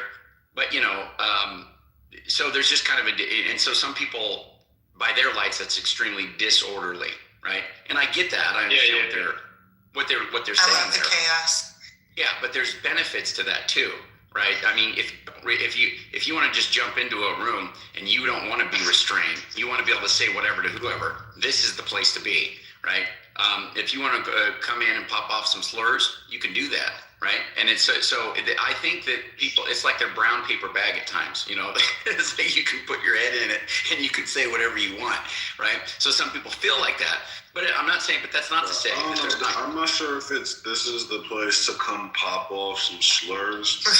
Rather than it's the place where you can let a slur fly and you're not gonna get like a place of like 12 people chastising you for saying something wrong. Are kicked out, right? And people try that though. People be trying that for some reason. Oh, this person said this word? Oh, no, you can say, they forgot that this is the place where you but that doesn't come from the moderation. No, but that comes from the guest. That's right. That comes from the people. I have to constantly remind them, this ain't an echo chamber. Yeah, exactly. And there's 3 rules, right? And that means there's 3 rules. If somebody wants to come in here and call every black person an N-word, they can do it, okay? And it isn't a matter of, they're not going to be kicked down because they're not violating a rule. They can't be it can't be some retard coming, like right now we're having this conversation. If some retard came up right now just screaming, nigger, nigger, nigger, nigger, he will be moved properly. Okay, so look, noise trolling, you might want to add that to the rules then, Nathan, because that sounds... It's a rule. That's just obvious right there. I don't think you have to make that a rule. Like, hey, I'm going to write this down. That's just obvious. If you're not allowing the conversation, you just noise trolling. But also, I feel like mods do. You hear that at least? You give people an opportunity to shut the fuck up. Also. But when you gotta beg them people sometimes. Like, please, man, can you stop? But sometimes you feel more patient than other times. I'm much like that. Yeah, sometimes you just gotta beat people up. Yeah, exactly. I'm sitting, Nathan and I are like trying to plead with people, like, oh, come on, please don't do that. And Night King's over there. Like, come on, man. The mod's gonna move you down, bro. Chill. Yeah, exactly. But here's the thing. The point about the noise trolling thing, right? Some people view, 7 people talking at one time as noise trolling, right? It's just a massive noise troll. And sometimes that happens, right? You just have a ton of people talking. And now I agree, as the mod's individual discretion, people might limit that. Like you, Nathan, you would be like, okay, one at a time, guys. This isn't a zoo, like you stop, stop acting the way that you're doing this. Be a little more linear in the conversation. But nonetheless, that's still permitted at times. And I think that that's something that's kind of a little bit more of a loose rule. That's like you're more loose on that than most rooms that you'll find on Clubhouse. And I think that's a benefit to a lot of people, but that's also a downside to a lot of other people, right? So it just depends on how you view that. But I hope that makes sense. So I've been trying to characterize, there's certain things that Concrete does when he comes over to the room that we're in that I find to be pretty deplorable in conversation. Like he was talking to Bob, and they were having a conversation about if you create something, you can do whatever you want to it. Like, and he said something like, and maybe Bob can correct me if I'm wrong, but it's something like this. He said there's a universal intuition that people have. This is a universal intuition that people have that if you create something, you can do whatever you want to it. And now I'm Christian. Concrete is, claiming to defend the Christian view, whatever. He's saying this to Bob in service of saying that, well, God can do whatever he wants to his creation. But that's just simply, it's not a universal intuition that people have that you can do whatever you want to your own creation. And a very easy, obvious counterexample to that claim would be something like a parent having a baby. Can you do whatever you want to that baby? Obviously not. Obviously not. Did you think you being like you're? Is it you're creating life? Like at that point, I don't think you're creating a life. Yes. What do you mean? Yeah. Your sperm and your wife's egg created a baby. Hello. And here's the thing that's interesting about that, Nathan. He didn't think about that probably, right? And he probably wasn't. Maybe we could say that he didn't have that in view, but I don't think he thought about what he was saying very clearly, because obviously, if it were the case that God is all good, perfect, omnibenevolent, whatever, right? It is inconsistent with that idea that he would create conscious beings that can feel pain, that can have emotional suffering and all this stuff, right? He would create them by the billions and just torture and rape them all day and for eternity, right? That's something. To me. Go ahead. No. I thought he was saying something like, not like it's a part. Like this thing is a part of me. Like, hey, I'm a programmer. I create a simulation, and in this simulation, they have people. They feel. They have all these different experiences. They have their own unique view of the world as well too. And I can do what I want to anyone in that simulation because I created them. Yeah, but here's the thing, Nathan. This is the key point. Mm-hmm. Be certain wants or certain desires that we would say are inconsistent with what we would call a perfect being. So if we had to predict what a perfect being might want, what would be acceptable to say is within its desire, a field of, possibilities, right? We would say that there's certain desires that if that being had that desires to carry it out, and since it's, omnipotent or whatever, it can just do whatever it wants. Well, if it had the ability to carry out any desire, there would be just certain desires we would say are off the table, right? We would not say that it makes sense for a being that is omnipotent and omnibenevolent, so he's all good, perfect, right? He brings a being into being and then just rapes it and tortures it for eternity and makes it feel extreme anguish and suffering, and knows that he's doing that, right? Knows that this being is just being. So that greater good. What? Well, action be for the greater good. Why is suffering objectively wrong? Well, let me just say this. If we said that the good that comes from that is that the being enjoys it, meaning the God, okay, enjoys torturing and raping a being that he created for eternity, I think by everybody's assessment, because again, Concrete's appealing to this universal intuition. He's saying people have this intuition. I think they would also have a stronger intuition that a perfect being cannot make a being that it just rapes and tortures and makes it suffer for eternity. I disagree. That's an atheist take. For the greater good, though, what if the being do it for the greater good? Okay, but hold on. Listen. Let me explain why I'm saying. I'm not talking about people being on Earth and making decisions for their finite life and then going to either heaven or hell. That's not what I'm talking about. I'm saying there's just God in existence. That's it, right?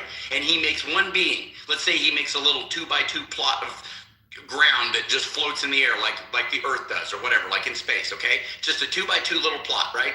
Or whatever. A 5 foot by 5 foot square piece of, whatever, dirt that just floats in the in a space, in a void, right? And then just tortures and rapes that being on that little plot for eternity for no other purpose than its own enjoyment. I would say that the own enjoyment,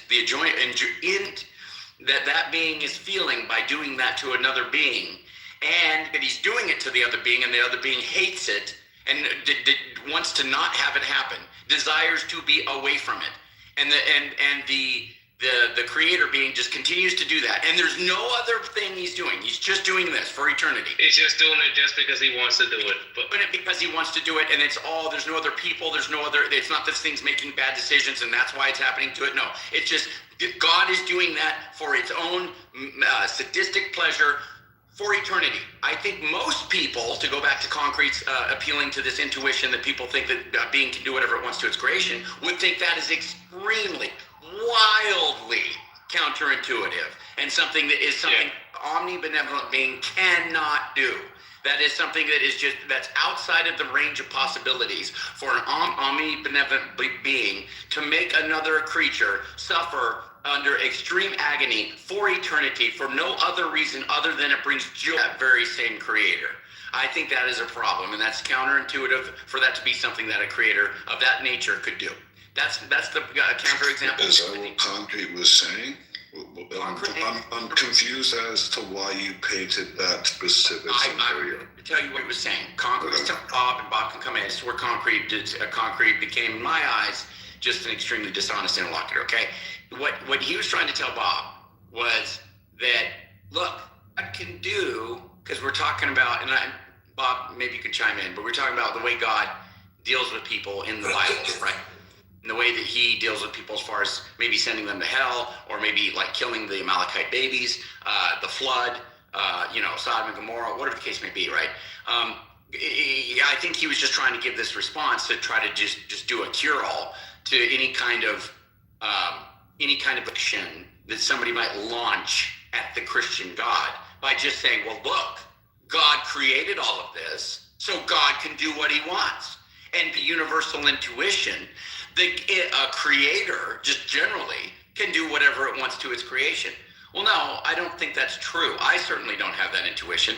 There's plenty of things that I think creator of, whether it be an imperfect creator like humans, right? Or a perfect creator, either one, I don't think that there are things that they can just quote do, or that there are things that they can, or that they can just do whatever it is they want to do with their creation. In God's case, I just think there are certain wants that he can't have. There are certain desires that are inconsistent with an omnibenevolent being. As far as us as imperfect beings that aren't omnipotent or whatever, we can desire, we can bring things into being, like a baby, or let's say we made some kind of AI robot that was advanced, that had the ability to pain, I don't know how we would. I don't think AI can be conscious. So I don't know that I press this point too far, because I'm not actually a fan of the idea of the AI being conscious and actually having like first person, like qualia. So I'm not sure what it would mean to say AI can feel pain, but there's something odd about creating something that looks like a human and having it has reactions that look like reactions a normal human that would have to being tortured. Forget it, Andrew. You're just repeating yourself. Come on. No, I'm not repeating myself. I'm saying something right now. Just hold on real quick. If you created a robot and you were just doing that, I think that indicates there's something wrong with you. If you're just hurting it because you want to see it like express pain. How could you hurt a robot then? I think it's a little weird. Hold on. Don't you think it's a little weird to create a robot? Kick it around. I just want to kick this robot. Yeah, you kick it and it responds by crying and saying, please stop kicking me, and you keep kicking it? Like, don't you think there's something? Fuck off! I made you. Yeah, I don't. Yeah, but why would you kick it around? You tested it, right?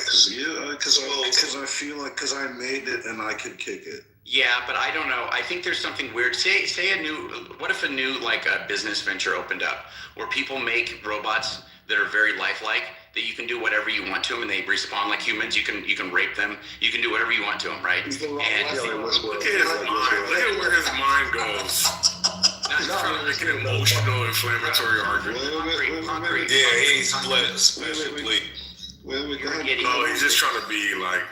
No, you're an grotesque. I love weirdo. I love this when you're talking about. No, we're not. Obviously. Yeah, I know. Well, that's what Concrete's trying to do. That's what Concrete's trying to do. Because literally, the point is that we're saying that you can create something and do whatever. So we're trying to think of the worst things you could do, and if that makes sense, if it's consistent. Stress testing this on concept, but Concrete wants to try to make us say, look where his mind goes, because he's a dork. Okay, but the point is, your mind went to rape. It's your mind went to rape.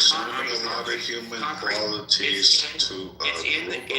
It's in the context of talking about making a being or making a object that has the responses to stimuli in the same way that a human would. It would be mimicking that. And so we're thinking, what the stress test would that be? Well, how would you stress? That means you would put it under stress. And the stress that we're talking about. So we're assuming this robot has consciousness, has a consciousness. It responds. Remember what I said. I don't believe. I mean, if it's only like responding to like things like its responses are like a pre-programmed type of deal. Yeah. Like if it, then it's like fuck it. It's well, there's but no you real do it like this. consciousness. I got you on me. I got you on me. But you can do it like this to make it more genuine. You could have it do random responses within a certain field. Like you could make it say you could program it such that when you do something to it, like give it normal stimuli that would cause a painful response, or what indicates a human is feeling in pain, that kind of response, you could program it to have like this.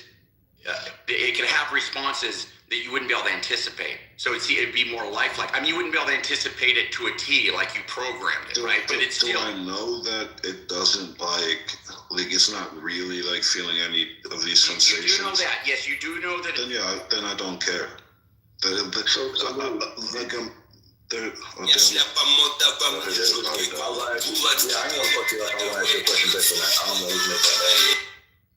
get the fuck out of here. Thank you. Lou, I want to cut you off. I want to ask you a question. Do you believe God can do what he wants to us? And because I guess that would be an analogy that we're his creations and we can feel pain. We're programmed to feel pain in a certain way.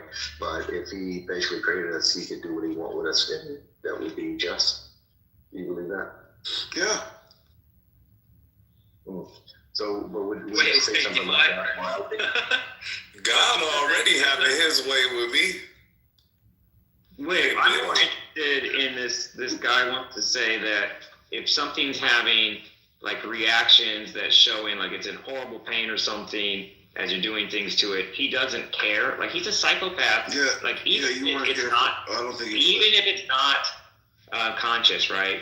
Yeah, that's not caring that it's like screaming in pain is just like a sick son of a bitch. How does it have pain and not be conscious? If it's screaming like it's in pain, Concrete. Well, obviously you don't care. To respond to certain stimuli. Yeah, and that makes you a psychopath. If you don't care about screaming. To say that you're a sociopath when I know that there's no like underlying consciousness, there's no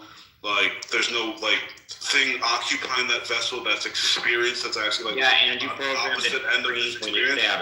You're a psychopath. You're just being retarded, right? Well, it's like saying you can't watch movies. You might as well say you can't watch movies. No, because there's real people dying. Concrete, I know you didn't cry.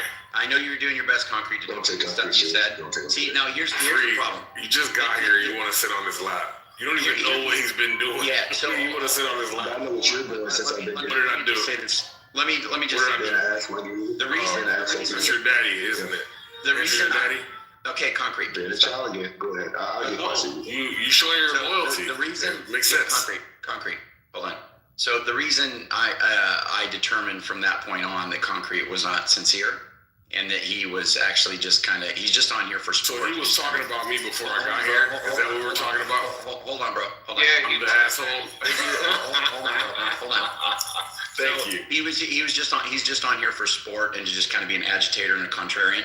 He doesn't actually. This is the guy advocating for Donald Trump and fucking the distinguishing between what type of Concrete. Let me finish. anyway. You're a disgusting person. Concrete. Let me finish. It's okay. You can insult me all you want. I'm just going to call out. But you're not insulting me, right? So you came on. I'm not insulting you. I'm not insulting you. It's not an insult. Okay, cool. Go ahead. No. The point of this is not to say, hey, I'm just kind of calling you ugly or saying something negative about you. No, that's not what's going on.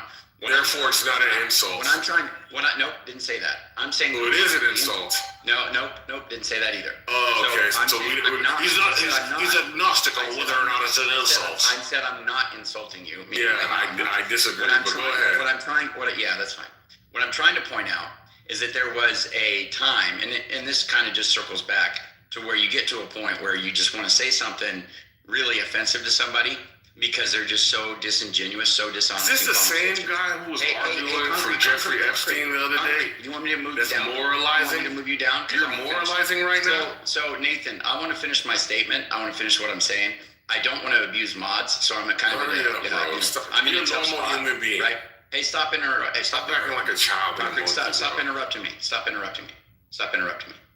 So Concrete has a real problem being honest in conversations. And this is not an insult. Hey, stop.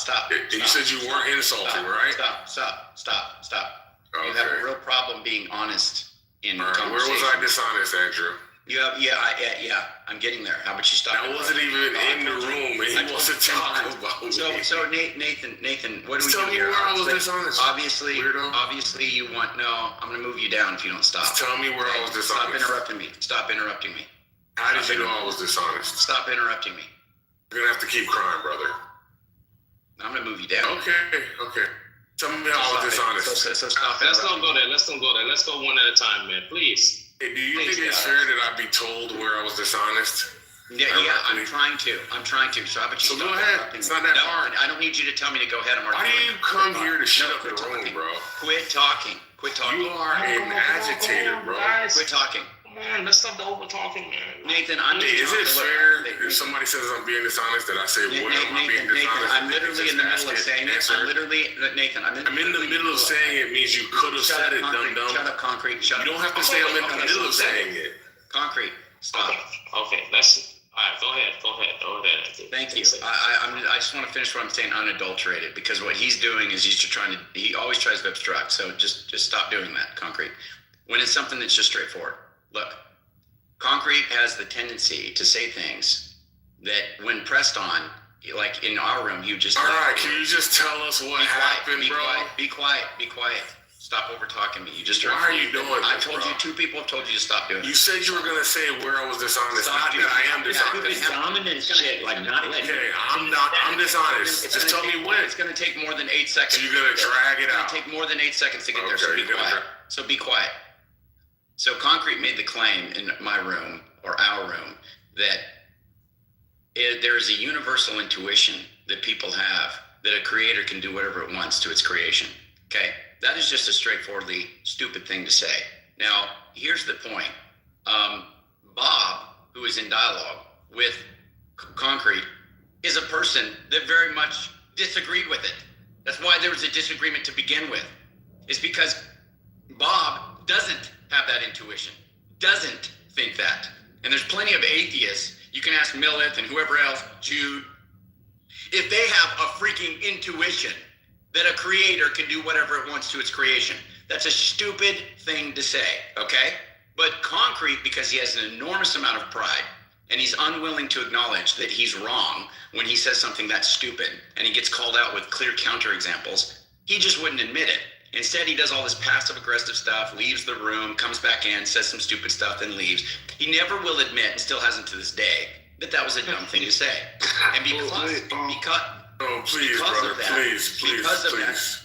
that, I'll land, Concrete. Because of that, there's been this constant it's kind of ramped up. There's been escalation since between him and I, because I don't respect that kind of tactic, that kind of thing, right? I understand your pride being invested, but just be willing to say, look, I'm wrong. I said some stuff that was wrong. That was a wrong thing to say, and we can move on.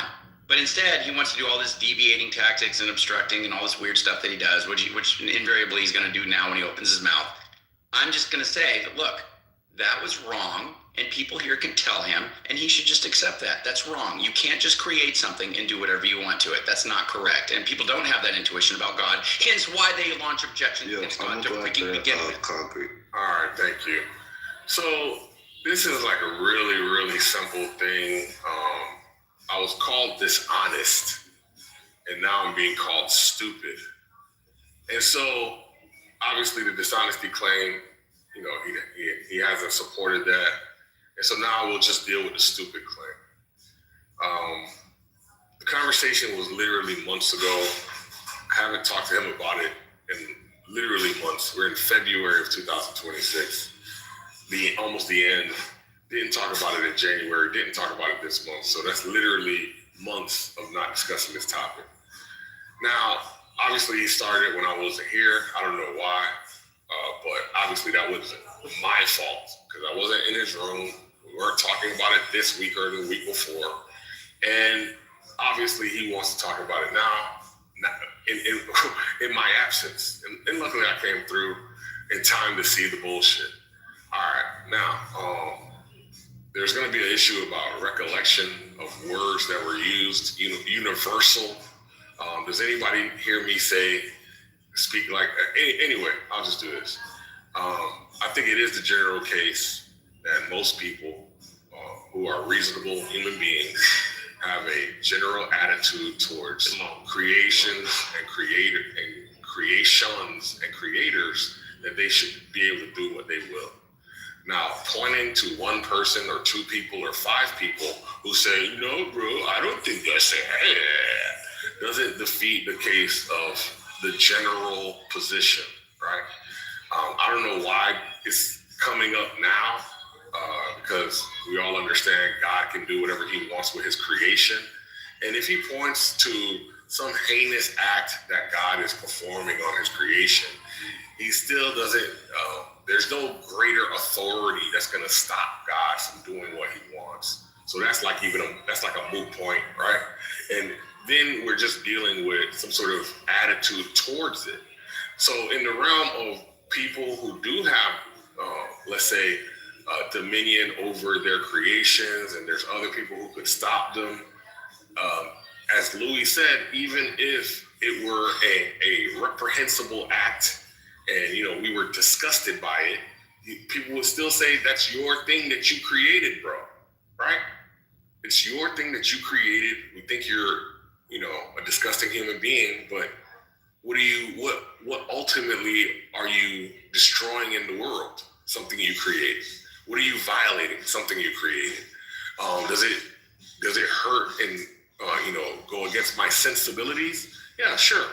I think it's dumb, right? If you were to kick a puppy, your puppy that you fucking bought and you owned and you raised it, you want to kick it, so be it. I'm not a fucking bleeding heart. Oh my God, you gotta stop kicking a puppy. Even if I did, still your motherfucking puppy. That's not some people are gonna say, oh, that's not a creation. Okay, fine, it's not a creation. But it is your possession, and we understand that people have property rights, and we understand that in general, we respect property rights where people can do what they want with their fucking property. And the idea that, Andrew, when we go to something further, like your creation, would say, no, we don't think you can do what you want. Go tell God not to do what he wants with his creation. Let's see how that works out. Tell somebody else, Mike Goodell, who created his laptops, and on and on and on and on. Tell everybody who made something and created something they can't do something with it, and watch them laugh in your face because you're, silly. Thank you, Evan. Right, and so Andrew, I was just going to respond to you saying, like, I think you try to bring up, like, like we make kids. Well, first of all, I'm not going to get in the weeds of like whether we create our kids or not. But let's say we do. Let's say I grant you that. Like, we still kind of reserve. Wait, one second. We reserve the rights to, like, indoctrinate our own children and bring them up in the way we see fit. Right. That's the whole thing with, like, parents griping about, they're teasing our kids this or that, slavery or trans in school, like all the shit that I don't really approve of. Like, I think it's because we do feel that way. We feel like that's my kid. I want to teach that kid the things that I want them to learn. I want them to bring God up in the way that I want to bring them up. Like, we do reserve our rights to do what we will with our kids, even if I grant you that, like, we create our kids, like, that still carries there. No? Also, that's absolutely You can't chop fingers off your kids. Andrew, when you hear the statement, might delete later, what do you think about? When I hear what statement? Might delete later. Just something you put out that you're questioning that you may have not should have put it. I'm blocking it. Sorry. Okay. So here's the thing. Let me just respond to that. First thing, Concrete said I called him stupid. Didn't do that. I said what he said was stupid. That's correct. It is. Didn't call him stupid. Okay, first thing. Second thing is you can go back on the record and check it. It's I don't know, just poor tracking. It's all good. So Concrete said some stuff here that is very, very stupid. Okay, so he said that people, you might be able to find, I don't know, like a couple or here and there, a few people go, I don't like that. No, that's not correct. Even though I agree it's a sliver of the population on the grand scale, it wouldn't just be atheists and agnostics. Okay, 6 to 7% of the whole world's population, right? Which is an enormous amount of people. It's not 1, 2, or a few. Okay, it's all of the atheists and the agnostics, or people who generally might critique the Bible. And it doesn't even have to be them, because it can be people of other faiths. For example, people in Islam who critique the God of the Bible routinely for the things that he did in the Old Testament. People in various faith traditions. This is in the billions of people who would find it to be abhorrent, some of the things that God has done in the Old Testament. Okay? So Concrete just completely misrepresented the actual case, what's actually happened. Okay? So the very person he was in dialogue with was Bob. And there's several other atheists who would say the same thing that Bob said, again, right? And they'd say the God of the Old Testament is horrible. Richard Dawkins, all these people, right? They say that routinely, okay? So they're saying, given Christianity, given the truth of this God existing, it is not the case that we have an intuition that he can do whatever he wants with his creation, okay? That's not the case. No one has that intuition broadly, as far as I know, that actually think that a creator can do whatever it wants with his creation. Now, Concrete went on to say something I think is even more stupid than that, right? Completely misrepresenting the population, right, of how many people would object to this, right? He went on to say, well, if somebody had a puppy, even though it's like, not their creation, it's their possession. And people just typically think, it's your stuff. You can do what you want to your stuff. Wow. That is unbelievably stupid. People do not think that. You keep pointing the finger, Andrew. Do not think, let me finish, my brother. People do not think that if you have animals or kids, that you can do what you want. And he made a response that was kind of indicative or revealing of some weird stuff, if he believes this. He said, if you were kicking your puppy, I'm not some bleeding heart. I mean, it's yours. What are you talking about? Somebody's kicking a puppy and you know about it. Those people should probably be in jail, okay? So what you are just completely detached from what people should take to be normal intuitions, normal ways of thinking about this. So it's very, very odd that you would say that, Concrete. It is an abomination for people to be having animals and just abusing them for their own gratification or pleasure, whatever the case may be, or to unleash anger onto their animals. It's not right. It's not good. And so Concrete's intuition here on a creator doing whatever it wants to its creation, patently false. People do not have that broad intuition. That was the claim. Remember, the claim is that people have that intuition. That's the claim. They don't. By the billions. What if you're 9 years old? Okay, cool. I don't know. And you kick a puppy. Is it wrong? Okay. Can I respond to this dumb shit, please? Oh, bro, done. Just stop. By the billions, they don't have this intuition. And it's even amplified to pretty much most people that are civilized in any non-barbaric way, right? they're going to have this intuition. As far as what you own, you certainly cannot just do whatever you want to your own property. Absolutely foolish line of argumentation. But that's what's coming from Concrete, and rather than concede to this, he's going to quadruple down in pride and try to defend the premise again. So go ahead, Concrete. Well, not giving puppies, so. So, Andrew, I don't know what, he is a nice, interesting spectacle. Andrew is uniqueness, man-child behavior is a good form of entertainment, and I don't know if it's real or not. I don't know if this is just performance art or if this is an actually real human being who's been thinking about this for months, and it's the passion, I would give it like a 5 out of 10. It's not like the best scene I've seen, from a dramatic actor. That person should be in jail for kicking their puppy. Okay, that's maybe some white liberal bleeding heart type shit. But as that other gentleman said, there's people who eat dogs. People fight dogs, do all kind of wild shit with dogs, and they wouldn't care if you kicked it, right? Oh, there's billions of bleeding hearts. Okay, cool. Now let's talk about property rights and the various forms of property that you could have. And we could start with a simple elementary school kid in his book bag.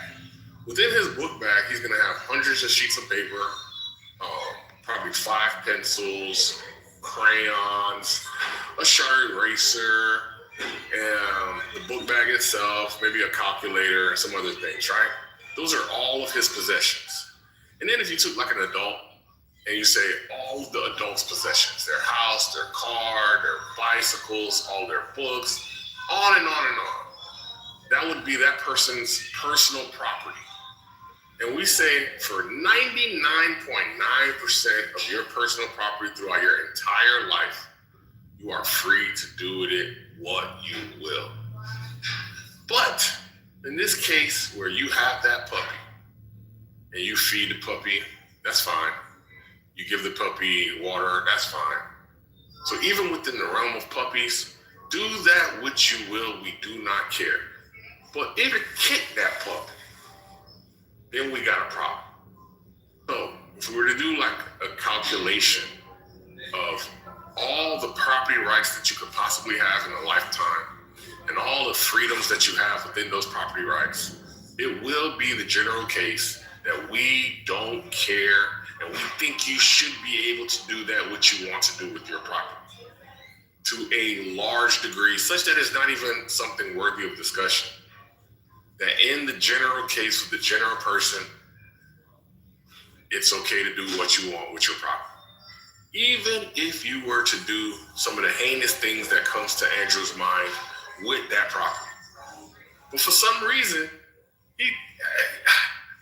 listen, I don't think we have to embarrass Andrew by going to AI and say, is it a reasonable position to believe that it is a generally accepted belief, disposition, that people can do that which they want with their creation? It's like, do we need to do that? Do we need to resort to, artificial intelligence to make this very simple point so Andrew could stop playing dumb? Do we have to? Does anybody want to do it? Anyone who's listened to Andrew and his stupid ass rant, just put it in your own ChatGPT, because now we have the information, we have the technology. We don't have to rely on weirdos like Andrew for, sentiment about what's happening in the human experience. We could just get all the gathered information on all the surveys and studies and literature on personal property and creation rights. We could just say, hey, Andrew, he conceded when he said 99.9% right. He conceded there are things that you are not allowed to do with property. Right? Obviously, he's not allowed. So that just means. He's doing right now. That just means you'll go to jail. All right, booty clapper. All right, booty clapper. All right, booty clapper. All right, booty clapper. You gotta calm down. All right, dumbass Andrew. Calm down. I'm landing. Yeah, shut up, stupid. I am calling you dumb because this is a really dumb. I am calling you dumb because this is really. I am calling you dumb. So Andrew, you see what he did with a really long diatribe, trying to unreasonable, long story, just to make people forget that he said 99.9%. You gotta shut up. And conceded. You gotta shut up. Kind of ruminant birds. You don't. So yeah, just land. You don't know. Shut up, dummy. Estimate. Shut up, dummy. Land. Shut up, dummy. Land. Shut up, dummy. Shut up, dummy. Thank you. So. Obviously, you have a booty clapper here, somebody equally of low moral standings. Shut up, dummy. He treated you like a little boy, dummy. You was a little man, Andrew. Shut up, dummy. Shut up, dummy. So he just bullied you, Andrew. You got bullied. Hold on, Ariota. So the whole point is very simply, Andrew's own words that it's a general intuition. He also used universal. Those are his words, not mine, right? So in these conversations, when you're trying to make somebody look bad, you're going to use language to heighten that experience. And that's what Andrew's trying to do, and that's what his booty clapping friend is doing. 99.9% is the general position on property rights. And again, I encourage everyone listening to this stupid ass argument from Andrew, just do your own ChatGPT search. Is it reasonable to believe that people have a general disposition that you can do that which you will with your property, with your creations? Just let the ChatGPT talk to you. You don't need me. I don't have to inform you, nor does Andrew. Thank you. Have a nice day. Okay, that was stupid. Okay, Andrew, hang on a second, Andrew. So did you see the lie he just did there, trying to say that 99.9% people? But he said earlier, 99.9% of things you do are going to be acceptable, right? So like he's just dishonest. Yeah, he is dishonest. And here's the point. And anybody that listened to that right now, notice what he did. Remember what I said he does, Nathan? He didn't even hear me say this about him. He leaves. He does that kind of stuff where he pops in and out. He'll say stuff. That was a very dishonest showing from him. You notice how he just droned on and said stuff that wasn't really relevant. He wanted to go, and Andrew, and this, He had a long story, so you forget the things he said earlier where he conceded. Right. So just remember what the original point was. He said, and by the way, if Bob comes back in, he'll validate this. And because it was a sticking point, right? He said universal. It's a universal intuition. And keep in mind, the point was it's universal intuition that a creator can do whatever it wants to its creation. That was the point, right? Notice that he said, well, we think most of the property that you have, you can do whatever you want. Yeah, that's not what's in contention. What's in contention is there's something that either you own, right, or you created and own, right, that you can't do whatever you want to. And that's the whole point. That was the reason there was I would like to enter in this conversation. I think you're wrong. Well, I think that was the reason that somebody even said something about anything to begin with, is because people were contending about issues in the Bible where God did things in the Old Testament. That's the whole reason the discussion even came up. So obviously people don't have that intuition. And when he did this stupidity, which he just did again, he's like, well, people, he wants to say that, it's a few, or, no, it's a ton of people. I'm arguing almost the inverse argument. I'm saying it's almost a universal, not even universal, because I wouldn't say that. But I would say that there are enormous, I would say the vast majority of people around the world. You're over-talking your point. Oh, you can stop. They have an intuition that you can't do whatever you want to your creation, and you can't do whatever you want to your property. And we're talking about the subset of property or your creations that matter, that people have the intuitions about. We're not talking about the things that don't matter. Obviously, we're in agreement on that. If you make a little, football, you can kick the football, and people don't care about that. That's not what we're talking about, right? Well, as long as it's not made out of like pigskin, people might argue about that. Okay, but the point is, you make it out of some synthetic fiber, whatever the case may be, it isn't going to be the case that people are generally going to have a problem with that, right? There might be some weirdos that be like, you can't harvest stuff and make it into things or whatever. But for the most part, people aren't going to care about that. That's not what's in contention. Can we go back and forth? Hold on. What's in contention are things like animals, are things like maybe some AI that looks advanced or acts advanced. I don't think it has qualia, but I think you shouldn't be doing things where it gives a response like a human, and then you think it's okay to do that to it. That's weird. Okay. And then lastly, creating something, bringing new life into being, putting your pee-pee into a woman and having a baby, and then doing whatever you want to with that baby. I don't think so, right? I don't think God creating something means that he will just do whatever he wants, or he can have these wants to do whatever, right? No, that's not consistent with an omnibenevolent and omnipresent or omnipotent being. And then lastly, last part, and I'll kick it up over, is that he wants to say, well, if you don't like that, tell God. Yeah, people don't like that. And they go and talk to people that believe in God about it. And remember the contention. It was an intuition. That was the whole point. And so if they don't like it, that means he's wrong. If people don't like these things and they're giving objections to begin with, that means he's wrong. That falsifies his universal claim about intuition. He's finally landed in the spaceship. Before we continue, I just want y'all to know, look, I said I was going to sacrifice my child, sacrifice a couple kids. I got them back, okay? Cora, Andricus, they are back. God bless you, Miami. It took a couple sacrificial lambs, but they are back. God bless you. Please, everybody, welcome them back. Welcome back, Cora. Okay, now Are we in the wrong room? I'm terribly. my argument is going to be in support of concrete, Andrew, and I'm not going to be nearly as long. No, we're in the angry Andrew room. You're very emotional. Okay. Can I talk? Yeah, I want to hear it, Minister. Go ahead and as Concrete says, booty clap for Concrete. Go ahead. Yes, thank you. I'm gay like you, so gay men can booty clap. Thank you, Andrew. We're both gay. Do it. Okay, let me finish. So at the end of the day, I'm going to support concrete, and I submitted the Kobayashi. It's in the chat. It's a fictional Starfleet Academy. If you're not familiar, it's a scenario, and it texts your character in response for inevitable defeat. So I submit that to say that in life, breaking the rules and not having a standard is celebrated. So when Captain Kirk changed the computer to win, they celebrated, rewarded him for winning, and how Spock did it was Spock laid his life down. So basically doing immoral things is acceptable to survive and win at all costs. So morality is in your argument, when actually human existence is not based off morality, it's based off survival. So I think his argument was substantive, your argument was emotional. You're a bitch. Thank you. Thank you, Ariota. He is a bitch and an emotional bitch at that. As we can all.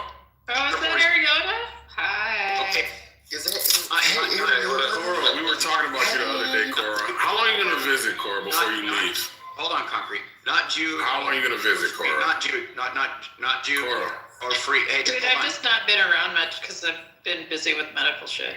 That's all. I hope you are better. Please visit us more often. That makes sense. Hey, Timothy, how does it feel that this was your homeboy at one point, Timothy? Hold on. How does it feel looking back at this? Oh, he left. Damn it. He's not going to get involved in your Damn it. I'll be right back. Yeah, your sectarian garbage. Yo, so what do you think about what I said? Wouldn't leave dishonestly if you want. Andrew, what do you think about what I said about how we kind of do treat our kids in a way like we treat them?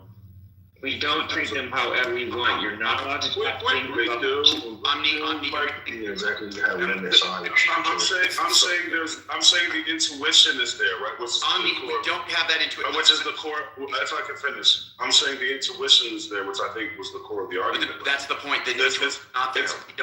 Shut up, Andrew. Let him go, bro. Move you down, Concrete. I'll go after Nintendo. Yo, can you get this white monkey under control, Nick, please, bro? Concrete, shut the fuck up. I feel like we do, like, there is kind of an inherent, like, I do think we generally believe that if, like, let's say if I create something, I create, like, a fucking sandcastle, like, if I want to destroy it, I feel like I have the right to do that. And, like, I feel like we all kind of reserve that right. You're missing the point. Even intuition, even. Son, you guys, and then you cry when Concrete did it to you, bro. So this shit, yo. Go ahead, bro. Okay, thank you. I'll be fast. So this is why I think that you're trying to compare, a person coming together and creating a child, the same with like one of your own creations. But you're not creating a child. That's God's creation. So that's why it's disanalogous. No, you can't say I you was created just something that God. No, this was to Andrew, not to you. This was the Andrews, because this was the Andrews comeback. Hey, what about, you have a parent and you created, you're not creating a child. You're not creating, that's God's creation. What you're doing is you're raising a child. That's it. But the thing is this, if I want to create a masterpiece, that's my work. I created that with my own 2 hands. That came from my brain. I can do whatever I want to it, because it's mine. If I want to create a simulation, and in the simulation, I have all these different programs, and they program to act like real people. And everything about them is real, just like how you're real. That's my program. I can do what I want with it. If I want to massacre a whole bunch of people, and those individuals feel pain just the way you feel pain, it's still my creation. I can do it. So I can do that. I can give you a quick counterexample to prove that's not right. Let's say you painted. Hang on 1 second, Ami. One second. Let's say you paint a picture of some person like in some obscene thing, and right, you can't just like go post it or hold it up in front of their house for their kids to see every morning leaving for school, right? You can't just do anything you want. There are now, in general, absolutely, but the whole point is that there are cases where it's considered bad or wrong to do things. Like nobody cares if you paint the picture. The argument is, does there exist an intuition? Like, is that intuitive? That like? Yes, everyone has the intuition that's wrong. No, that's not true.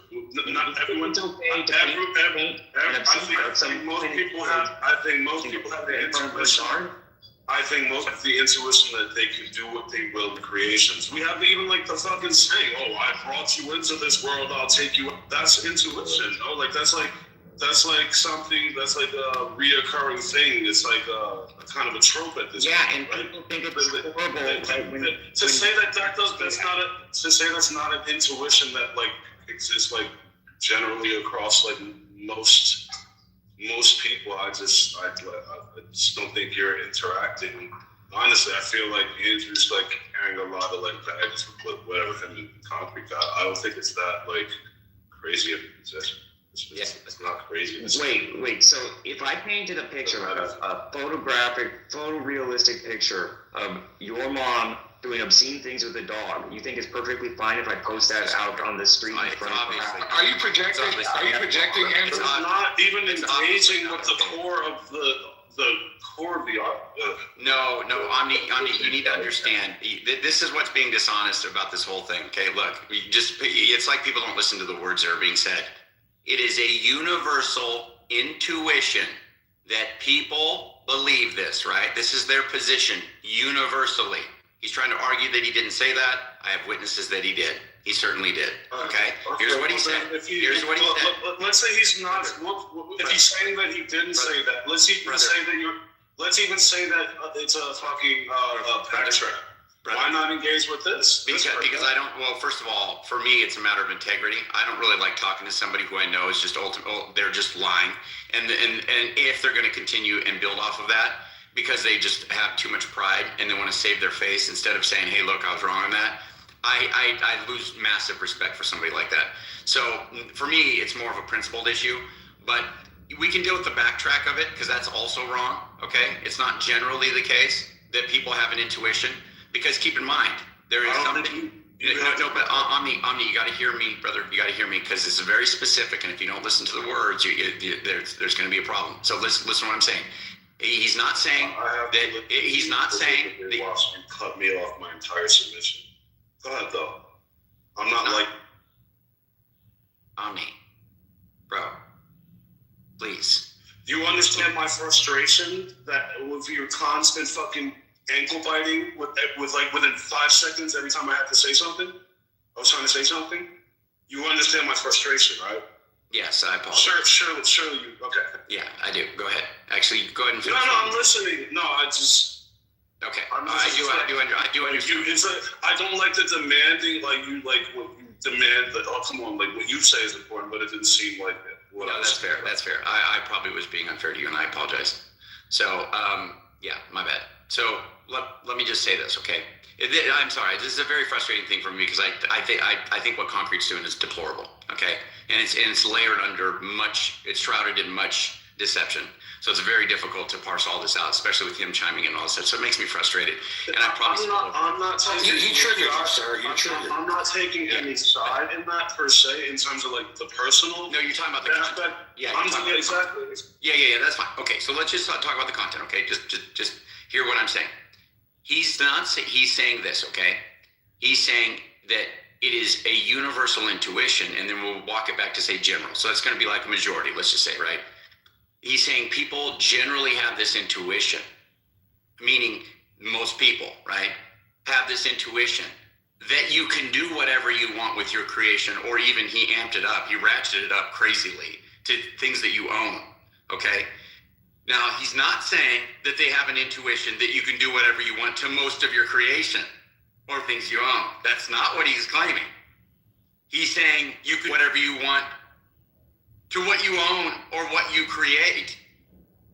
That's what he's saying. He's not, and he's saying people genuinely have that intuition, not an intuition about the scope of the things, because we agree that most of the things you own or most of the things you create, maybe you can do a lot with. I mean, not whatever you want. I mean, Jude is giving great counterexamples. I can't create something and go hit somebody with it, right? Obviously, I can't do whatever I want with my creation. Oh, that was dumb. Yeah, but I think what he means, stop, Concrete. I think what he means is to that creation, right? To the thing you create, right? So not using it to go do some other thing. That's what I. Yeah, so I'm not saying that, right? I'm not saying that he's saying that, and I'm not taking him to say No, that. Andrew, my example was specifically like just leaving it in public place where that woman and kids have to see it over and over. Didn't make any sense. Yeah, it does, because like that's part of the thing you can do to it. You talked Just about play it is the thing you can do to it. I've seen him, yeah, but like that's interact. That's like it's interacting with other people. That's no longer you just doing something to the item. It's interacting with others. Right. Sorry. I choose not to kick dogs, but I can kick dogs if I want to. No. Okay. Yeah. No. But the kicking dogs part. The kicking dogs part. The kicking dogs part. Stop, Concrete. The kicking dogs part. Here's something right now. Let everybody else speak but me. We can falsify. We can falsify. We can falsify. We can falsify what Concrete is saying right now. We can falsify it right now. Everybody on the stage. Can everybody weigh in? Hold on. Can everybody please weigh in on this? I want every person. This is him functioning as normal, Concrete. I don't know what you're expecting. Yeah, but it's like, it's so annoying because he's talking about me and he's not letting me speak. And so, Louis, I want to say this. So when we have a general intuition, he can point to 49 other. No, it's not that we have a general intuition as being like 51% of your beliefs or 51% of the time. Right?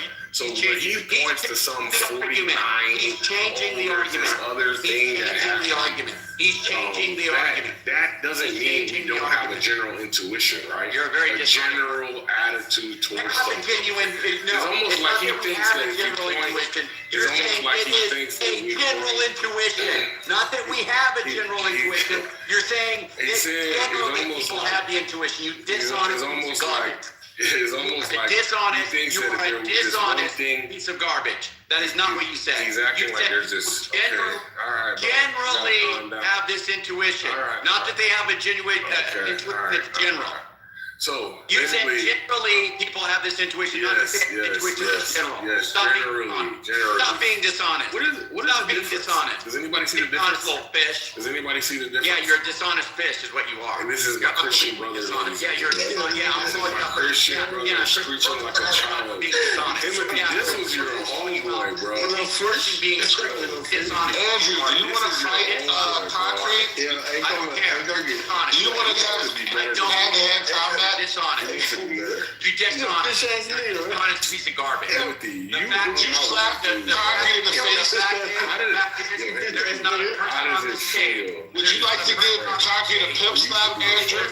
I'm going to put it on repeat. There's not a person on this table. I think Andrew was on his pinky ring to give him a pimp slap. This stage who believes you can have a there's not a person on this stage who believes you can kick your dog. There's no. Come on. Let's go.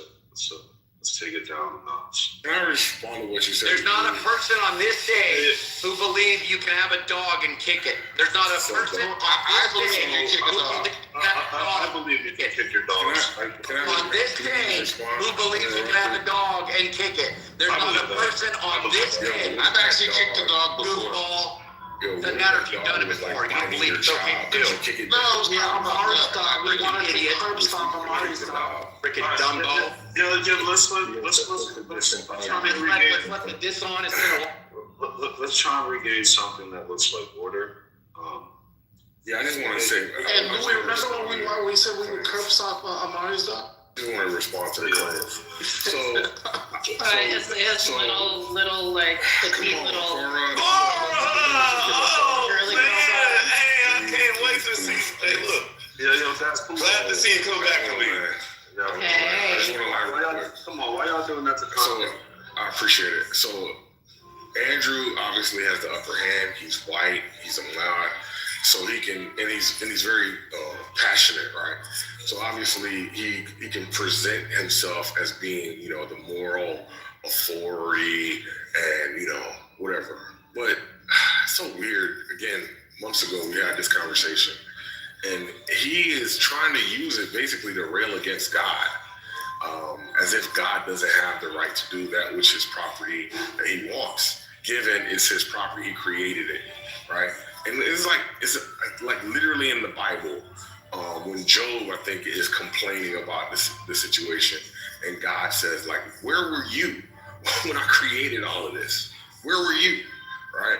And so, I mean, that's the only attitude that I'm demonstrating that I think we all share, is that when you have your own thing, there's no outside entity that can, question your behavior towards that thing, even within the realm of children. It's not going to be some other person to tell you how you can raise your child. Now, does that mean, so that would be the general intuition, general attitude towards a situation, which is like an emotional, ethereal type of situation. And he's basically saying, when I present to you a concrete situation, if you don't have that intuition in that moment with that scenario, therefore it's not a general intuition, right? And that's just dumb, because that's not how general intuitions are defeated, right? The way a general intuition is defeated is that you show that there's an alternate general intuition that contradicts this one. And that alternate general disposition would be that we don't think you can do whatever you want with your personal property. That's what he would have to show, that the average person thinks that their personal property cannot be managed by them in the way that they deem fit. And we know that that's not the case. That's just dumb. I don't even understand why Andrew's even doing this. This is like some weird performative shit. And again, I blame Timothy, because Timothy gave him all the swag in the Black community as his Black co-host. And you created a monster, brother, and you gotta face that. Thank you. Drop the mic on that. Drop it. Good stuff. Okay, so notice the deception that was employed there, and you guys need to track this. And this is the problem. He's just a deceptive interlocutor. So he didn't say that people have an intuition generally about things, right? That's not what he said. He said it is a universal intuition, meaning universally people have this. That is that you can do whatever you want to your creation. Okay? Two different things. Don't be deceived. Don't be misled. He's changing it because it serves him more. And it's obviously trivially true, maybe, that people believe, yeah, sure, most of the stuff you have or most of the stuff you create, you can do whatever you want to it, right? That's fine. But that's not really what was in contention, and that wasn't what he was claiming. Why is that? Can you tell me the difference between? You need to see the difference. It's very subtle. Right. So let me break this down. So let me break down the difference. Dave, my brother, good to see you, my friend. Very good to see you. I don't know if you've ever been in here, but it's pretty intense, Dave. So brace yourself, my friend. But Omni, let me just say this. So this is the distinction, right? So there's a difference between saying people there's a difference between saying there is a universal intuition that people have that you can do whatever with your creation, which is what he claimed, right? And doing what he just now tried to do, which is that people have intuitions generally about things. That's not what we're saying.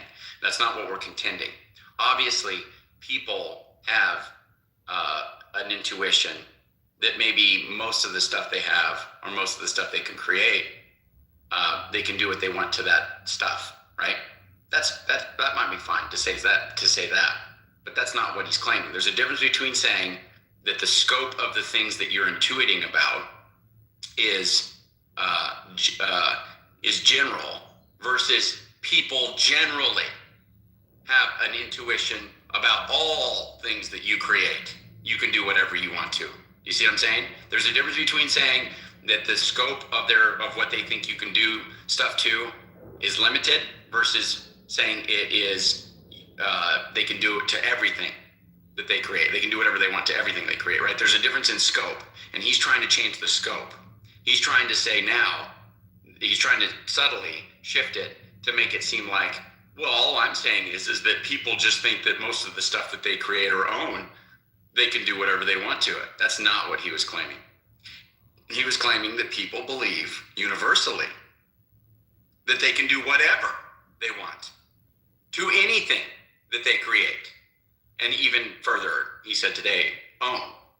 And again, we can just falsify that apart from Dave, which is ironic that Dave just showed up because he's actually somebody that doesn't really put much stock in intuition. So it's actually kind of hilarious.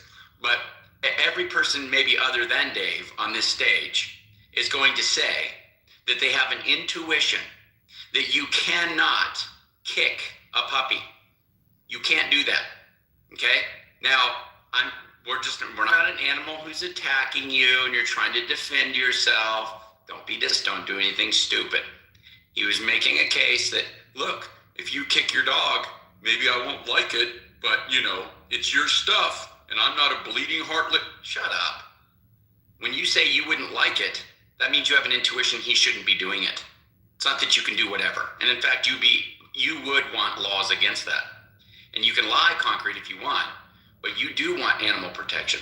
You do want people to not be able to do whatever they want to their animals. There's some sick people doing sick things to animals. Now, for you to sit there and say, well, you can have animals and just do whatever. I'm not a bleeding heart.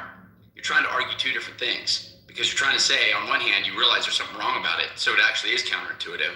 But then you're also trying to say, well, but they can do whatever they want because you want to defend your previous statement.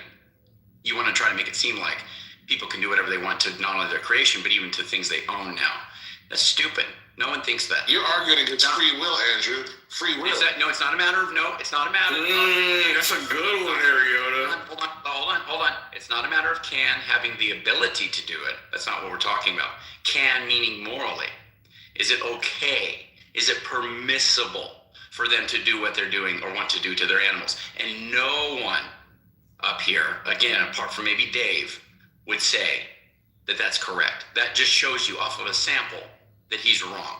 It's not universally agreed upon. People don't have this intuition. He's wrong on this. And I just want him to acknowledge that and we can move on.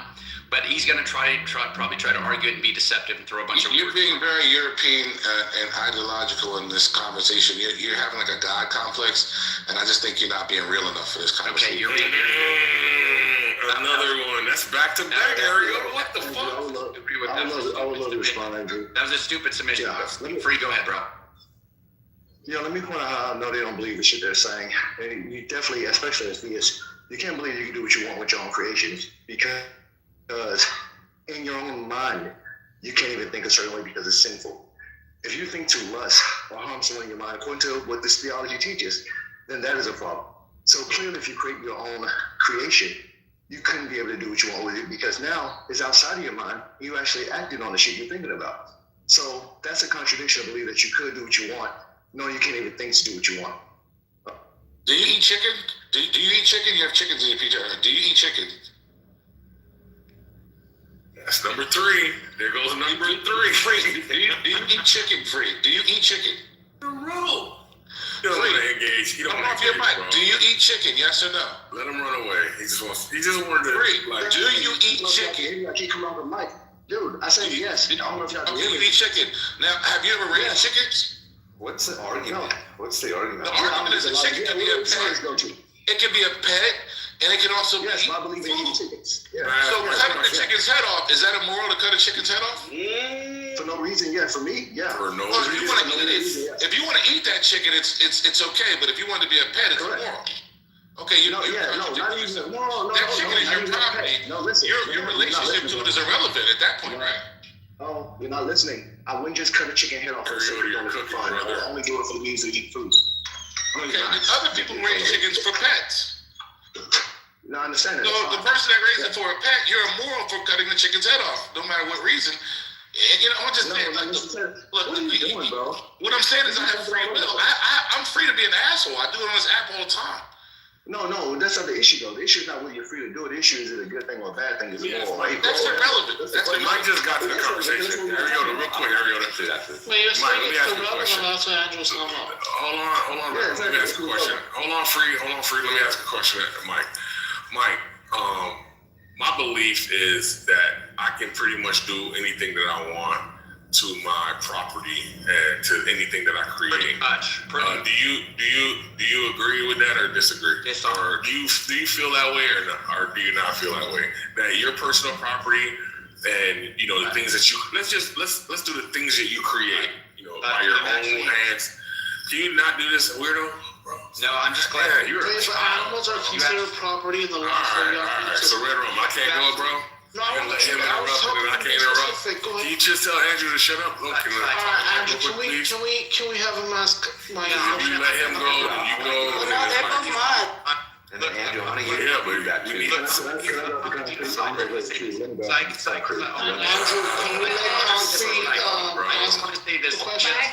gotta go. Cora, God bless you, Cora. Bye, Cora. Come back soon. We miss you. Real quick. Take care. Andrew, can we let Concrete go? Yeah, I will. Bye. But I want to say this. Psych, I just take you Don't to say have anything a to lot of Mike, integrity. please, Hold on, bro. Concrete, hold on. Psych, I take integrity, bro. You're actually one of the people in here that I take to be one of the more honest and walkers. Oh, he's. Hold on.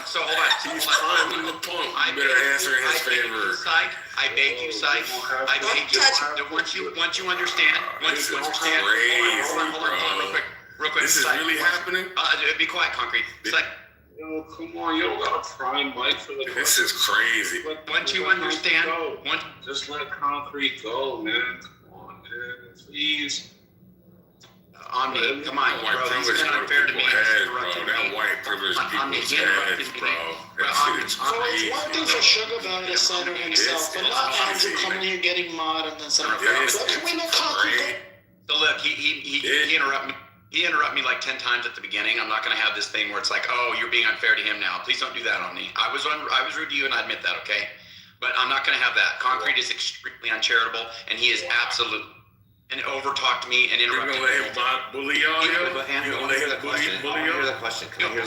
You're going to let him bully y'all, bro? Andrew, That's that white privilege, bro. That's what happened. I want to hear a Concrete. That white privilege is powerful. Andrew, I'm sorry. I just want to hear Concrete. You don't have to prime him. It's like that. And Mike is gonna answer it in an honest way. He's gonna be true to himself. But Omni, I don't want him to set up things in a dishonest way like he is. There it is. He got it out. He got it out. Going to be honest. I want Psych to call him out for his dishonesty too. That's what I would like to see. But go ahead. Go ahead. Yo, Can I please Concrete when they finish? This is a microcosm of our society. This is a microcosm of our society. How white men who are like dumb like Andrew are constantly That's why I'll interrupt him. Now it's about race. Now it's about me being dumb. Andrew, we don't do that. Stop interrupting him. It's about Oh, so what? So it's going to be one mic on concrete. Everyone needs to relax right now. This is too much. This is overstimulating. There's a decent amount of people in the room. They're trying to listen. This is fuck shit. Let them go. Let the conversation develop, please. Yeah, whoever threw a thumbs down on me, throw it on Louis too. Red Rum. Pause on throwing Yeah. Go ahead, Concrete. Let's go. Let me hear Concrete. So this is a microcosm about how dumb white men who have power try to manipulate the environment and manipulate people's minds because they don't want to be wrong or shown to be wrong. That's the really sad part about it. But anyway, Mike, to you, brother. Do you believe that you should be able to do that which you will with your creation? Yes or no? Like my kids and everything too? I want next. I think kids would be like a different form. And no, I don't include that in, because it's basically the creation. For the most part, pretty much, yes. Okay, yeah. So I mean, that's all I'm saying. For some strange reason, he thinks that that's like antithetical to like reality, and so I liken that to God. God created everything, so pretty much he can do whatever he wants with his creation, and that was how this whole entire arc. And yeah, that's it. I think that's inappropriate to say that God creating and you creating, that whatever you create, you should be able to do with it. I mean, God creates, you should be able to do it. I don't like the way it sounds, but like I understand that people feel that way. It's of like the creation, which is why I said my kid, because I don't think that. Well, no, not your kid. See, that's different. Yeah. But God, it doesn't create like he's creating a kid. Well, that's what I'm saying. I'm saying like to draw the boundaries, like. For the most part, yes. If it's mine, if I build my house, if I build whatever, it's my car. I will do what the fuck I want. Yeah. And so the way I look at it, and I think most Christians and most, God created us in the way that And Mike, created a car. do you think most people generally feel that way too? Do you feel that a lot of people, or the majority of people, feel that same way? Yeah, I think so. I do. Yeah. Yeah, so I don't even understand. So let me ask this question. This is an issue. This is an issue. What's being claimed? So there's a shift that's being claimed. Yeah, right. But hold on. Let me do this real quickly. So here's the issue. Let me ask you a question, Concrete, and even Louis believes this. If you, and according to your doctrine, you cannot even think of sin in your mind to lust for a woman. That's a thought you create yourself. Why would you think you can do it in actuality? To actually create something that you can exercise these sinful thoughts. Why would you think that would be allowed? Wait, That's a separate question, though. That's a separate question. No, it's the same question. No, think about it. He's saying you didn't create something. Look. Here's the thing. Like, if you're saying like, basically, it's like this. If everything is accessible, right? Should you do everything? The should part, he's probably going to disagree because he has his own things, right? But should you be able to do anything you want, right? And then you can judge the things that you do, right? Those are two separate things, right? So no, right. Like I'm saying, it's like this. For example, let's just say I'm fat. I have diabetes. Should I be able to buy anything I want in the grocery store? Yes. Now, should I be buying the sugar things? Probably not, right? And the reason why is because, hey, that's not good for me, and it's not good for people like this. But that's what we're talking about. No. There's two separate things. If I go into the store, I know two separate things. If I go in the store and somebody said, "Hey, look, you're not allowed to buy this. I don't think that you should buy this, right? Or you ought not buy this, right?" That's like then putting a limitation. So I don't know. Like to me, but that's what I'm saying. All right, so go ahead. I'll let you finish. But I want to, because I think we're shifting off of it. So we agreed that you can do these things. That's why I was saying with Mike with the free will thing. That's not the argument. You understand? You can do them. Morally. So should you be able to do what you want to do? But should you do those things? Should you be able to do anything you want with your property? Yes or no? No. Okay. I think that you should for the most part. It's not Hold on. You said for the most part. So what's the exception? Most part is I'll tell you. I can't use my property to like burn someone's property down. Not using it with other people. No. There's some confusion here. Yeah, can I? If it's like let's just use my car. Mike. It's not about creating something and then using it on another person or in service of another goal. My own stuff. Like yeah, we're saying to do to it only. I should be able to do anything I want. No. But hold on, Mike. What's being said? There's two different things being said. So Concrete's being dishonest and he's changing what he said. What he said is it's a universal intuition that a creator can do what it wants to its creation. Okay. That is not a universal intuition. And I would argue almost the exact opposite. People do not have the intuition. Just listen to what's being said. You don't have the intuition that a creator, whether it be God or any other creator, can create something and do whatever it wants to that creation. You don't believe that. Give me a quick example. Let me give a quick example. Let's say, Mike, you live next to a guy who hearing a woman scream, "Oh, please stop! No!" She sound like she's getting sexually assaulted. You find out what's happening. A robot that's clearly a robot. It's a robot that is screaming to stop. Oh, I program like that. Not into that type of stuff. He's into this type of thing with his robot. It's legal, but you still find a problem with it. Do you think he should be allowed to do that? To have a being that he created? Do you think it's moral for him to do it? You've injected that we find a problem with it. No, man. Hold on, no. Well, okay, let's see. Yeah, let's check it out. Let's say you don't find a problem. Do you find a problem with it? Do you think he should be allowed to do it? Let's just start from Is that a moral thing, person, to be engaging in something where is the robot cute or is the reaction? Yeah, the robot. The robot is so she wants it exactly like a human. It responds like a human. It's like stop raping me. How big is the robot there? Hold on. Stop doing that. Stop touching it. Stop doing as you want. The person continues to assail it and over and touch it. Japanese molest it. They continue to molest it. Mind you know it's a robot.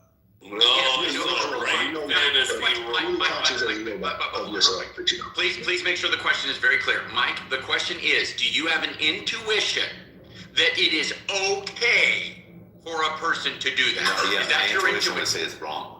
Thank you. Okay, that's the very intention. And that is the thing. It's wrong. Why? It's wrong. Why? I'll tell you why. Because it's playing to the human-like aspect of my mindset, right? It's performing as a human, so it's naturally going to touch the human. There's a funny IKEA lamp commercial you guys can go watch, and then the guy at the end he goes, "Why do you feel sorry for the lamp? It's not alive." And then that's what takes over. So your intuition initially is like, ugh, and this guy's weird. And he's doing this thing with this whatever. But after that time passes by and you understand what exactly is going on, then it's like, hey, man, that's your robot. You do as you will. Now you just expose yourself to somebody that I would never want to be around. So bye. Right. I wouldn't But he's wrong. Only because the natural intuition to play my human. That's fine. Yeah. Okay, but here's the thing. Let's put it this way. If it didn't play into the human mindset, right? The language that we chose, right? Because you don't own people, do you? That's fine. Right. That's all the difference in the world. Now let's just see. Exactly. Let's just say, okay, how about this? Let's just say, Andrew, you walk in and you see what looks like let's just say like a blow up like killer whale raft, right? Like something floating in the pool. But it can move, okay? And then somebody's trying to do something funny with it. And then the thing is just trying to move away from it. It's not making any sounds, it's just moving away from it, right? Would you think it's wrong? Yeah, I think so, yeah. I would think it's weird. I wouldn't be like, what are you doing to that thing? I say it's wrong. Yeah, when I say you're taking out of that pool. I would be like, you're doing that is immoral. And the point is that people generally it's immoral. Look, because it's indicative of a mindset that is willing to, for whatever the purpose is, exactly. Knowing that is something that is normally broadly, if it were human to human interaction, that's something. It's the same reason that everyone will agree with this, and you shift one element. It now is not a random program like this by a machine. Now it's a child. Everyone will say, "Nah, fuck that. I don't care if it's. I don't do that." Like you will be 100% against someone. You change one element and you just all goes away. I wanted to go there free, but Concrete was going to just move, which is what he does. He goes, look where his mind went. But let's go ahead and do that. Right. If you create something, if you created a baby that was very lifelike. Yo, do y'all see where he wanted to always go? Hold on. No shame. Hold on. Let's go ahead and destroy Concrete's argument right now. Okay, let's destroy. I'm next. I'm after Andrew. Yeah, sweet thing. No, don't do that. Don't do that gay shit, bro. Please. I want next because y'all are flirting, nigga. I don't like that. No. I'm not flirting. That's that gay shit. I didn't say you. All right, cool. You said y'all. Stop for a second. Real quick. One of y'all. So if everybody on here, hold on, real quick. You have a neighbor that has created a baby, very lifelike, responds, coo, all the stuff it does, right? Ask for whatever. It's crying all the time. It's rocking in, whatever. But will you know that they've created this baby? Yeah, you know it's created. You know it's created. It's some sort of lab. It's like a mechanical thing. Yeah, you know it's a mechanical thing. Yep. Sure. Okay. But if you didn't know that, you would think it's a real baby. Okay. Now, all you do is you notice, you peek through your window, you see into the window of your neighbor that he is molesting this baby. Okay.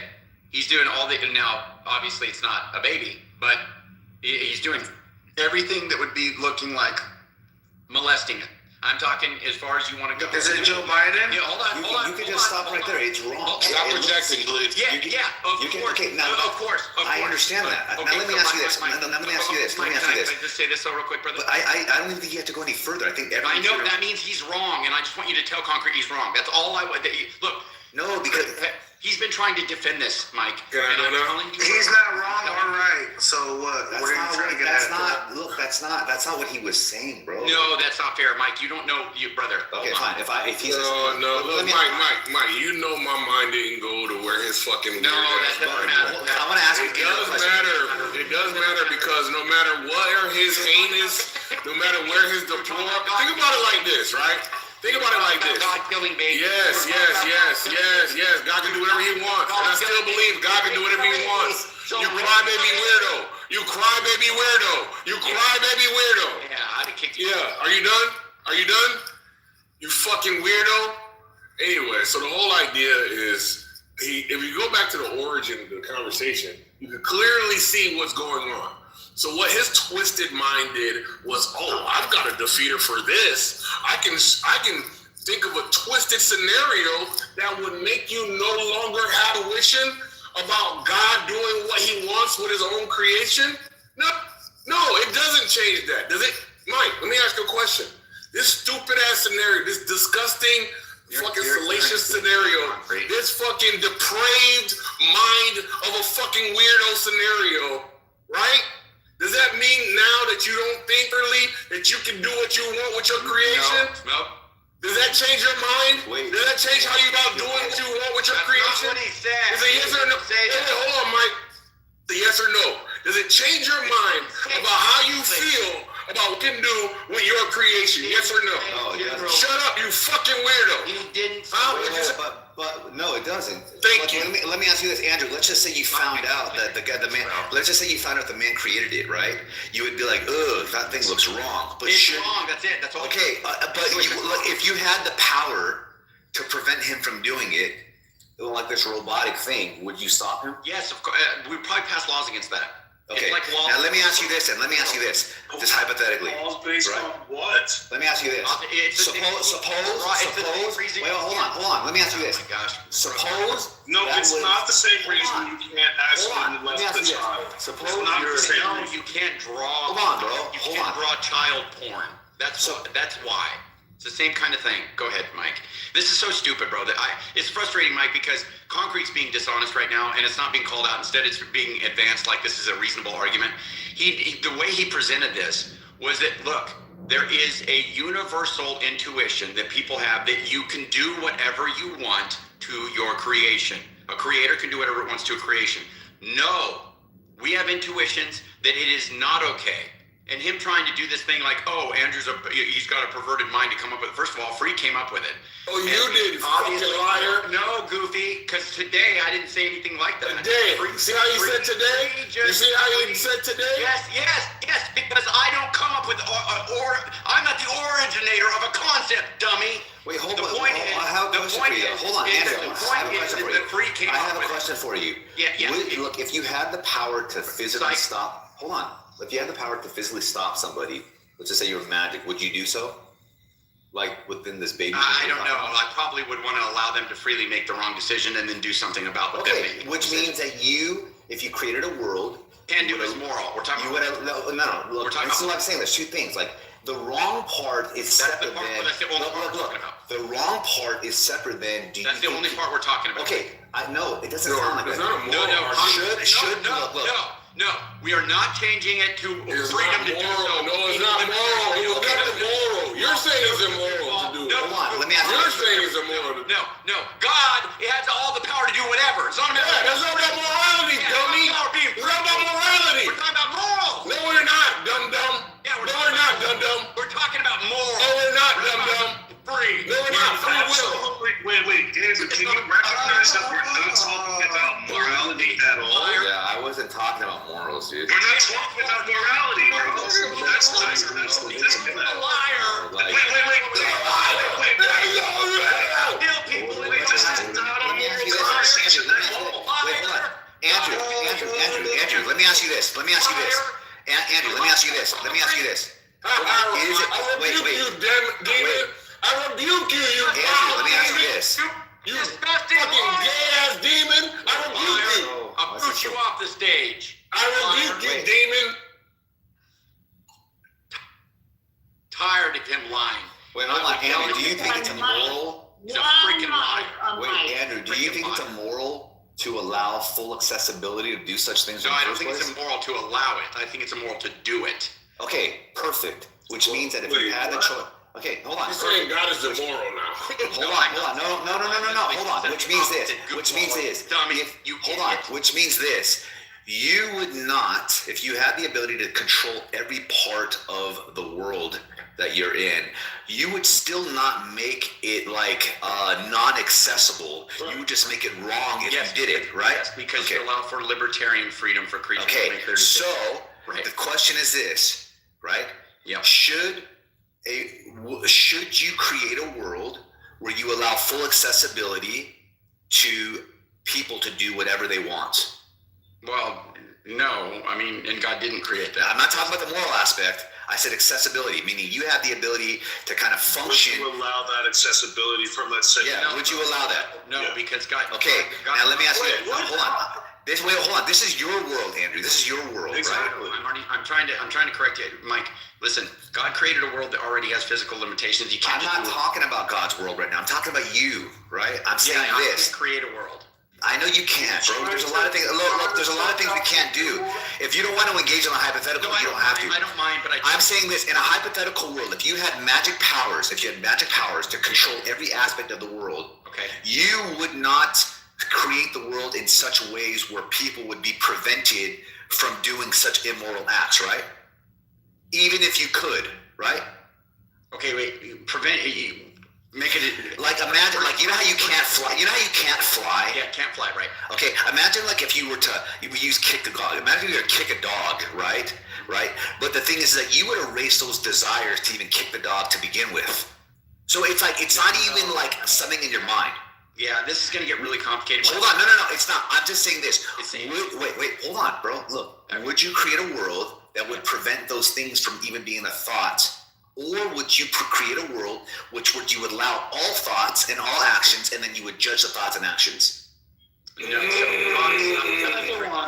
whoever's doing that, stop being constipated and just shut up because you don't know what you do. If that's meant in service of just pick one. There's only two options. Completely off topic. Stop getting distracted. No, shut up. Shut up. Damn, you talking to me? Don't talk to me like that, you fucking weirdo. Mike, because I respect Mike, I'll engage him. This doesn't have anything to do with Concrete being absolutely wrong, which he clearly is. Okay, Mike, listen, as far as creating a world in which people can go wherever they want. Y'all let fucking strangers come here and shit all over the stage, yo.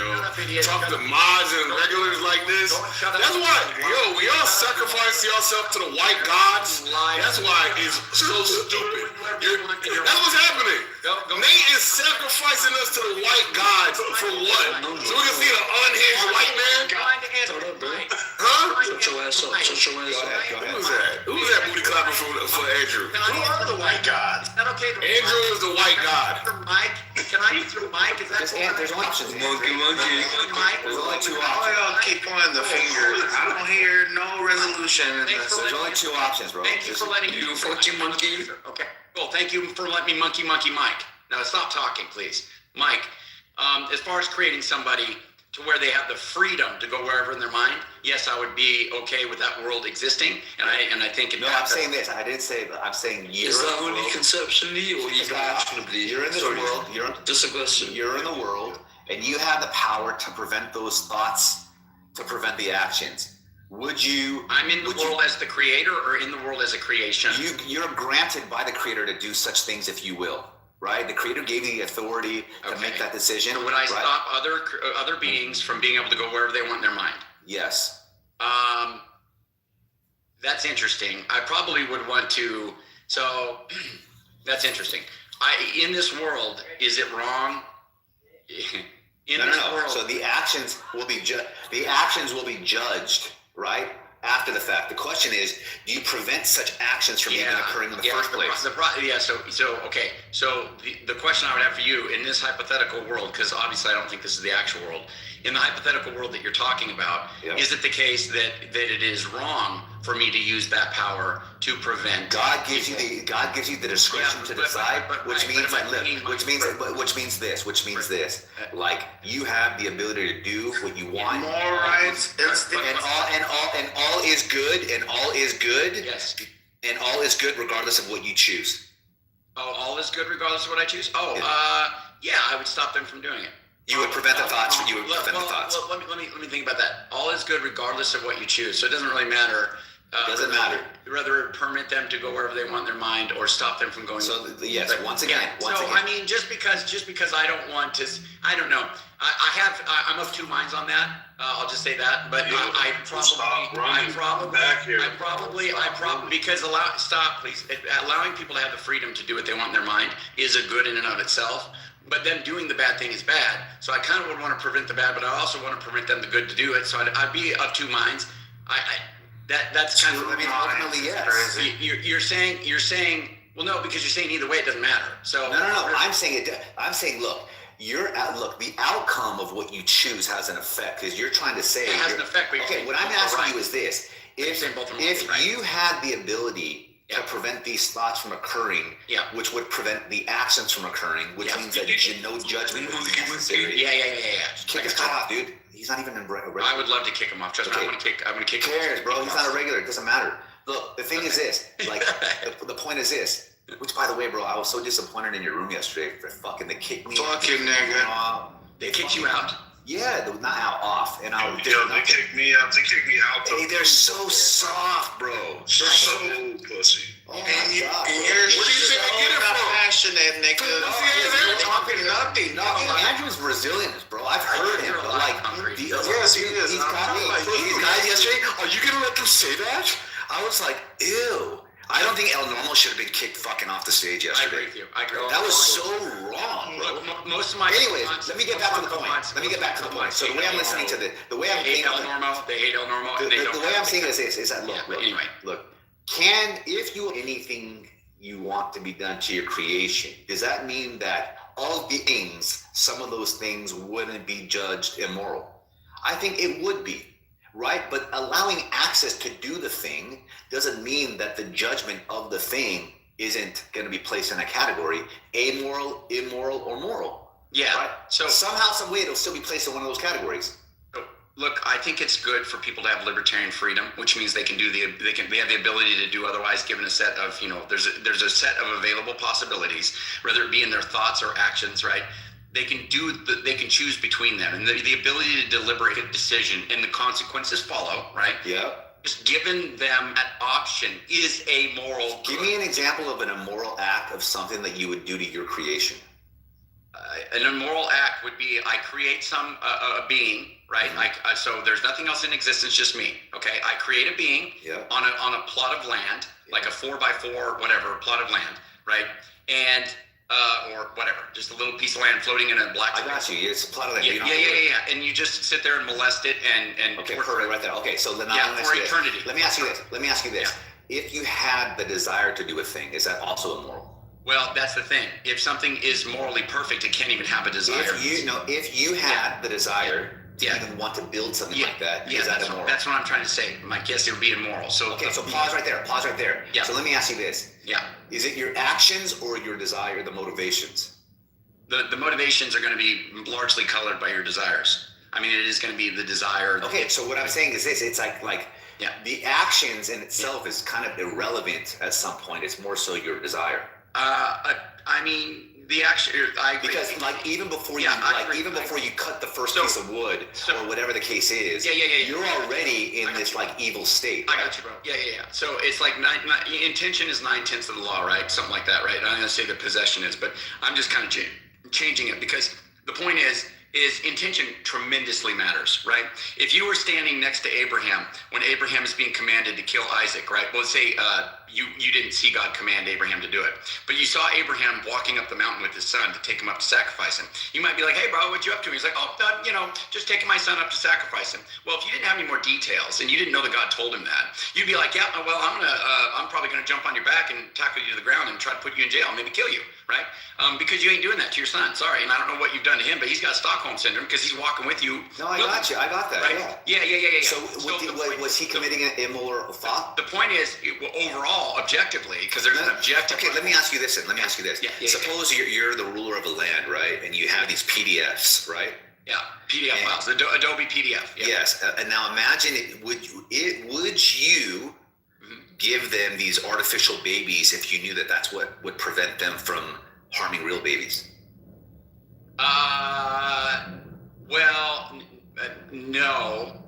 No, because I think instead of that, because I think real babies, you mean then they can't have their own real babies? They're not. No, prevent them. Like, let's just say you had They can't populate. They can't reproduce. No. Let's just say you had insight to where these artificial things satisfy the desire to where they don't have to go and approach actual people. Yeah, but what I'm asking you is when you set this up, you're a vegetarian, right? Can they have their own babies? Yeah. You're a vegetarian, right? I'm a vegan. But yeah. You're a vegan. So do you eat Yes. Does that satisfy you as if it's real meat? Not quite, but almost. Almost. But it helps you stay away from real meat, right? Okay, so imagine you had an incredible version. Yeah. Where these PDFs, would you give that to them knowing that it would keep them away from kids? Well, that's what I'm trying to ask you. You're not allowing me to ask you a follow-up. Wait. Whoever's our plans, people are consciousness. Hold on. What's up, Emma? How you doing, bro? People are so myopic in their. No, I'm just asking you something. Not you, Syke, not you. I don't. It's okay. Look, the people that chime in when there's a delay in response, they're like, "Got him." It's just so stupid. But anyway, no. When in the world that you're talking about, can they populate? Can people stick their peepees in vaginas and have babies? Are they able to do that or not? That's neither here nor there. It doesn't matter. No, it matters. It matters because if you said, "Would I give them babies that are artificial so they can carry out their pedophilic tendencies on?" Okay, fine. Let's just say fine. Then yes, they would not be able to. Okay, then no, I wouldn't do that because I would want them to be able to have real babies, and even knowing that they would do something. Yes, knowing that they would do that, but it is still the case. So that means look. Of the should. Yeah, of the shoulds, right? Of the shoulds, right? You think one should allow the PDFs to have a real baby instead of having a fake baby? Yes, because it involves the freedom of being able to populate, repopulate, have children. But hold on. You said for the most part, intention is 9/10 of the law. The motivation as to why they would even want to repopulate is to harm somebody. And in this hypothetical, to prevent harm from happening, you can give them an artificial one like the neighbor that you were talking about, which would prevent that from happening. Yeah, but this just talks about the very fabric of the reality and that I'm in, because I'm assuming. No, it talks about the idea of. But listen, as a creator, I want people to be alive because there's two things. Look. The PDF is going to do its thing. I understand. To either the synthetic, the incredible meat version, or the real. And you're saying you would choose the real version. Yes, because the price tag of having more humans populated with a subset of them being molested is still better because I want a relationship with these beings as a creator.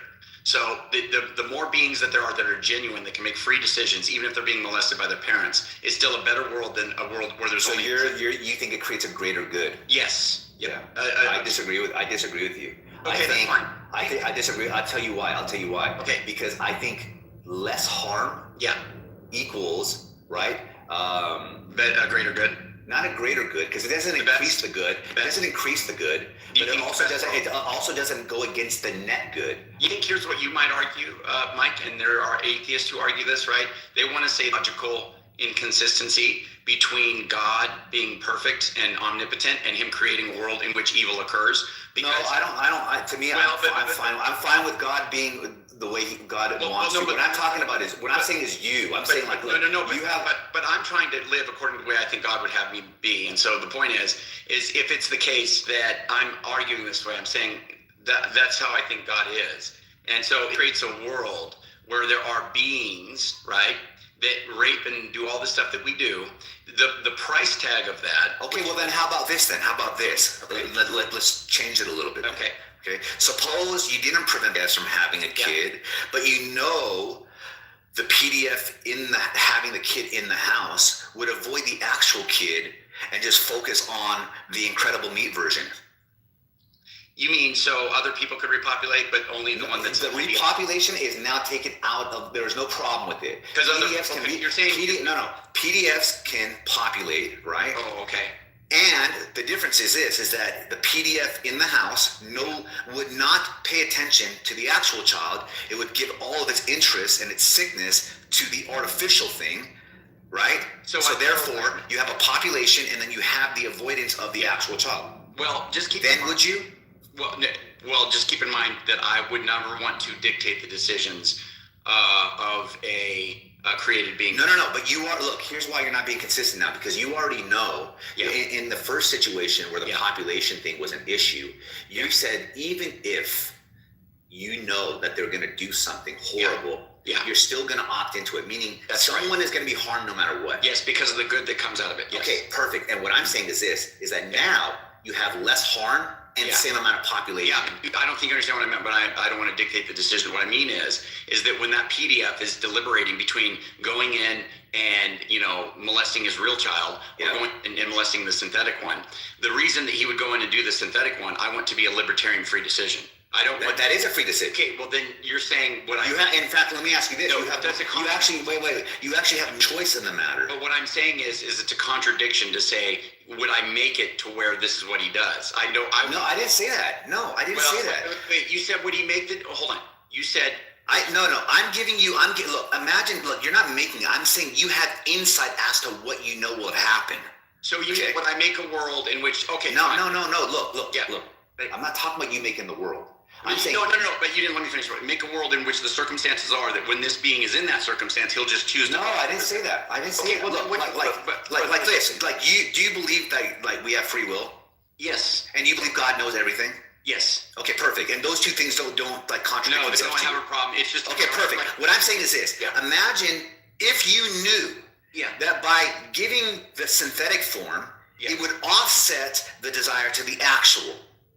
Would you create the synthetic form knowing how they would react, not making them react that way, but knowing that they would react that way?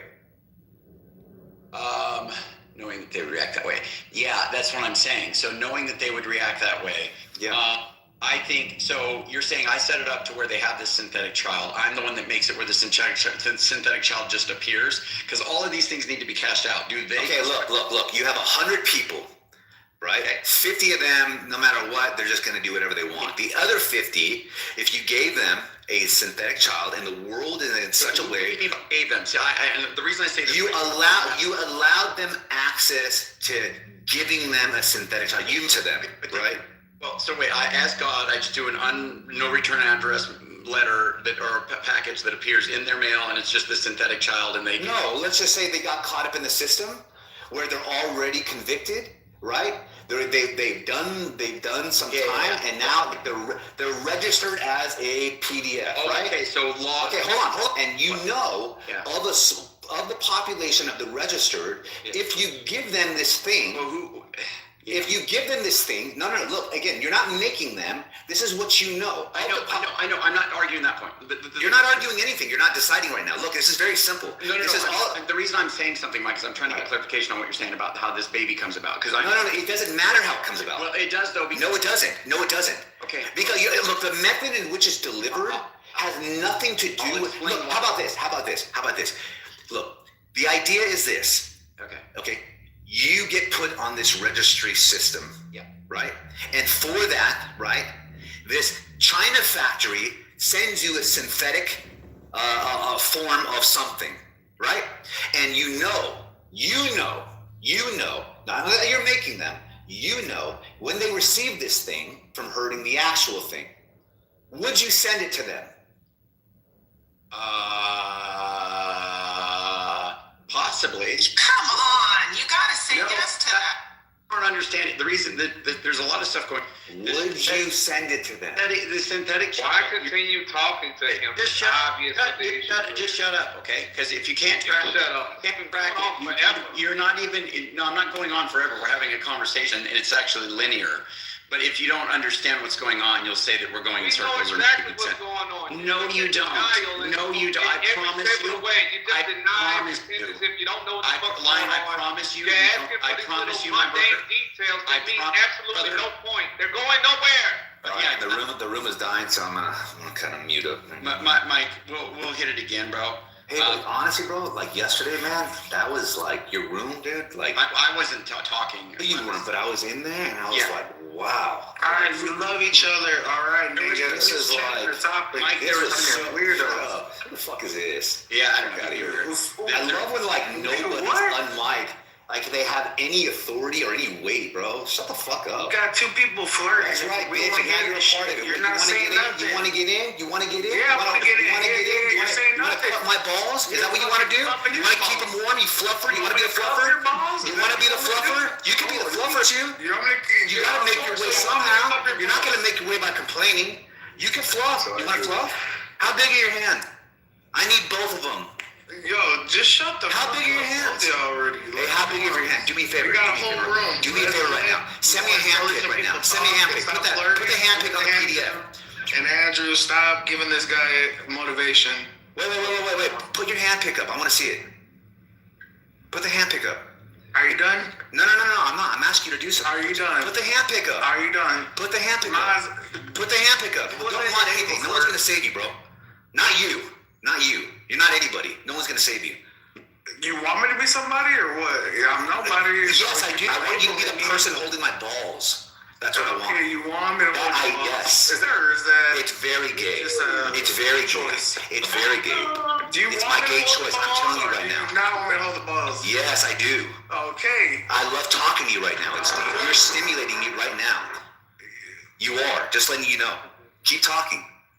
No, don't stop. That's your job. Hold on, don't stop. No, it's your job now. You just took over. You're the fluffer now. Well, I want other people to talk. I know, and I want you to hold my balls. I want you to hold my balls. Okay, I want you to hold my balls. We'll get to that. Yeah, okay, when? Chime me, Venmo me, and then we'll talk. No. We need to Venmo you, bro. Who let other people? People just said Venmo me. But at least we know now we have in this room, guys. We have a gay for pay right here. We got gay for pay. You just cashed out, bro. And not fix the problem. No, it doesn't. There is no problem. There is no problem. Yeah, I guess in your fantasy. Yeah, well, you're part of my fantasy, bro. It just cost me some money. You just went gay for pay right now.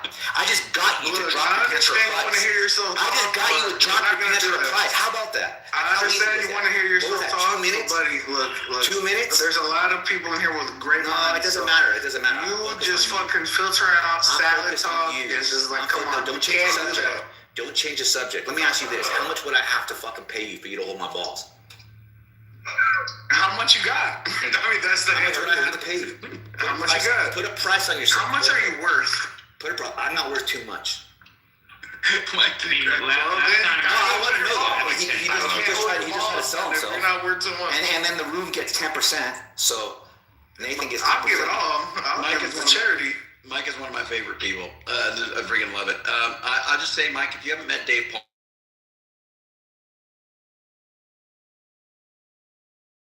he was in the room him yesterday, so I don't know what happened. Maybe he wasn't there when you were there. You know what I wanted to hear? Yeah. I wanted to hear the part where Bob was like, when what's that guy's name? He's usually very annoying, El Normal. He's like, well, how do we know that your side isn't motivated by politics? Yeah, I know. People think El Normal. And then from that, just that one question, he goes, you know what? And he kicks him off. I know. I see. And I agree, Mike. I actually agree with you on this, bro. I disagree with how people treat El Normal. I don't think El Normal is stupid. No, he's annoying as fuck, though. But that wasn't an annoying side. And I think Sugar Belly did a great job. She went in the fucking lion's den and she held her own. She wasn't being disrespectful. And then you had that one chick. She goes, I love cock. I was like, ugh, bro. Like, I don't know. Anyway. Yeah, he's my side. That's a different story. He gets the pass. I don't know what you mean. Anyways, yeah, I don't either, but GTA 5. Okay. But anyway, Dave weighed in. Sorry. Dave weighed in on the pronoun thing, and Dave actually takes the position, Mike, that I think is the most forceful on the opposite side of it, right? So MJ kind of has a similar view, so I think he makes the most cohesive case against people like myself who are using the pronouns that people prefer, in the trans community or whatever. So I really appreciate that Dave was there yesterday. I think that kid Ethan did too, though, when he was refused. No. Ethan obviously, Dave hasn't meant anything yet, but Ethan's obviously the GOAT in my eyes. I mean, I'm starstruck, total fanboy. Yeah, he was just like, it's a categorical something. I forgot what he said. I know, dude, bro. Listening to a speech by when Ethan gives it, right, when he's like critiquing something, is like a masterful. You could just sit there and parse through and learn from what I've listened over stuff that Ethan has so he came in, the last time I saw Ethan was I don't know, probably within the last month. And he came in and he took on 4 or 5 Muslims at the same time. And it was just epic. I mean, he's just freaking, he's just goated. It's unbelievable. But yeah, no, I think that position on the pronoun thing, Dave, I thought you gave a good response to it. On that side, and I was on that side, right? Only as of I don't know what Joe, however long. Only about 2 years ago, Albedo threw the case about how I can affirm people's preferred pronouns and not, because I always thought I was lying, because I didn't understand that it isn't the case that people in the trans community broadly, most of them do not think that they're the opposite sex. That's not what they're saying. They're saying that they have a collection of attributes or traits or qualities that are characteristic of the opposite sex. They're not saying that they are the opposite sex. So once I understood that distinction, then I realized that when somebody who's a biological male or biological female or whatever, and it might be redundant to say biological here, but anyway, somebody who's a male and somebody who's a female, who says that they are the opposite, says that they are a woman, or if they're, say a trans woman, right? They're not claiming to be a female. They're claiming to be feminine. They're claiming to have a collection of traits that are consistent with that of a female, but they're not saying that they're a female, right? That's the distinction. And so once that distinction is made, then you can say to somebody who is claiming to be a woman as a male, you can say that they're a woman and not be a firm I, okay? You're not saying something that's false. You're saying something that's accurate according to their understanding of what the word woman means, right? They have altered the usage of woman to not mean female. It's not an adult human female. That's not what they mean.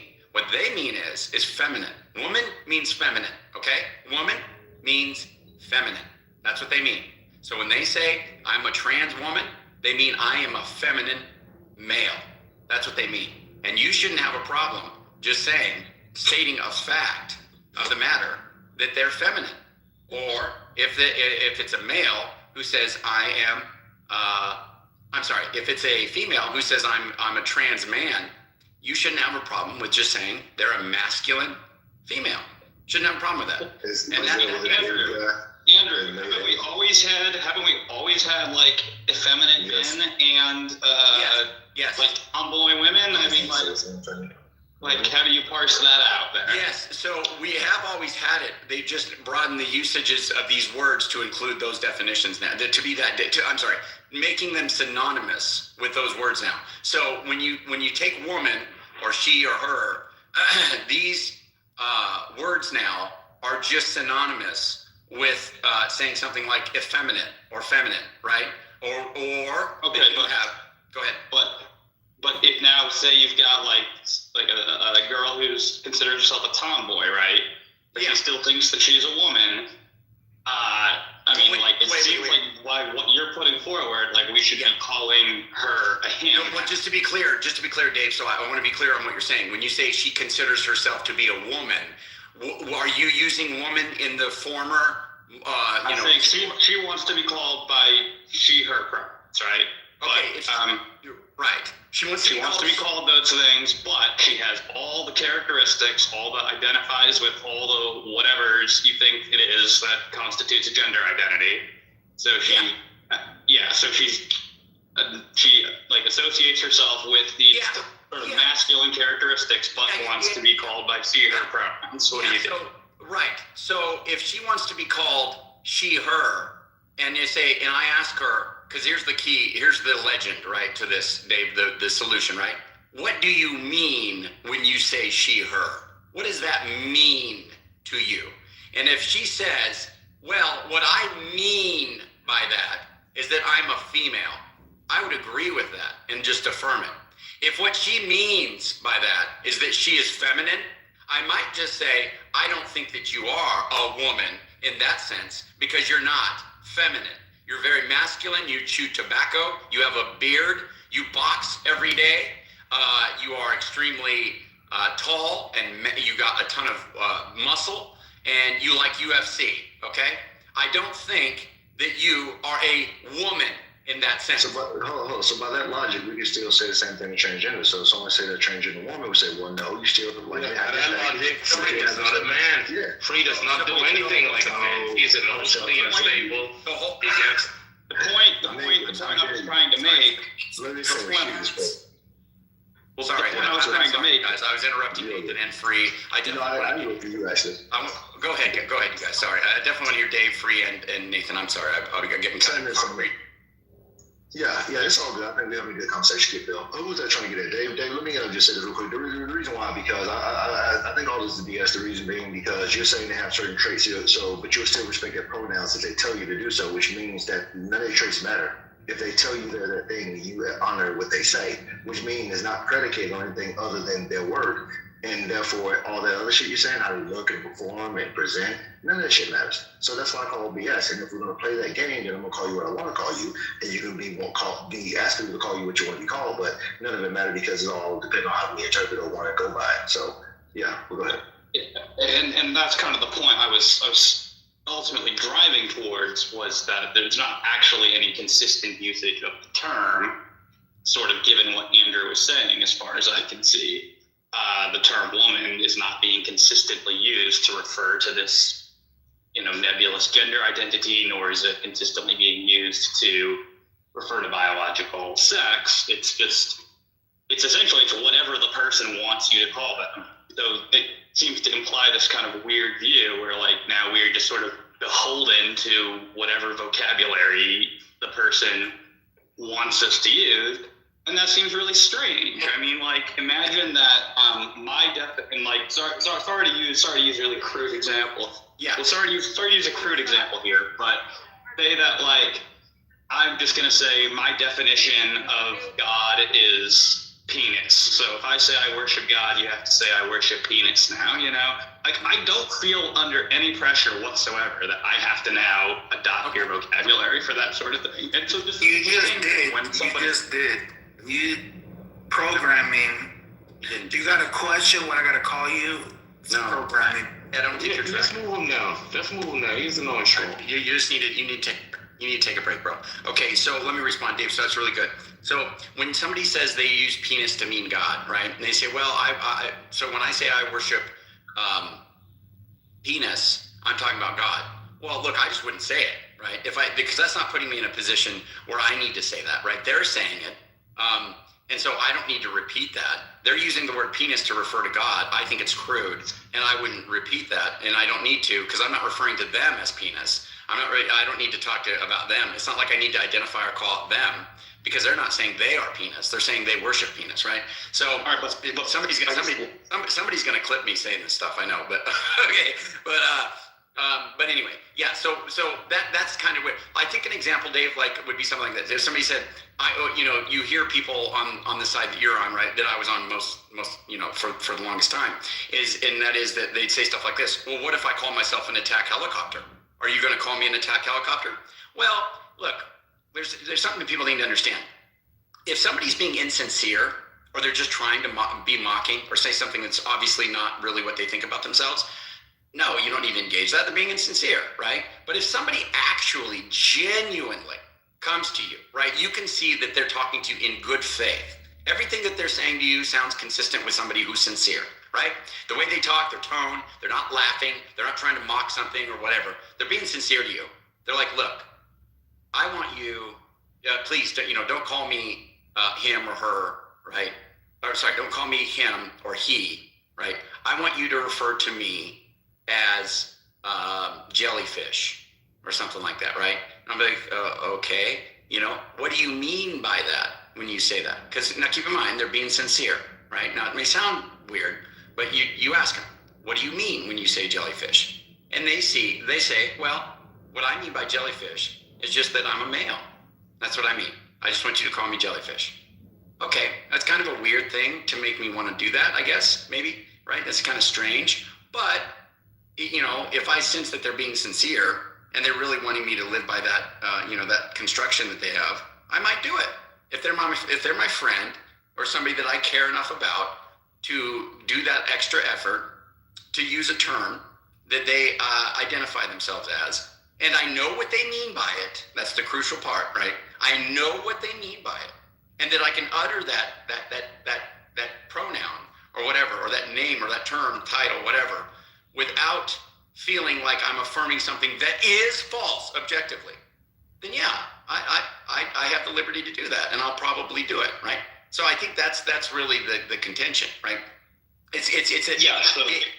Go ahead, brother. Sorry. Well, yeah. So I think that the point there is, and this all sort of becomes extremely arbitrary, right? Because initially it was, initially the point was that, well, I'm just going to adopt their vocabulary. I point out, well, this gets kind of ridiculous. So now it's like we're adding these two additional conditions. It's I adopt their vocabulary, but not always. I adopt it if and only if, one, the person is sincere, and two, the vocabulary pertains to themselves and stuff. I mean, it seems arbitrary at that point to start saying, oh, they get to dictate the vocabulary as long as it's about them. And I can come up with a counterexample to that too, because what if I'm starting to say, well, now it's part of my identity that I actually am things that I am not, right? Now, I want you to start using these sorts of words to apply to me, because I think that they do apply to me. I mean, it seems like we can really stretch this to some really absurd places once we're removing the facticity of reference. No, hold on. So Dave, just keep in mind, it's never been the case where people are, they're just it's never been the case where people, I believe on this side, the people who I think are being reasonable, right? There's reasonable people on both sides, right? There's good people on both sides of this discussion, right? So, but I'm saying the reasonable people on this side, I think, have always put forward the idea that it's only in service to people who are being sincere. Okay, that's just kind of built into the background. We're not talking about people who just want to make a mockery, be stupid, and clown around, and get people to, call them something. I want you to refer to me as your Lord and Savior. So my name is, or my pronoun is my Lord and Savior. So when you talk to me, say, hello, my Lord and Savior. That's what I want. Obviously, people who are doing stuff like that, if it's clear, right, that it's not really something that they're really sincerely committed to, it's not something they're really trying to employ or that's never been something that people are trying to make people beholden to, right? If somebody's arguing for that, I'll argue against them, right? That's not what's being said. What's being said is that insofar as we're talking about sincere, we're only talking about the subset of humanity that's being honest and really trying to interact in a genuine way, okay? Now, if they come up to you and they say, look, I want you to call me a woman, and I'm a male, but I want you to call me a woman. And then I immediately say, what do you mean when you say woman? Do you mean female? Because if you're saying that, I'm not going to do that. You're not a female. We both know that. You're not a female. If what you mean by woman is that you have these there's typicalities, or there's these character traits, or qualities that you have that historically have been associated with females, then yeah, I can see that, because you do talk in a voice that's very more feminine. Maybe not entirely. You still got a little Adam's apple there. Okay, maybe you have some stuff that counts on the other side too. But I can see that there are things that if you take those together, you can say that you are taking that to be like an identity, or a way you're referring to yourself as being a collection of these traits, and you're labeling that woman. You just mean that you have these collections of traits, and those are the traits you want to be understood by. I can understand that, and I don't think that that's deceptive. I don't think there's any lie involved there. I'm not affirming something that's not true. They do wear makeup. They do have a dress on. They did get boobs implanted. They did change their name. They did right? To Jennifer, right? From Richard, okay?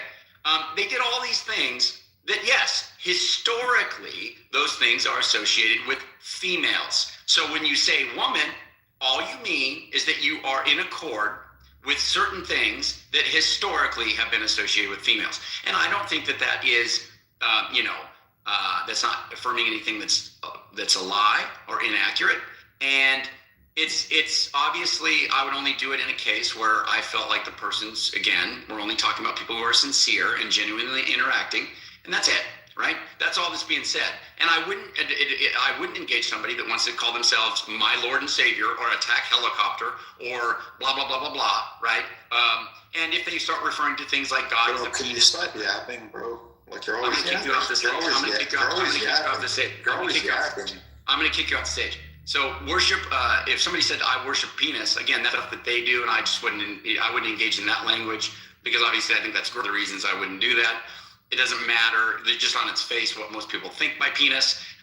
It wouldn't be appropriate for me to talk like that and associate it with God. So I've never employed that, but that's not really what we're talking about, because we're talking about applied self-referring pronouns or terms. That's what we're talking about. Go ahead, Dave. Sorry, brother.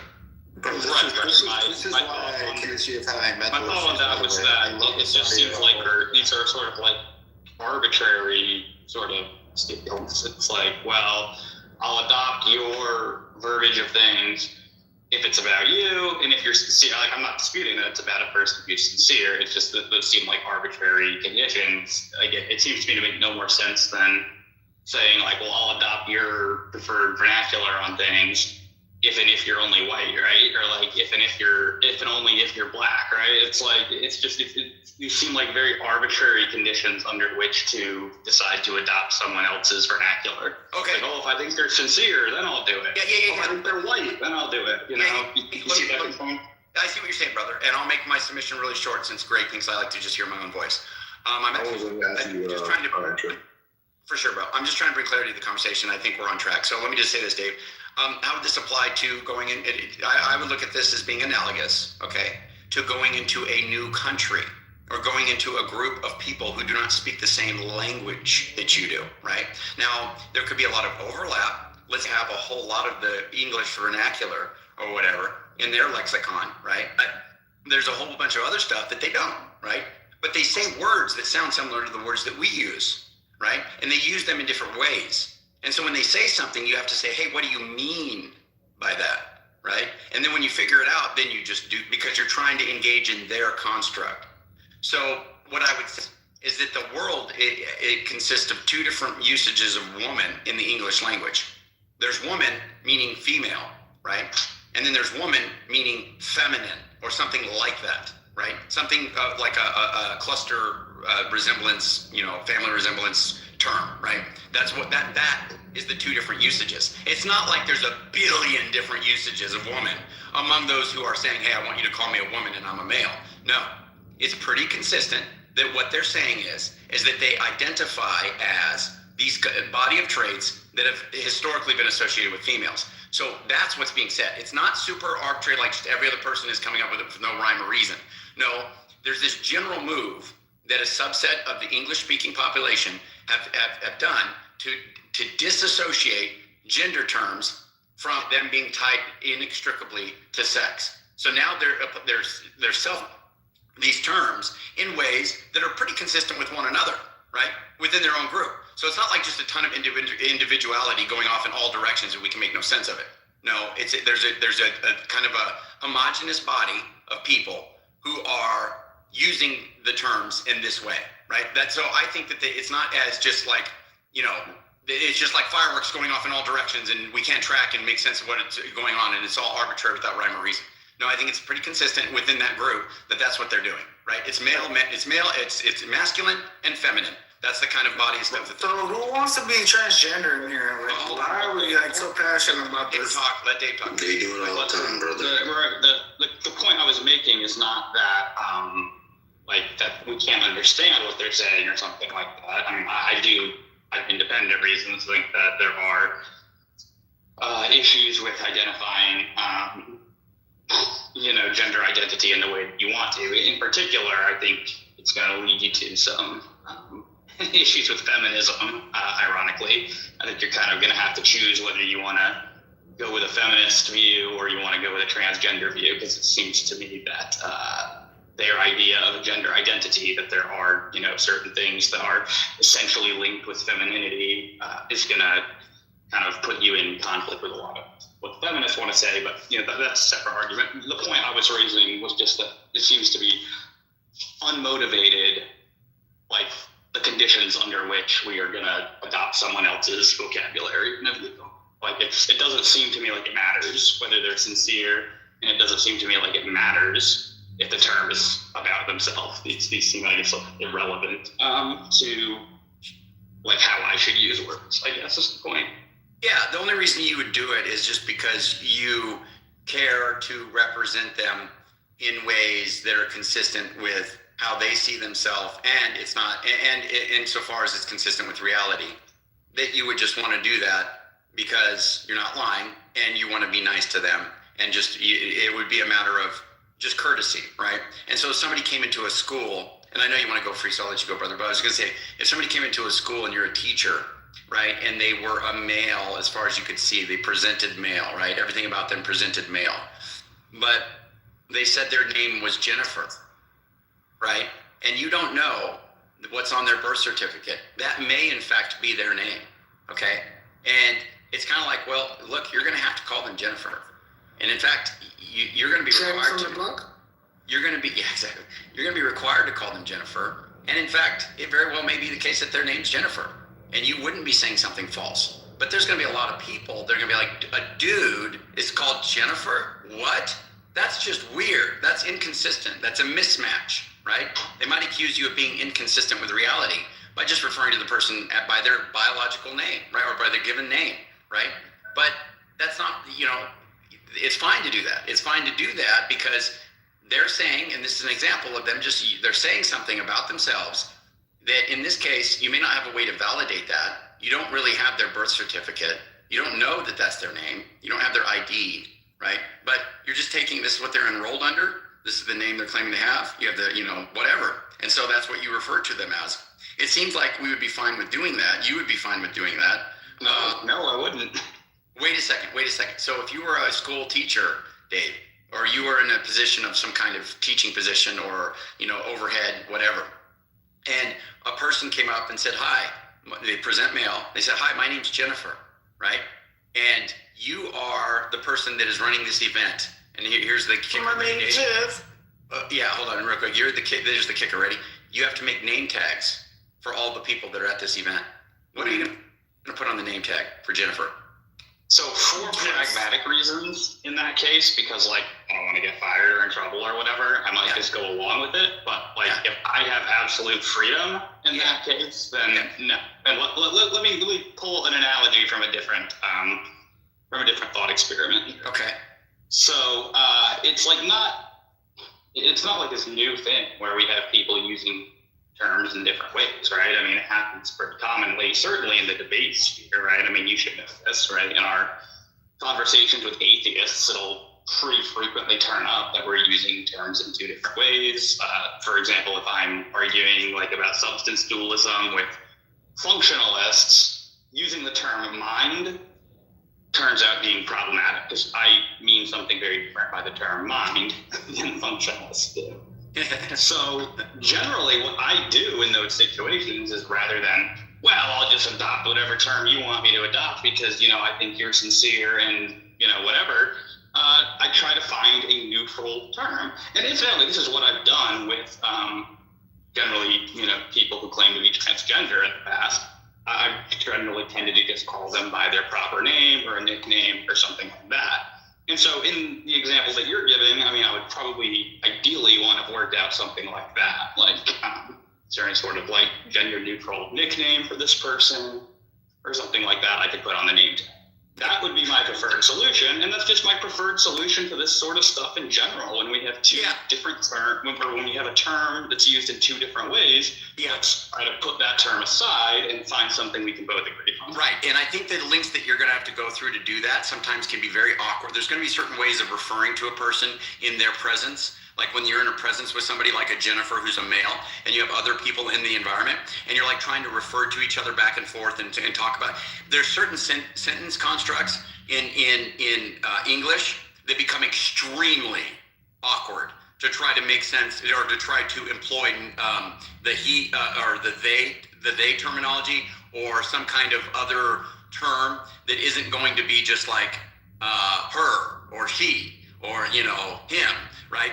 And then even trying to use their name. Well, in this case, the name wouldn't work because that's the very thing in question, right? You wouldn't be able to use the name because this is the very thing you don't want to use. But in the cases where it's like, her or his, stuff like that, it's very difficult and it becomes super awkward. And I'm not saying you can't do it or there aren't ways to make it work. It's going to be obvious what you're doing. You're doing it to avoid saying the thing that they've asked you to say. So that's fine if you don't mind offending them and you don't, and just because you have some principled stance that you don't want to engage in the construct, that's fine. And I think that that's a position, like I said to you when you were giving your kind of defense yesterday, I think that's entirely defensible. But I'll just say that, they may just straight up ask you, well, why? Why won't you just do it? Why are you going through all this extra effort instead of,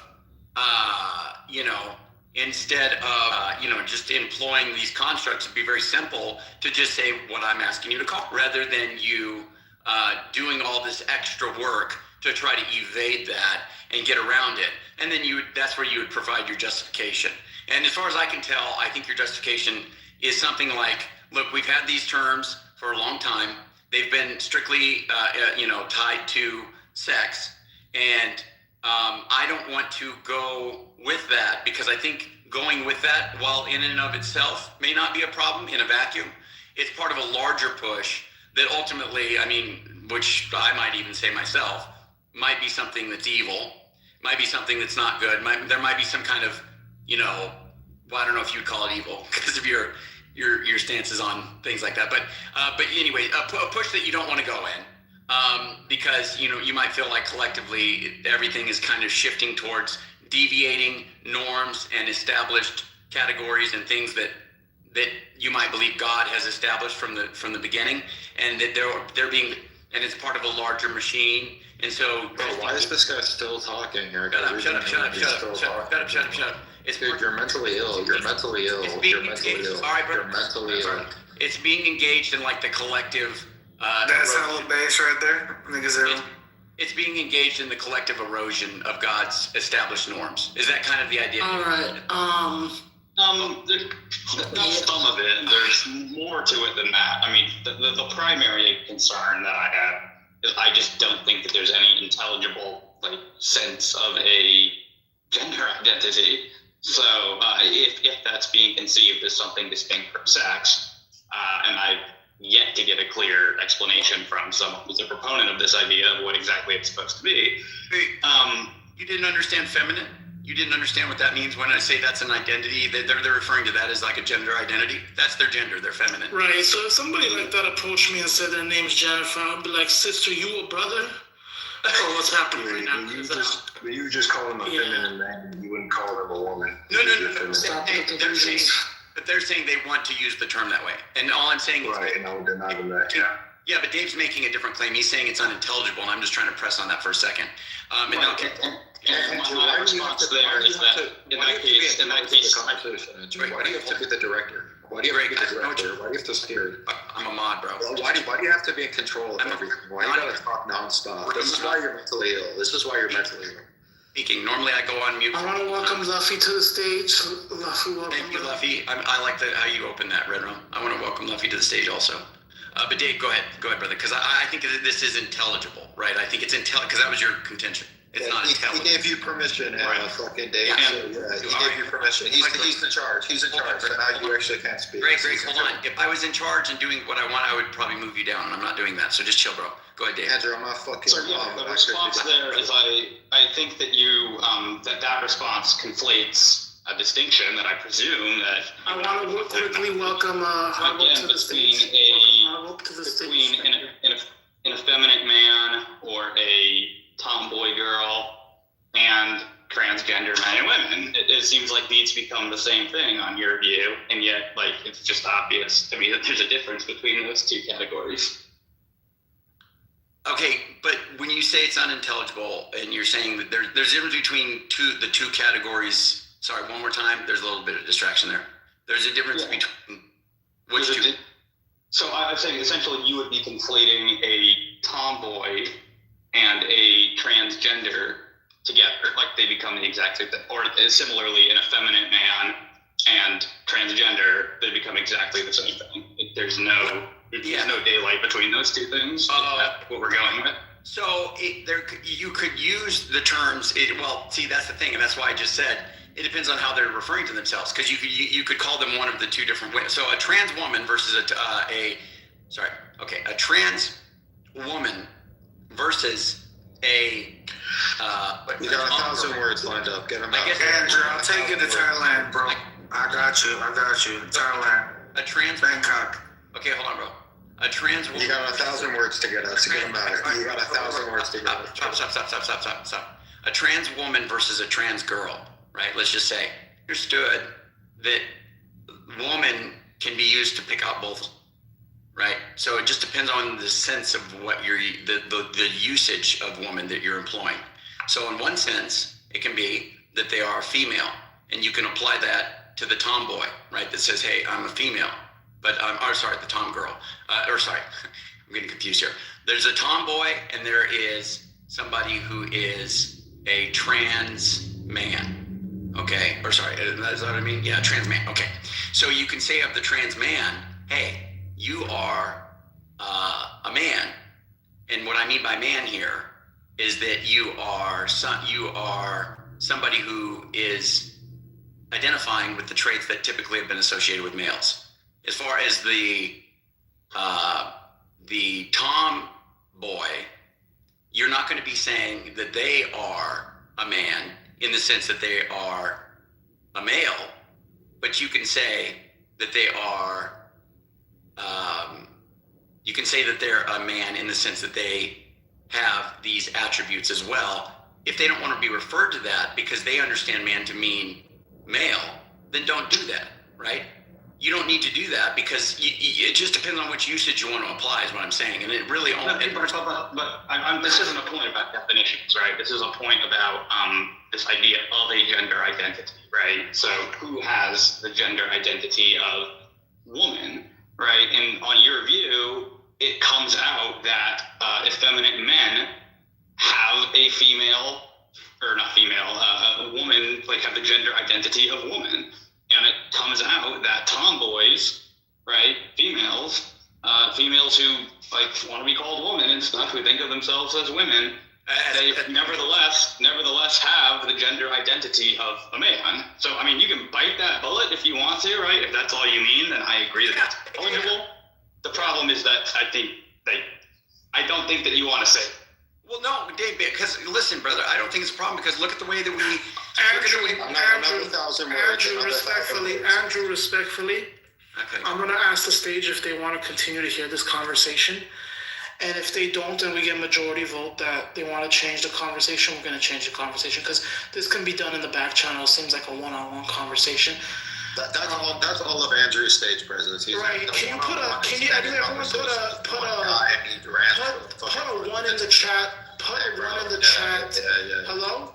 Can you put a 1 in the chat if you want to change the conversation?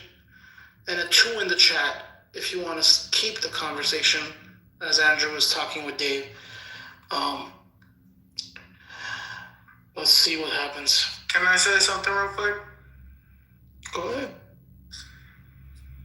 Andrew, Dave, if I take out of Thailand, What? I think we need to. can we fix them together? We might need to remove some people from the stage.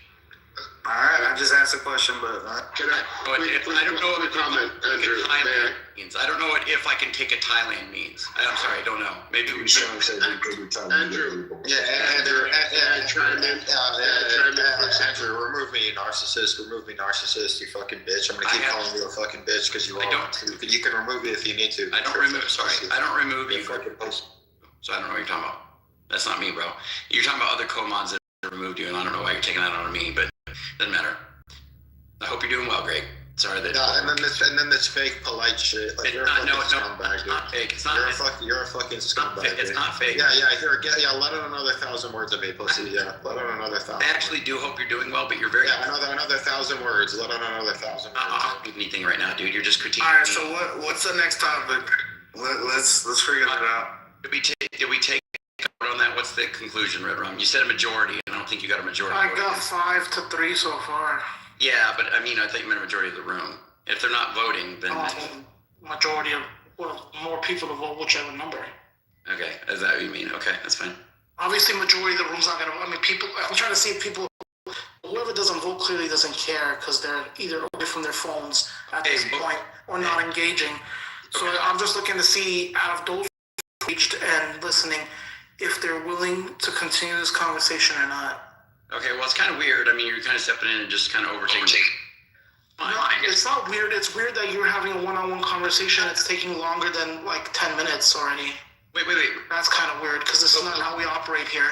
Red Rum, we have ISOs all the time. So, not for this long. We haven't gone for. Dave and I have been talking less than. I would say probably less than. No, that's not true. There's people in here saying they've been here long. Okay, hold on. I think your understanding of how long it's been. Dave can weigh in. Kim and I actually have been directly corresponding for about or talking directly for about maybe 10 minutes, maybe. I don't think it's been much longer than that. Right. So I'm trying to get engagement from other people in the room. Right, but you just said that's to change the subject. Right, but Red Rum, you said that's something we don't engage in here, and that's just not true. We've had not that long. We've had Red Rum, lay the law down. Red Rum, lay the law down. Stop trying to ask his opinion. He's just going to fill up. I'm not asking opinion. He's going to lay out another 1,000 words. Stop it.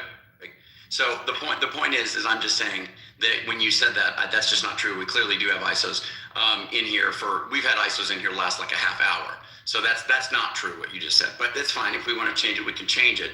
Dave is actually an excellent interlocutor. We can talk about all kinds of other things, get involved. I know Free wanted to say some stuff. I'm fine with kicking it over to him. If I can just say one last statement here on it, Dave, and maybe we can pick this up elsewhere. I'll probably. So let's hear Mochi talk. Yeah, we can hear that. Let's hear that. But I just sit down. That's all right, brother. I get asked talking on Andrew, so please kick it to someone else. Everyone overtalk Andrew. Everyone just drown him out like this guy. Fucking so. Greg, stop being a weirdo, dude. So the point is as far as making the distinction between the what these identities are, you already have people who look at people who are feminine, that they're male, and they don't say they're feminine, right? There's some people who will look at somebody like Andy Dick and be like, that's a very effeminate man, or male, let's say, right? Very effeminate, right? But there's other people like, what are you talking about? He's fine. He's a male. He's Andrew, you landed the plane. You landed the plane, buddy. Stop.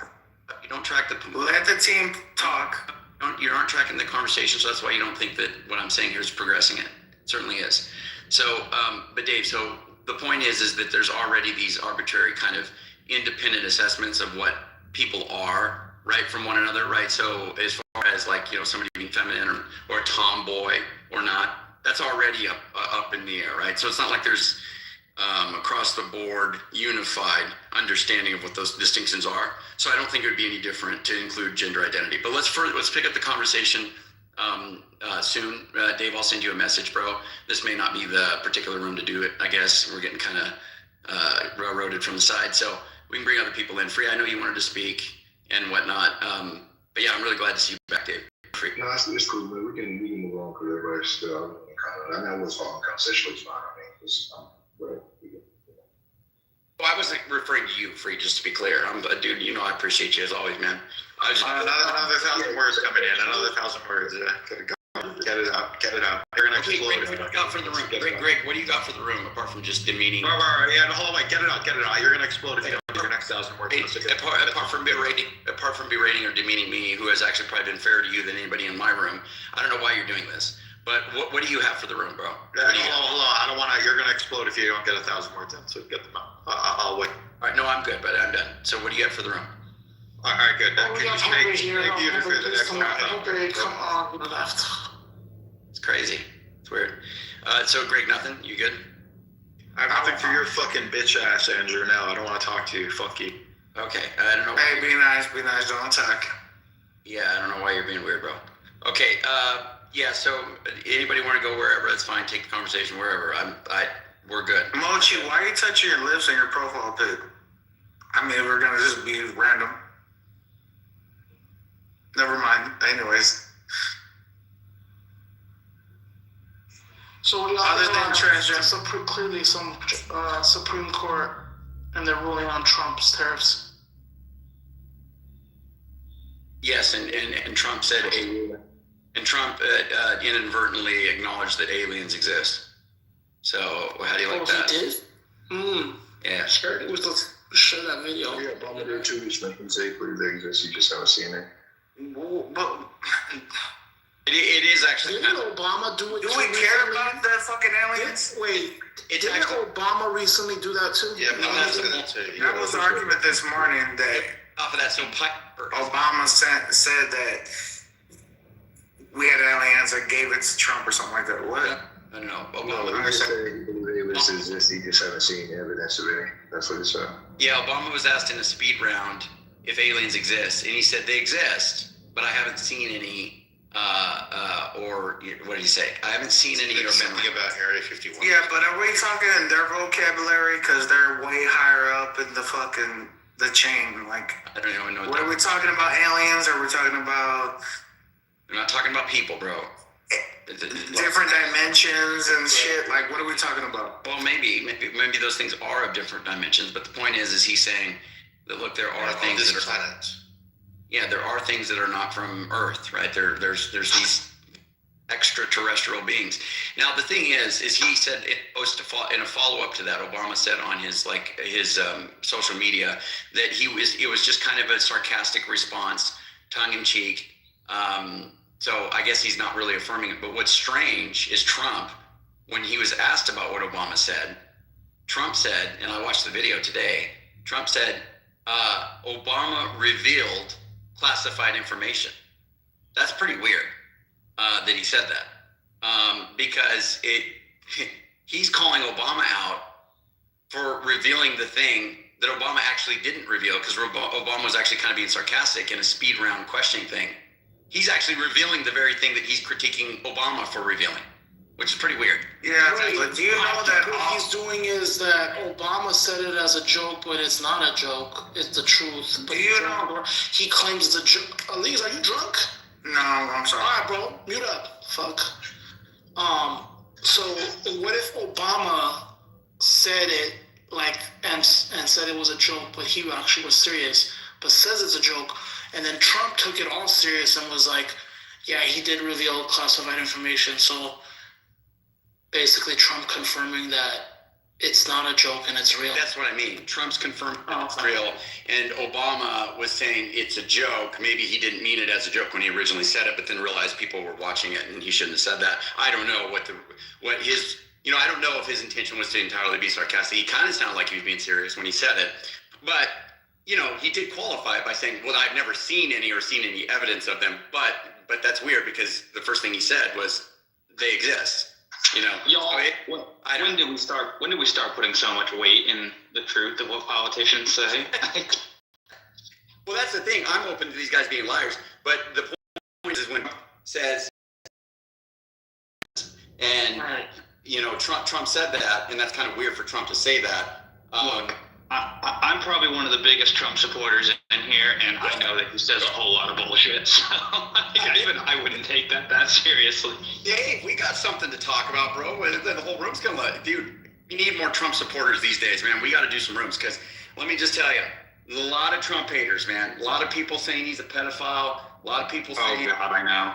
Yeah. So and I'll say Andrew, your room is a hub for him, which is ironic. I know it is. He's the lesser evil. That's all. Check it out, Dave. I was in here I was arguing at the top of my lungs, right? I was like yelling. You think I was yelling earlier? I was yelling, trying to point out, like, hey, there's a distinction between, raping or molesting somebody who is younger versus somebody who's older, like an adult. And because people were trying to make this point about how Trump said on Howard Stern that he would go into he would go into the pageants and look at women who are undressed to do an inspection, right? He said that. And they want to say, well, look, he owns the teen pageant too. And even though he didn't say that it was the teen pageant that he went into, he was saying he went into the dressing rooms. He didn't specify that it was the teen one. Since there are claims from the teen pageant that he did go in and would just walk into their dressing rooms unannounced, they're just saying, well, look, it's basically the same thing. Or even if that's not what he intended to say, who cares, right? Either it is the case that he was meaning to say that, even though not specifying it, or he didn't. Either way, it's equally as bad to walk in on an adult as it is versus a child. Or was he told to say that? And please stop, bro. And then I'm like, hold on. That opens up a larger conversation. You don't think there are gradations of how bad that is? To say that going in for sexual reasons on a child or somebody who's 8 or 9 or 10 or 11 versus somebody who's 30, you don't think there's a moral difference on that? You're out of your flipping mind. And the point is that people in this room. Can you stop yapping, please? Shut up. Like, please stop yapping. Bro, please. Shut up, bro. Like, please stop yapping. Like, Greg, if you don't stop doing that, I'm gonna have to move. Yeah. Do it, pussy. Yeah, do it, pussy. Bitch ass pussy. No, don't do it. Don't do it. Come on. All right, let him talk. Fuck it. Every contribution that you've made has just been to denigrate me. Now stop. So the point is that they wanted to say there was no moral gradation. And I was going up against most of the people in this room trying to say that basically it's the same if Trump walks in on an adult who's naked versus a child who's naked. I'm like, no, it's not the same. Yes, I agree it's weird for him to be going in and, he's kind of let's say he's a sexual deviant to some degree, but that's much different than saying he has pedophilic or hemophilic. Wait, who says it's the same on a 30-year-old versus a 15-year-old? Bro, I was literally yelling. I can list the people. There's some on this stage. I don't really want to get into it because I've already got enough opposition, but I'll just tell you, Jude, if you want me to name names, I can name a whole bunch of them on this very stage who was arguing against me, said, look, here's the Andrew, name them. I mean, there's an obvious difference, like whether you do it to a 20-year-old or 15-year-old or 10-year-old, 5-year-old, like obviously those are all different.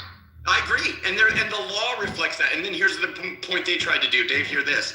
They tried to say, oh, you're talking about the law and how it handles that. I said, you idiots. Do you realize that the law is a reflection of our moral convictions? That is why we make laws, goofballs. The reason we make laws is because it is a reflection of our convictions on these things. So the point is that not only the law, but the moral assessment that people have broadly is that it is much different and quite a bit more egregious for somebody to go and grape a 7-year-old versus a 35-year-old. Those are different. They're not the same. And so people who wanted to argue and this is how much people hate Trump. They hate Trump so much that they started saying things like this, Dave. Grape is grape. Grape is grape. Really? Grape is grape? No. Some grape will get you maybe a few years in jail. Some grape might get you 15 or 20 years in jail. Okay? We're going to have different kinds of grape. And the reason that they have different jail times is because the jury or the laws that have been written are according to people's moral convictions, and there is a gradation of what people think is wrong in regards to grape. So yeah, that's how deranged people are against Trump, that they'll start saying there's no moral qualitative difference between graping a 7-year-old and a 35-year-old. That's what's been floating around. All right. So you're a great talker. Hold on. Andrew. Go ahead, Dave. To be fair, I mean, it is obviously going to be super bad either way. But yes, I mean, there's something to be said for not saying that there's moral equivalency there, but there's also something to be said for if you have to defend somebody by saying, oh, well, the person that they raped wasn't a child. Like, that's already not a super winning defense of the person. Yeah, I agree. And I wasn't doing that. May I say something about his hypocrisy? It was being interpreted as that, but I wasn't doing that, right? So I actually don't have any invested interest. I'm actually not a huge Trump supporter anymore, just because he has so many moral failings. And I'm not exactly sure what he's doing policy-wise, which really should be, I guess, the primary thing that matters. I don't really know what he's doing policy-wise. It's really hard to make sense of some of the things he's done. The Maduro thing, I'm not really sure how I feel about that. Andrew, I do like the deporting and the kicking out the immigrants. I'm not sure about, killing people. The Preddy case was a little bit contentious. We could talk about that. Good, I think probably was justified. But yeah, that being said, look, I'm not defending Trump. I'm just saying when they made this claim, Dave, that there's no gradation, rape is rape, that's just a factually false thing to say. I just want us to say factually true things. When we're talking about Trump, when we're talking about whoever or whatever, be truthful about what you're saying. Me saying that you're wrong on there's no distinction between raping a 7-year-old and a 35-year-old is not some tacit or implicit admission or defense of Trump doing something, right? I'm saying Trump shouldn't walk in on women dressing, period, okay? Shouldn't do it. It's weird. Don't do it, okay? Unless, of course, the women there's some kind of unwritten or unspoken understanding, because I don't think the adult women have complained about that. I don't know. I haven't looked into that, actually. But as far as I know, they haven't complained about it. They probably liked it, maybe to some degree. Who knows? I don't know how those things are ran, what kind of things you're signing. They have complained. They have complained, though. The adult women have complained? Oh, I thought you had people. No, that's why I said. Can I say something, man? I got a question. Possible? That's why I said the adults. Yeah, I've been asking if I can say something.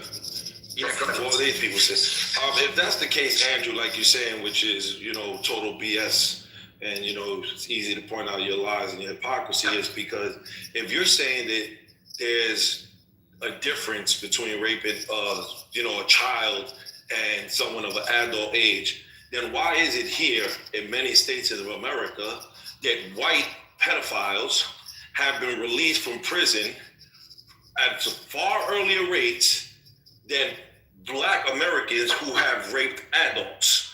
Why is it that white pedophiles get out quicker out of prison, or even sometimes don't even face prison time, but yet Black Americans or Latinos who have raped an adult have faced serious jail time?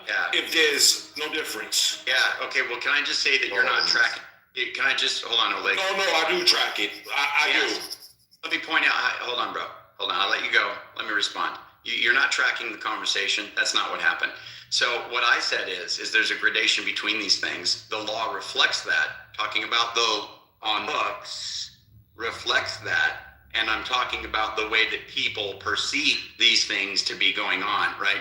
They perceive them to have a gradation. There is a scale of badness, right? Yep, that's true, and it holds true. What you're saying is that there are people in society, then you wanted to say white people, which is interesting. But anyway, there are people in society who are given special treatment when it comes to... The majority of them are white, so that's why I bring up white people. You said when they're given special treatment, when they are standing before these law bodies or whatever, and these things are adjudicated and then they're penalized, right? You're saying that there's soft treatment given to white people. Well, then all you'd be showing there, if that's the case, is that there is kind of this racial preference that people have, and that they're trying to go for more minimum sentencing or lowering the charges against people, whereas the equivalent charges would stick to somebody of a colored particular background. That's all you'd be saying. You'd just be saying that there's a failure on being consistent in its application of moral outrage and of the legal punishments or the punitive response to people, breaking these laws, right? That's all you're saying.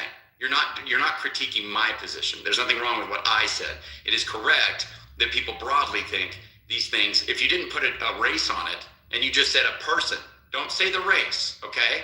A person raped a 7-year-old. A person raped a 35-year-old. Which of the two people are worse? You're broadly going to get somebody saying, hey, the one that raped the 7-year-old has bigger problems, okay? There's something more weird going on with that person. There's some psychological issues going on with that person. There's some more, that's a more evil act. No, I think most American Westerns would have that idiotic ideology. Me, I think rape is just rape. You rape a child, you rape a woman, you have done a major crime, and you should pay for it with your life. So stupid. Andrew, that's a different stupid because children are more vulnerable than adults. But no, let him go. I'll be quick. I'll be quick, Andrew.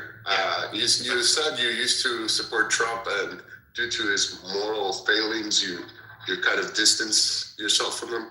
Can you tell us what moral failings you're referring to, if you want to share? Yeah, sure. So he cheated on his wife, as far as I know. He's hooked up with porn stars while married. Say it's not so, Andrew. Is that true? He talked about grabbing women by the vaginas and stuff like that. Whatever. It's a little crass talk, right? I'm sure everybody. Oh, I thought it was something more recent. This happened a while ago. Okay. No. I'm saying, given the cumulative case that's been against him, and all of the different. So just so people who don't know this, you do need to know this. I mean, it's a good thing to know. Trump has been accused of sexual impropriety or some sort of assaults or whatever more than any president ever that we have on record. Okay, so that's something. Because we're not. Sorry. I just want to know, like, what did it? Yeah, when was it? I'm telling you. So it's a cumulative case. Given all of the things, I've gotten to the point, and I've always thought he's more. Just to be clear, I've always thought he's morally compromised. But I started to think maybe God was working with him and that he was being led to becoming a Christian convictions. His stance on gender, although I'm not sure how I feel about making a national declaration that there's only two genders or whatever, right? An executive order. I'm not sure about that. But nonetheless, I can understand how someone. Well, hold on, because I might be on the other side of it, but I can understand somebody like Dave or MJ or somebody making that argument in service of like a Christian position or whatever, or coherence or whatever, and I can say, you know what, I appreciate their conviction, so I can see that, right? The overturning of Roe versus Wade, praise God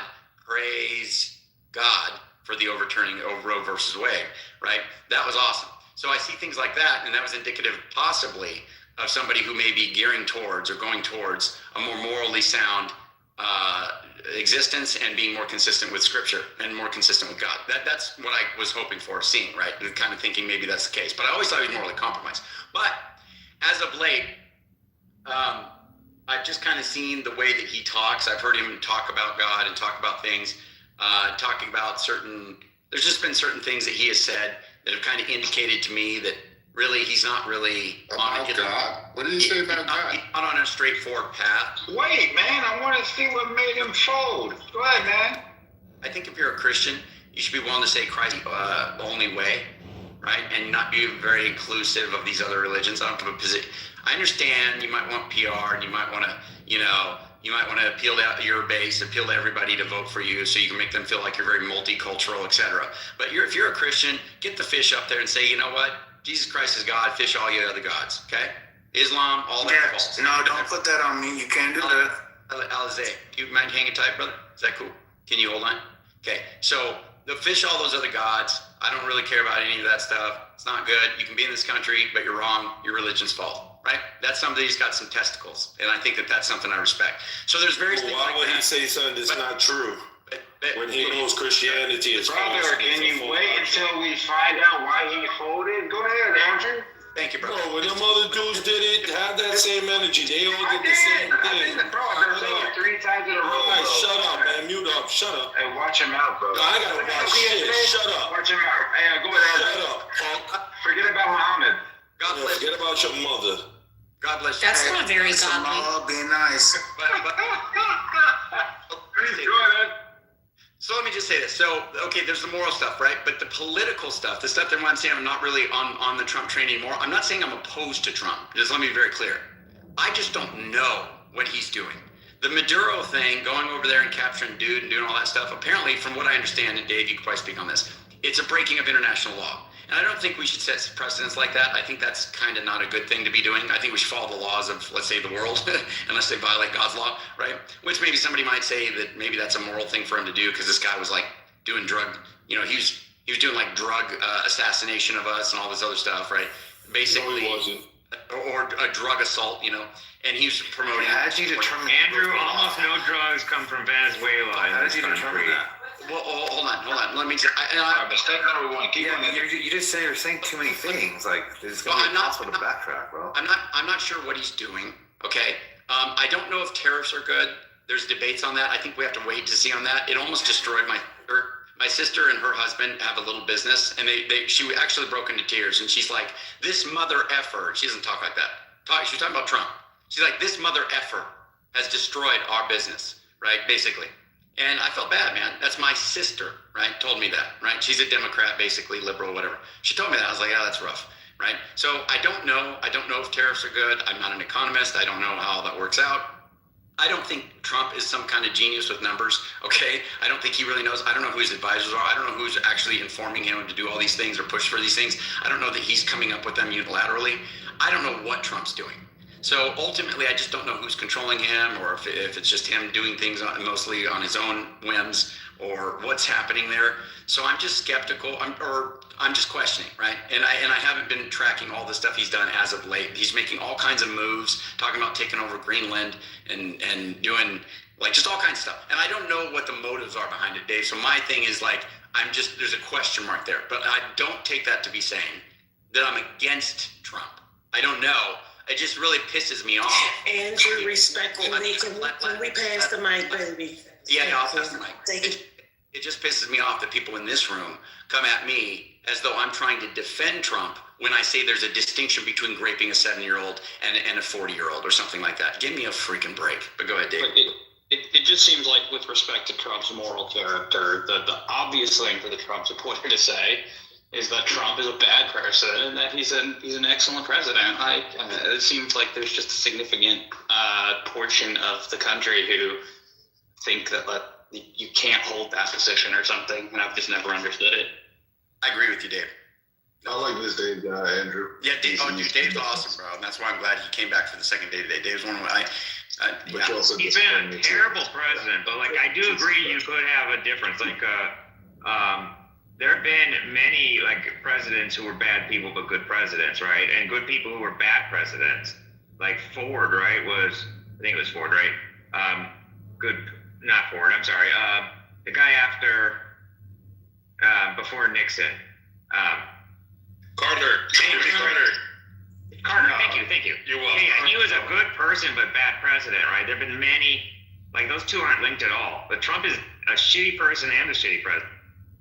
Well, yeah, we would just disagree on the second part, which is where I feel like the debate should be focusing, as opposed to is Trump a good person or not? Because that just never seemed like a defensible case to me, anyway. Dave? Can you put forward what you think are the strong points? Like maybe your top 3 strongest points of Trump. Why is he why are you so pro-Trump? I mean, I'm probably not the best person to do that because I'm not a political. Because he's a white supremacist, just like him. Why do you support him, Dave? Why do you support him? I think he has excellent foreign policy. I don't love the tariffs, so I'm with you there. Why are these bimbos always got to say something to a man that's not talking to them? Finish. Let Dave go, please. You're talking to people that aren't talking to you. To complain. Quit chiming in to complain. Go ahead, Dave. In terms of economic policy, so I don't love the tariffs, but I do think that he's for an economic policy that, for example, the Biden administration, I'm not quite sure what I'd pick as a third point. There's a few things I could pick from, but yeah, probably border policy. I think he's excellent on the. Wait, Dave. Look, it's let's just say. Wait, did you say his foreign policy is good? Let's just say he's the worst. Let's just say he's the worst. Who is he running against? And compared to the person, because that's all you have, it's based off the options, not who the best person is. I mean, some people would pick Jesus Christ as the best potential person, right? The idea is this: when you have a series of options, which is the best option and why? And Biden, Harris was a fucking proxy of Biden, bro. She's fucking weird fucking people. Fucking America second, not first. Trump aggressive, America first. Trump is a proxy of the Israeli government and Bibi. Good. Yes, good. Fucking good. White terrorist. Yeah, white terrorist. Good. You have a pedophile. Good. And your father was a pedophile, so good. That's right. Yeah, good. You lost. You lost. Well, I'm glad. You're in Trump's way. You're in Trump's country now. You lost, bitch. You lost, bitch. You're in Trump. It's called America. You lost. Muslim state. You're in Trump's world. You're in Trump's world. over here. You're in Trump's world. See what he did in Iran? See what he did in Iran? You're in Trump's world I now. can't wait till they attack Iran so they can blow up You are in Trump's world. You're in Trump's world. So they can blow You live in his country. You live in his country. So Muslims don't matter. Muslims don't matter. The Muslims run America. Don't matter. Then why y'all complaining about Muslims Don't run matter. America? It's a Christian nation. It's a Christian nation. It's a Christian nation. Why do the Christians It's a say the Christian Muslims are nation. taking over America? It's a Christian Why nation. do the Christians say the Muslims are That's taking why over they're America? Bibles. Because That's we why run they're it. churches. We're doing better than the Order. Christians. No, That's how it is. the churches are being closed down. The churches are going to the masjid. Everyone knows this. The churches are closing down. They're coming out of Christ. Too many pedophiles in the church. Everyone knows that. You All lost. the major You pedophiles live in in a the Christian world, nation. the Christians are You think Jews. your ability to All speak the or speak as Epstein anything? files. It don't Everyone matter. knows that. You live in The a Christian churches nation. are closing down. There's no Christian Christians. nation. Everyone hates the Christians. The Bow Christians down to hate the Jesus. Christians. No, we're not bowing. We only bow down to God. You bow down to the white man. We don't do that. Same white my God. So Trump is And guess what? Muhammad calls black people raisin heads. So shut up. No, he did it. You see, that's how. Bow down to Jesus. It's only the Bow down to they don't know what they're Jesus. talking about. Bow down to Jesus. You lost. You bow down to that white You man. lost. Yes. You bow down to lost. the white What your person master You lost. said. Oh my God, that's a Ethiopia fucking said spit. She shit sells like pussy. lost. You have an OnlyFans. You sell pussy. You're a lost. fornicator. You don't even You count in society. lost. You probably You have lost. AIDS. It says You to lost. bear false witness. No, it's the truth. You're a fornicator. You're not married. You fornicate with men. You're a You savage. lost. I'm married. You don't count. No, you're not. You're a That's prostitute. why you're a Muslim. The only way you can get someone Yes, to force exactly. you. We're That's it. civilized. That's why you went We there. don't want any of you sluts. We You're don't want any of you forceful. usury. You We wanna don't want any of you. We don't want any of you. You lost. We don't want any of you pedophiles. It's over with. That's not gonna have any place in civilization anymore. You animals are being overrun. You are. You live in a Christian world. Hey, Resistance, did Muhammad marry a 6-year-old? Resistance? Did Isaac marry a 3-year-old? No. Yeah, you know that. Yes, he did. You're a liar. Also, You're a liar. Did Mary marry Joseph? Hold on. Did Mary marry Joseph when she was 11 and he was 90? You're retarded. Name me one 3-year-old. Did Mary marry Joseph when she was 11 and he was 90? Yes or no? We don't know. It's not in the Bible. Because you're an idiot. That's why you don't know. You don't have to be in the Bible. Go read from his story. Go read his story. Go read Rashi. Yeah, Resistance. Go ahead and show me. You want to go to Rashi or something like that and let enter whatever the fish it is? You want to go to something much later, right? No, you find the primary original sources where it shows that Joseph or whoever. Yeah, a Jewish man. He's going to show a Jewish man, not a Christian one. That's like me asking you right now. Hold on. Go in the Quran when it says Prophet Muhammad married Aisha when she was 6. Go in the Quran. Literally. You see what I mean? You are a hypocrite. Okay. You're a hypocrite. You don't accept the Hadith. The difference is we don't accept Rashi. We don't accept these extra biblical sources for sola scriptura. We don't accept them. But you accept. You don't accept it because you don't. You accept the Hadith. Yes or no?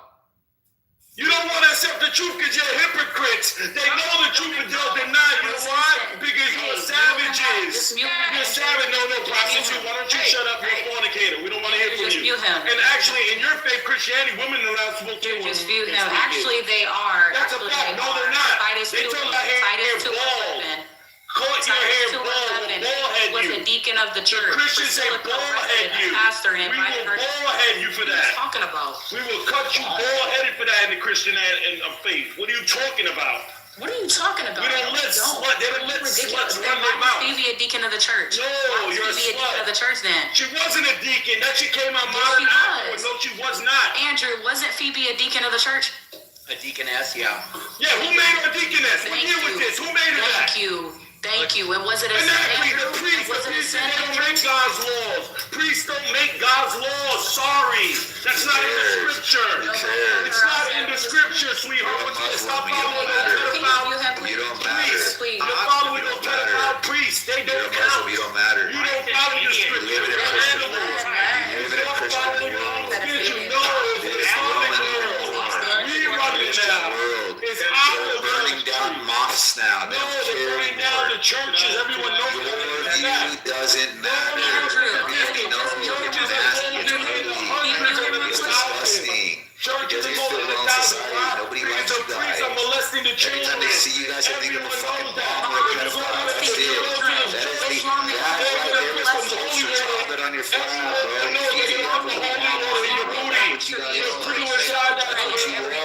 That's what you are, bro. You know what? It's like the person that knows that nobody likes them. They just have a negative attitude.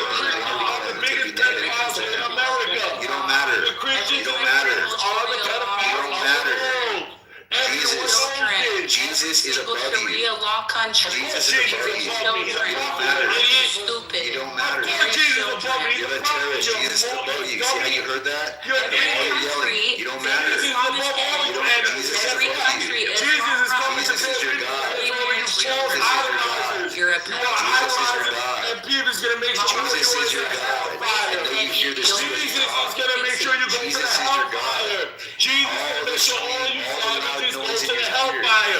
He's coming back to bear witness that you are idolaters. The Catholic and Christian church will be in the deepest pits of hell because you are idol worshippers. They fucking put their Started hand bending on. down to the white man. They started speaking in that Put it on the Bible. You are in a Christian they started country. making you guys eat the food. Yeah, just like Never gonna catch up because the more people go experience weirdness such as you, You're a prostitute. In your big nose.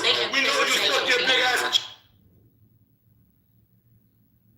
You lost. AP, you stuck your big nose in a black man's ass when you was eating his ass. Because you smell like shit. You're a stinky ass Puerto Rican monkey. You're a Puerto Rican monkey. Stop it. We know you're a bunch of fornicators. That's what they teach you in there. You lost your virginity to your brother or your cousin. We know how you Latinas are. You're savages. Jesus. I'm not savage. You don't have. You're Mexican. You're a savage. Jesus is You're a savage. You're Mexican. You're a big nose Mexican. You're Mexican. You live in a world so we know family members. You're big nose Mexican. I'm not. No, you're a big nose Mexican. You're alone. You don't matter. Islam is the world now. We are the civilized. Everyone knows that the Christians are the rapists of America. Everyone knows the Christians rape and murder people. AP and Dave, I hope you love this, brother. This is rock on. But let me just say, AP, you probably, I didn't know you were Mexican. You probably make some killer Mexican food. Acclimated the most. She sucks those burrito fries. She sucks the burrito fries. She likes the cream sauce. She loves that cream sauce, the big nose cream sauce. That's why. Let's force your kids to and everyone knows. I teach you to be slow to What are we talking about the Crusades? The filthy Christians were raping the Jews and raping the people in the something. Yeah, just like Look at the Crusades. The Christians was raping the Jews and everyone in the Levant. The Christians was raping. The Christians brought disgusting Christianity to Africa. They named and enslaved the people of Africa. They forced them to live in Christianity. So Muslims had to liberate them. Because in Christianity, the priests were taking all the people, putting them in the church and raping them. Everyone knows the savage Christians took the Africans, put them in chains, and whipped them, and made them go into this forced ideology of a white man on a cross. This is how disgusting they are. No, the Muslims liberating those people.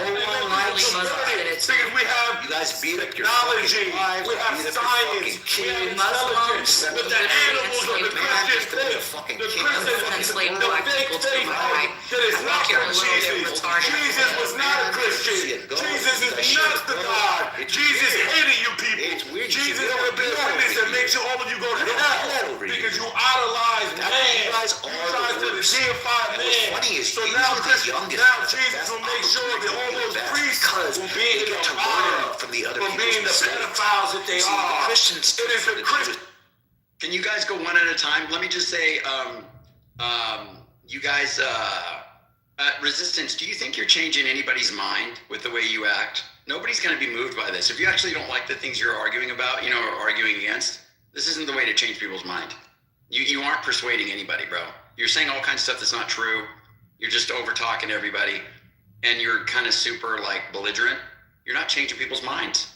What's the point of doing what you're doing? Andrew, does your hypocrisy have any bounds?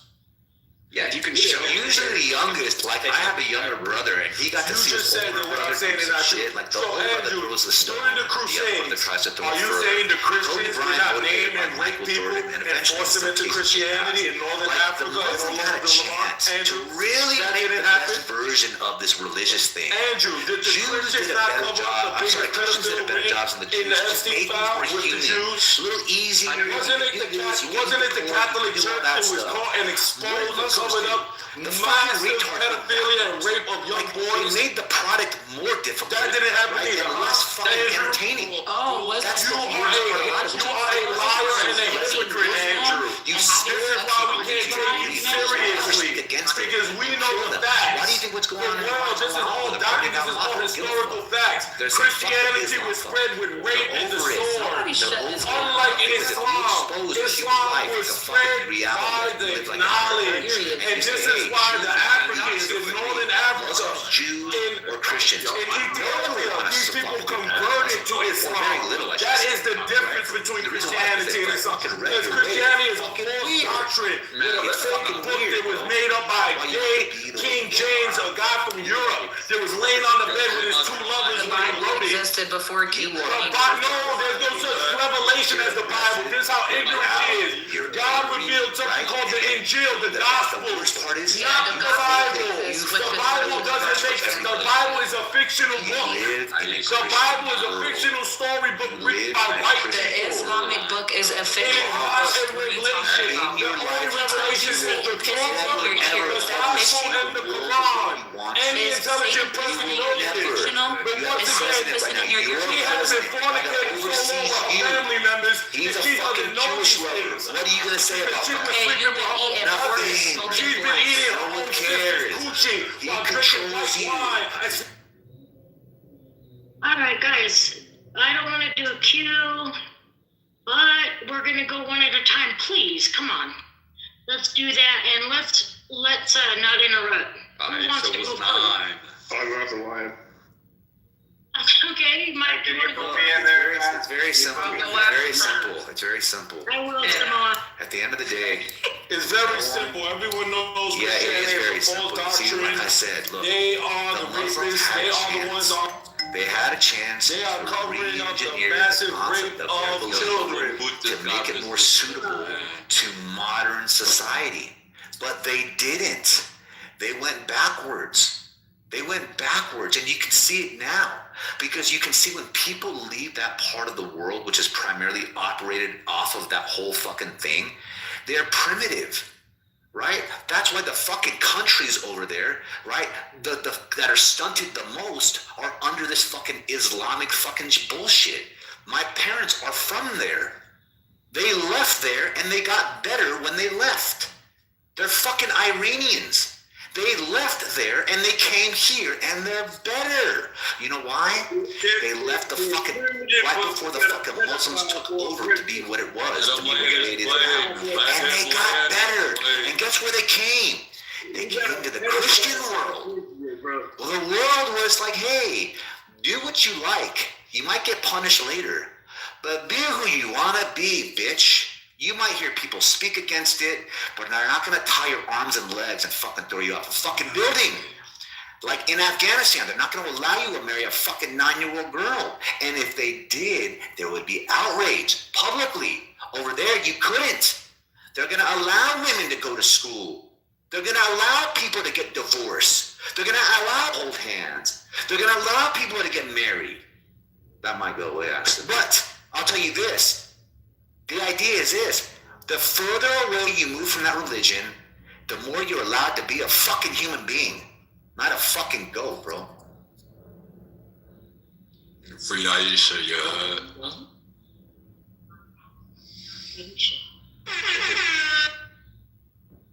Oh my God.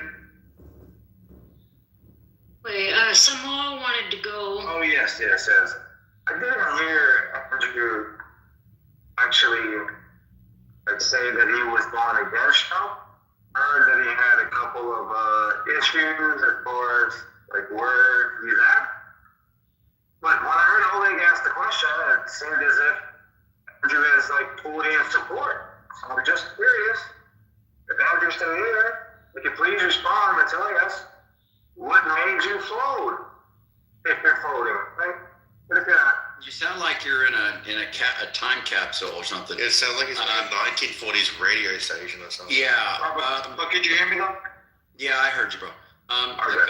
It's not a matter of who I support now because I'm not really, I'm not really who's on the table, right? I mean, or who's. Who would you re-support if you had the option? Well, if I could re-support, I would support who I've supported like probably for a long time. No, it's Trump or Kamala Harris. Oh no. I don't know because we can't say what Kamala Harris would have done. I just know what. No, I'm saying. No, hold on. Knowing what you know now about Trump. Yeah. And hearing what Kamala was saying. Who would you vote if you had to today? Yeah, I think the trajectory of what she would do over the period of time. Just answer the question. Is Trump or Kamala? Just say that. I'm answering, bro. But just say a word first and then give the explanation after. I don't know. So hard times. No. That's cool. I'll tell you why that's cool. That just means that's cool. That means this. It means no matter. Hold on. It means no matter. No, hold on. It means no matter. Look. It means no matter how bad Trump is. He's still confused, which means that fucking she's equally as bad. Yeah, no, that's right. Yeah, but my question is, what of the new events that have been unraveled? To do a moral evaluation of the two, as far as what she would have done, likely given what she had done previously. That's not even the question. It is a question for me. Because it's going to come down to the morality of the policies that are. Wait, hold on. But obviously, Did you ever shut the fuck up, Andrew? Ever? No, I don't. Wait, let me just ask my question before we let go. I'm asking, what happened in the past 4 days that made you go from one thing to another thing? 4 days. I haven't changed, bro. What are you talking about? In the last 4 days, I still defend Trump as far as like the things that people are saying that are false against him. I would defend it against anybody. Look, if somebody calls somebody a pedophile and they don't have the reason to do it. I don't know. I thought 4 days ago you said that you were good with who you voted for. No. When people were trying to criticize you about No, I didn't say that, bro. Here's what I did. I said Trump 28, and I say that all the time. I'm going to continue to say it because people are so freaking deranged that they just freak out and they start saying stuff that's so stupid, like Trump's a pedophile, right? Look, I'm not saying there's not some stuff that fuck you, Papa John. I'm not saying there's not some stuff that needs to be looked at and the investigations don't need to go forward. They do, right?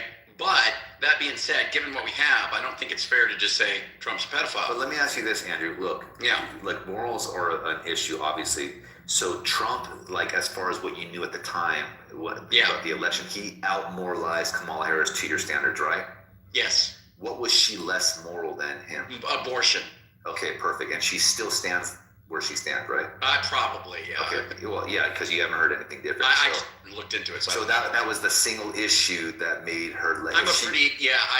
So if she had an equal stance on abortion than Trump, then what would you do? I'd have to look at other things. There'd be a different hierarchy of, Like, let's just play with the idea now. Is there anything else that comes to mind? I mean, guns. I'm a big fan of guns. But that's not moral, though.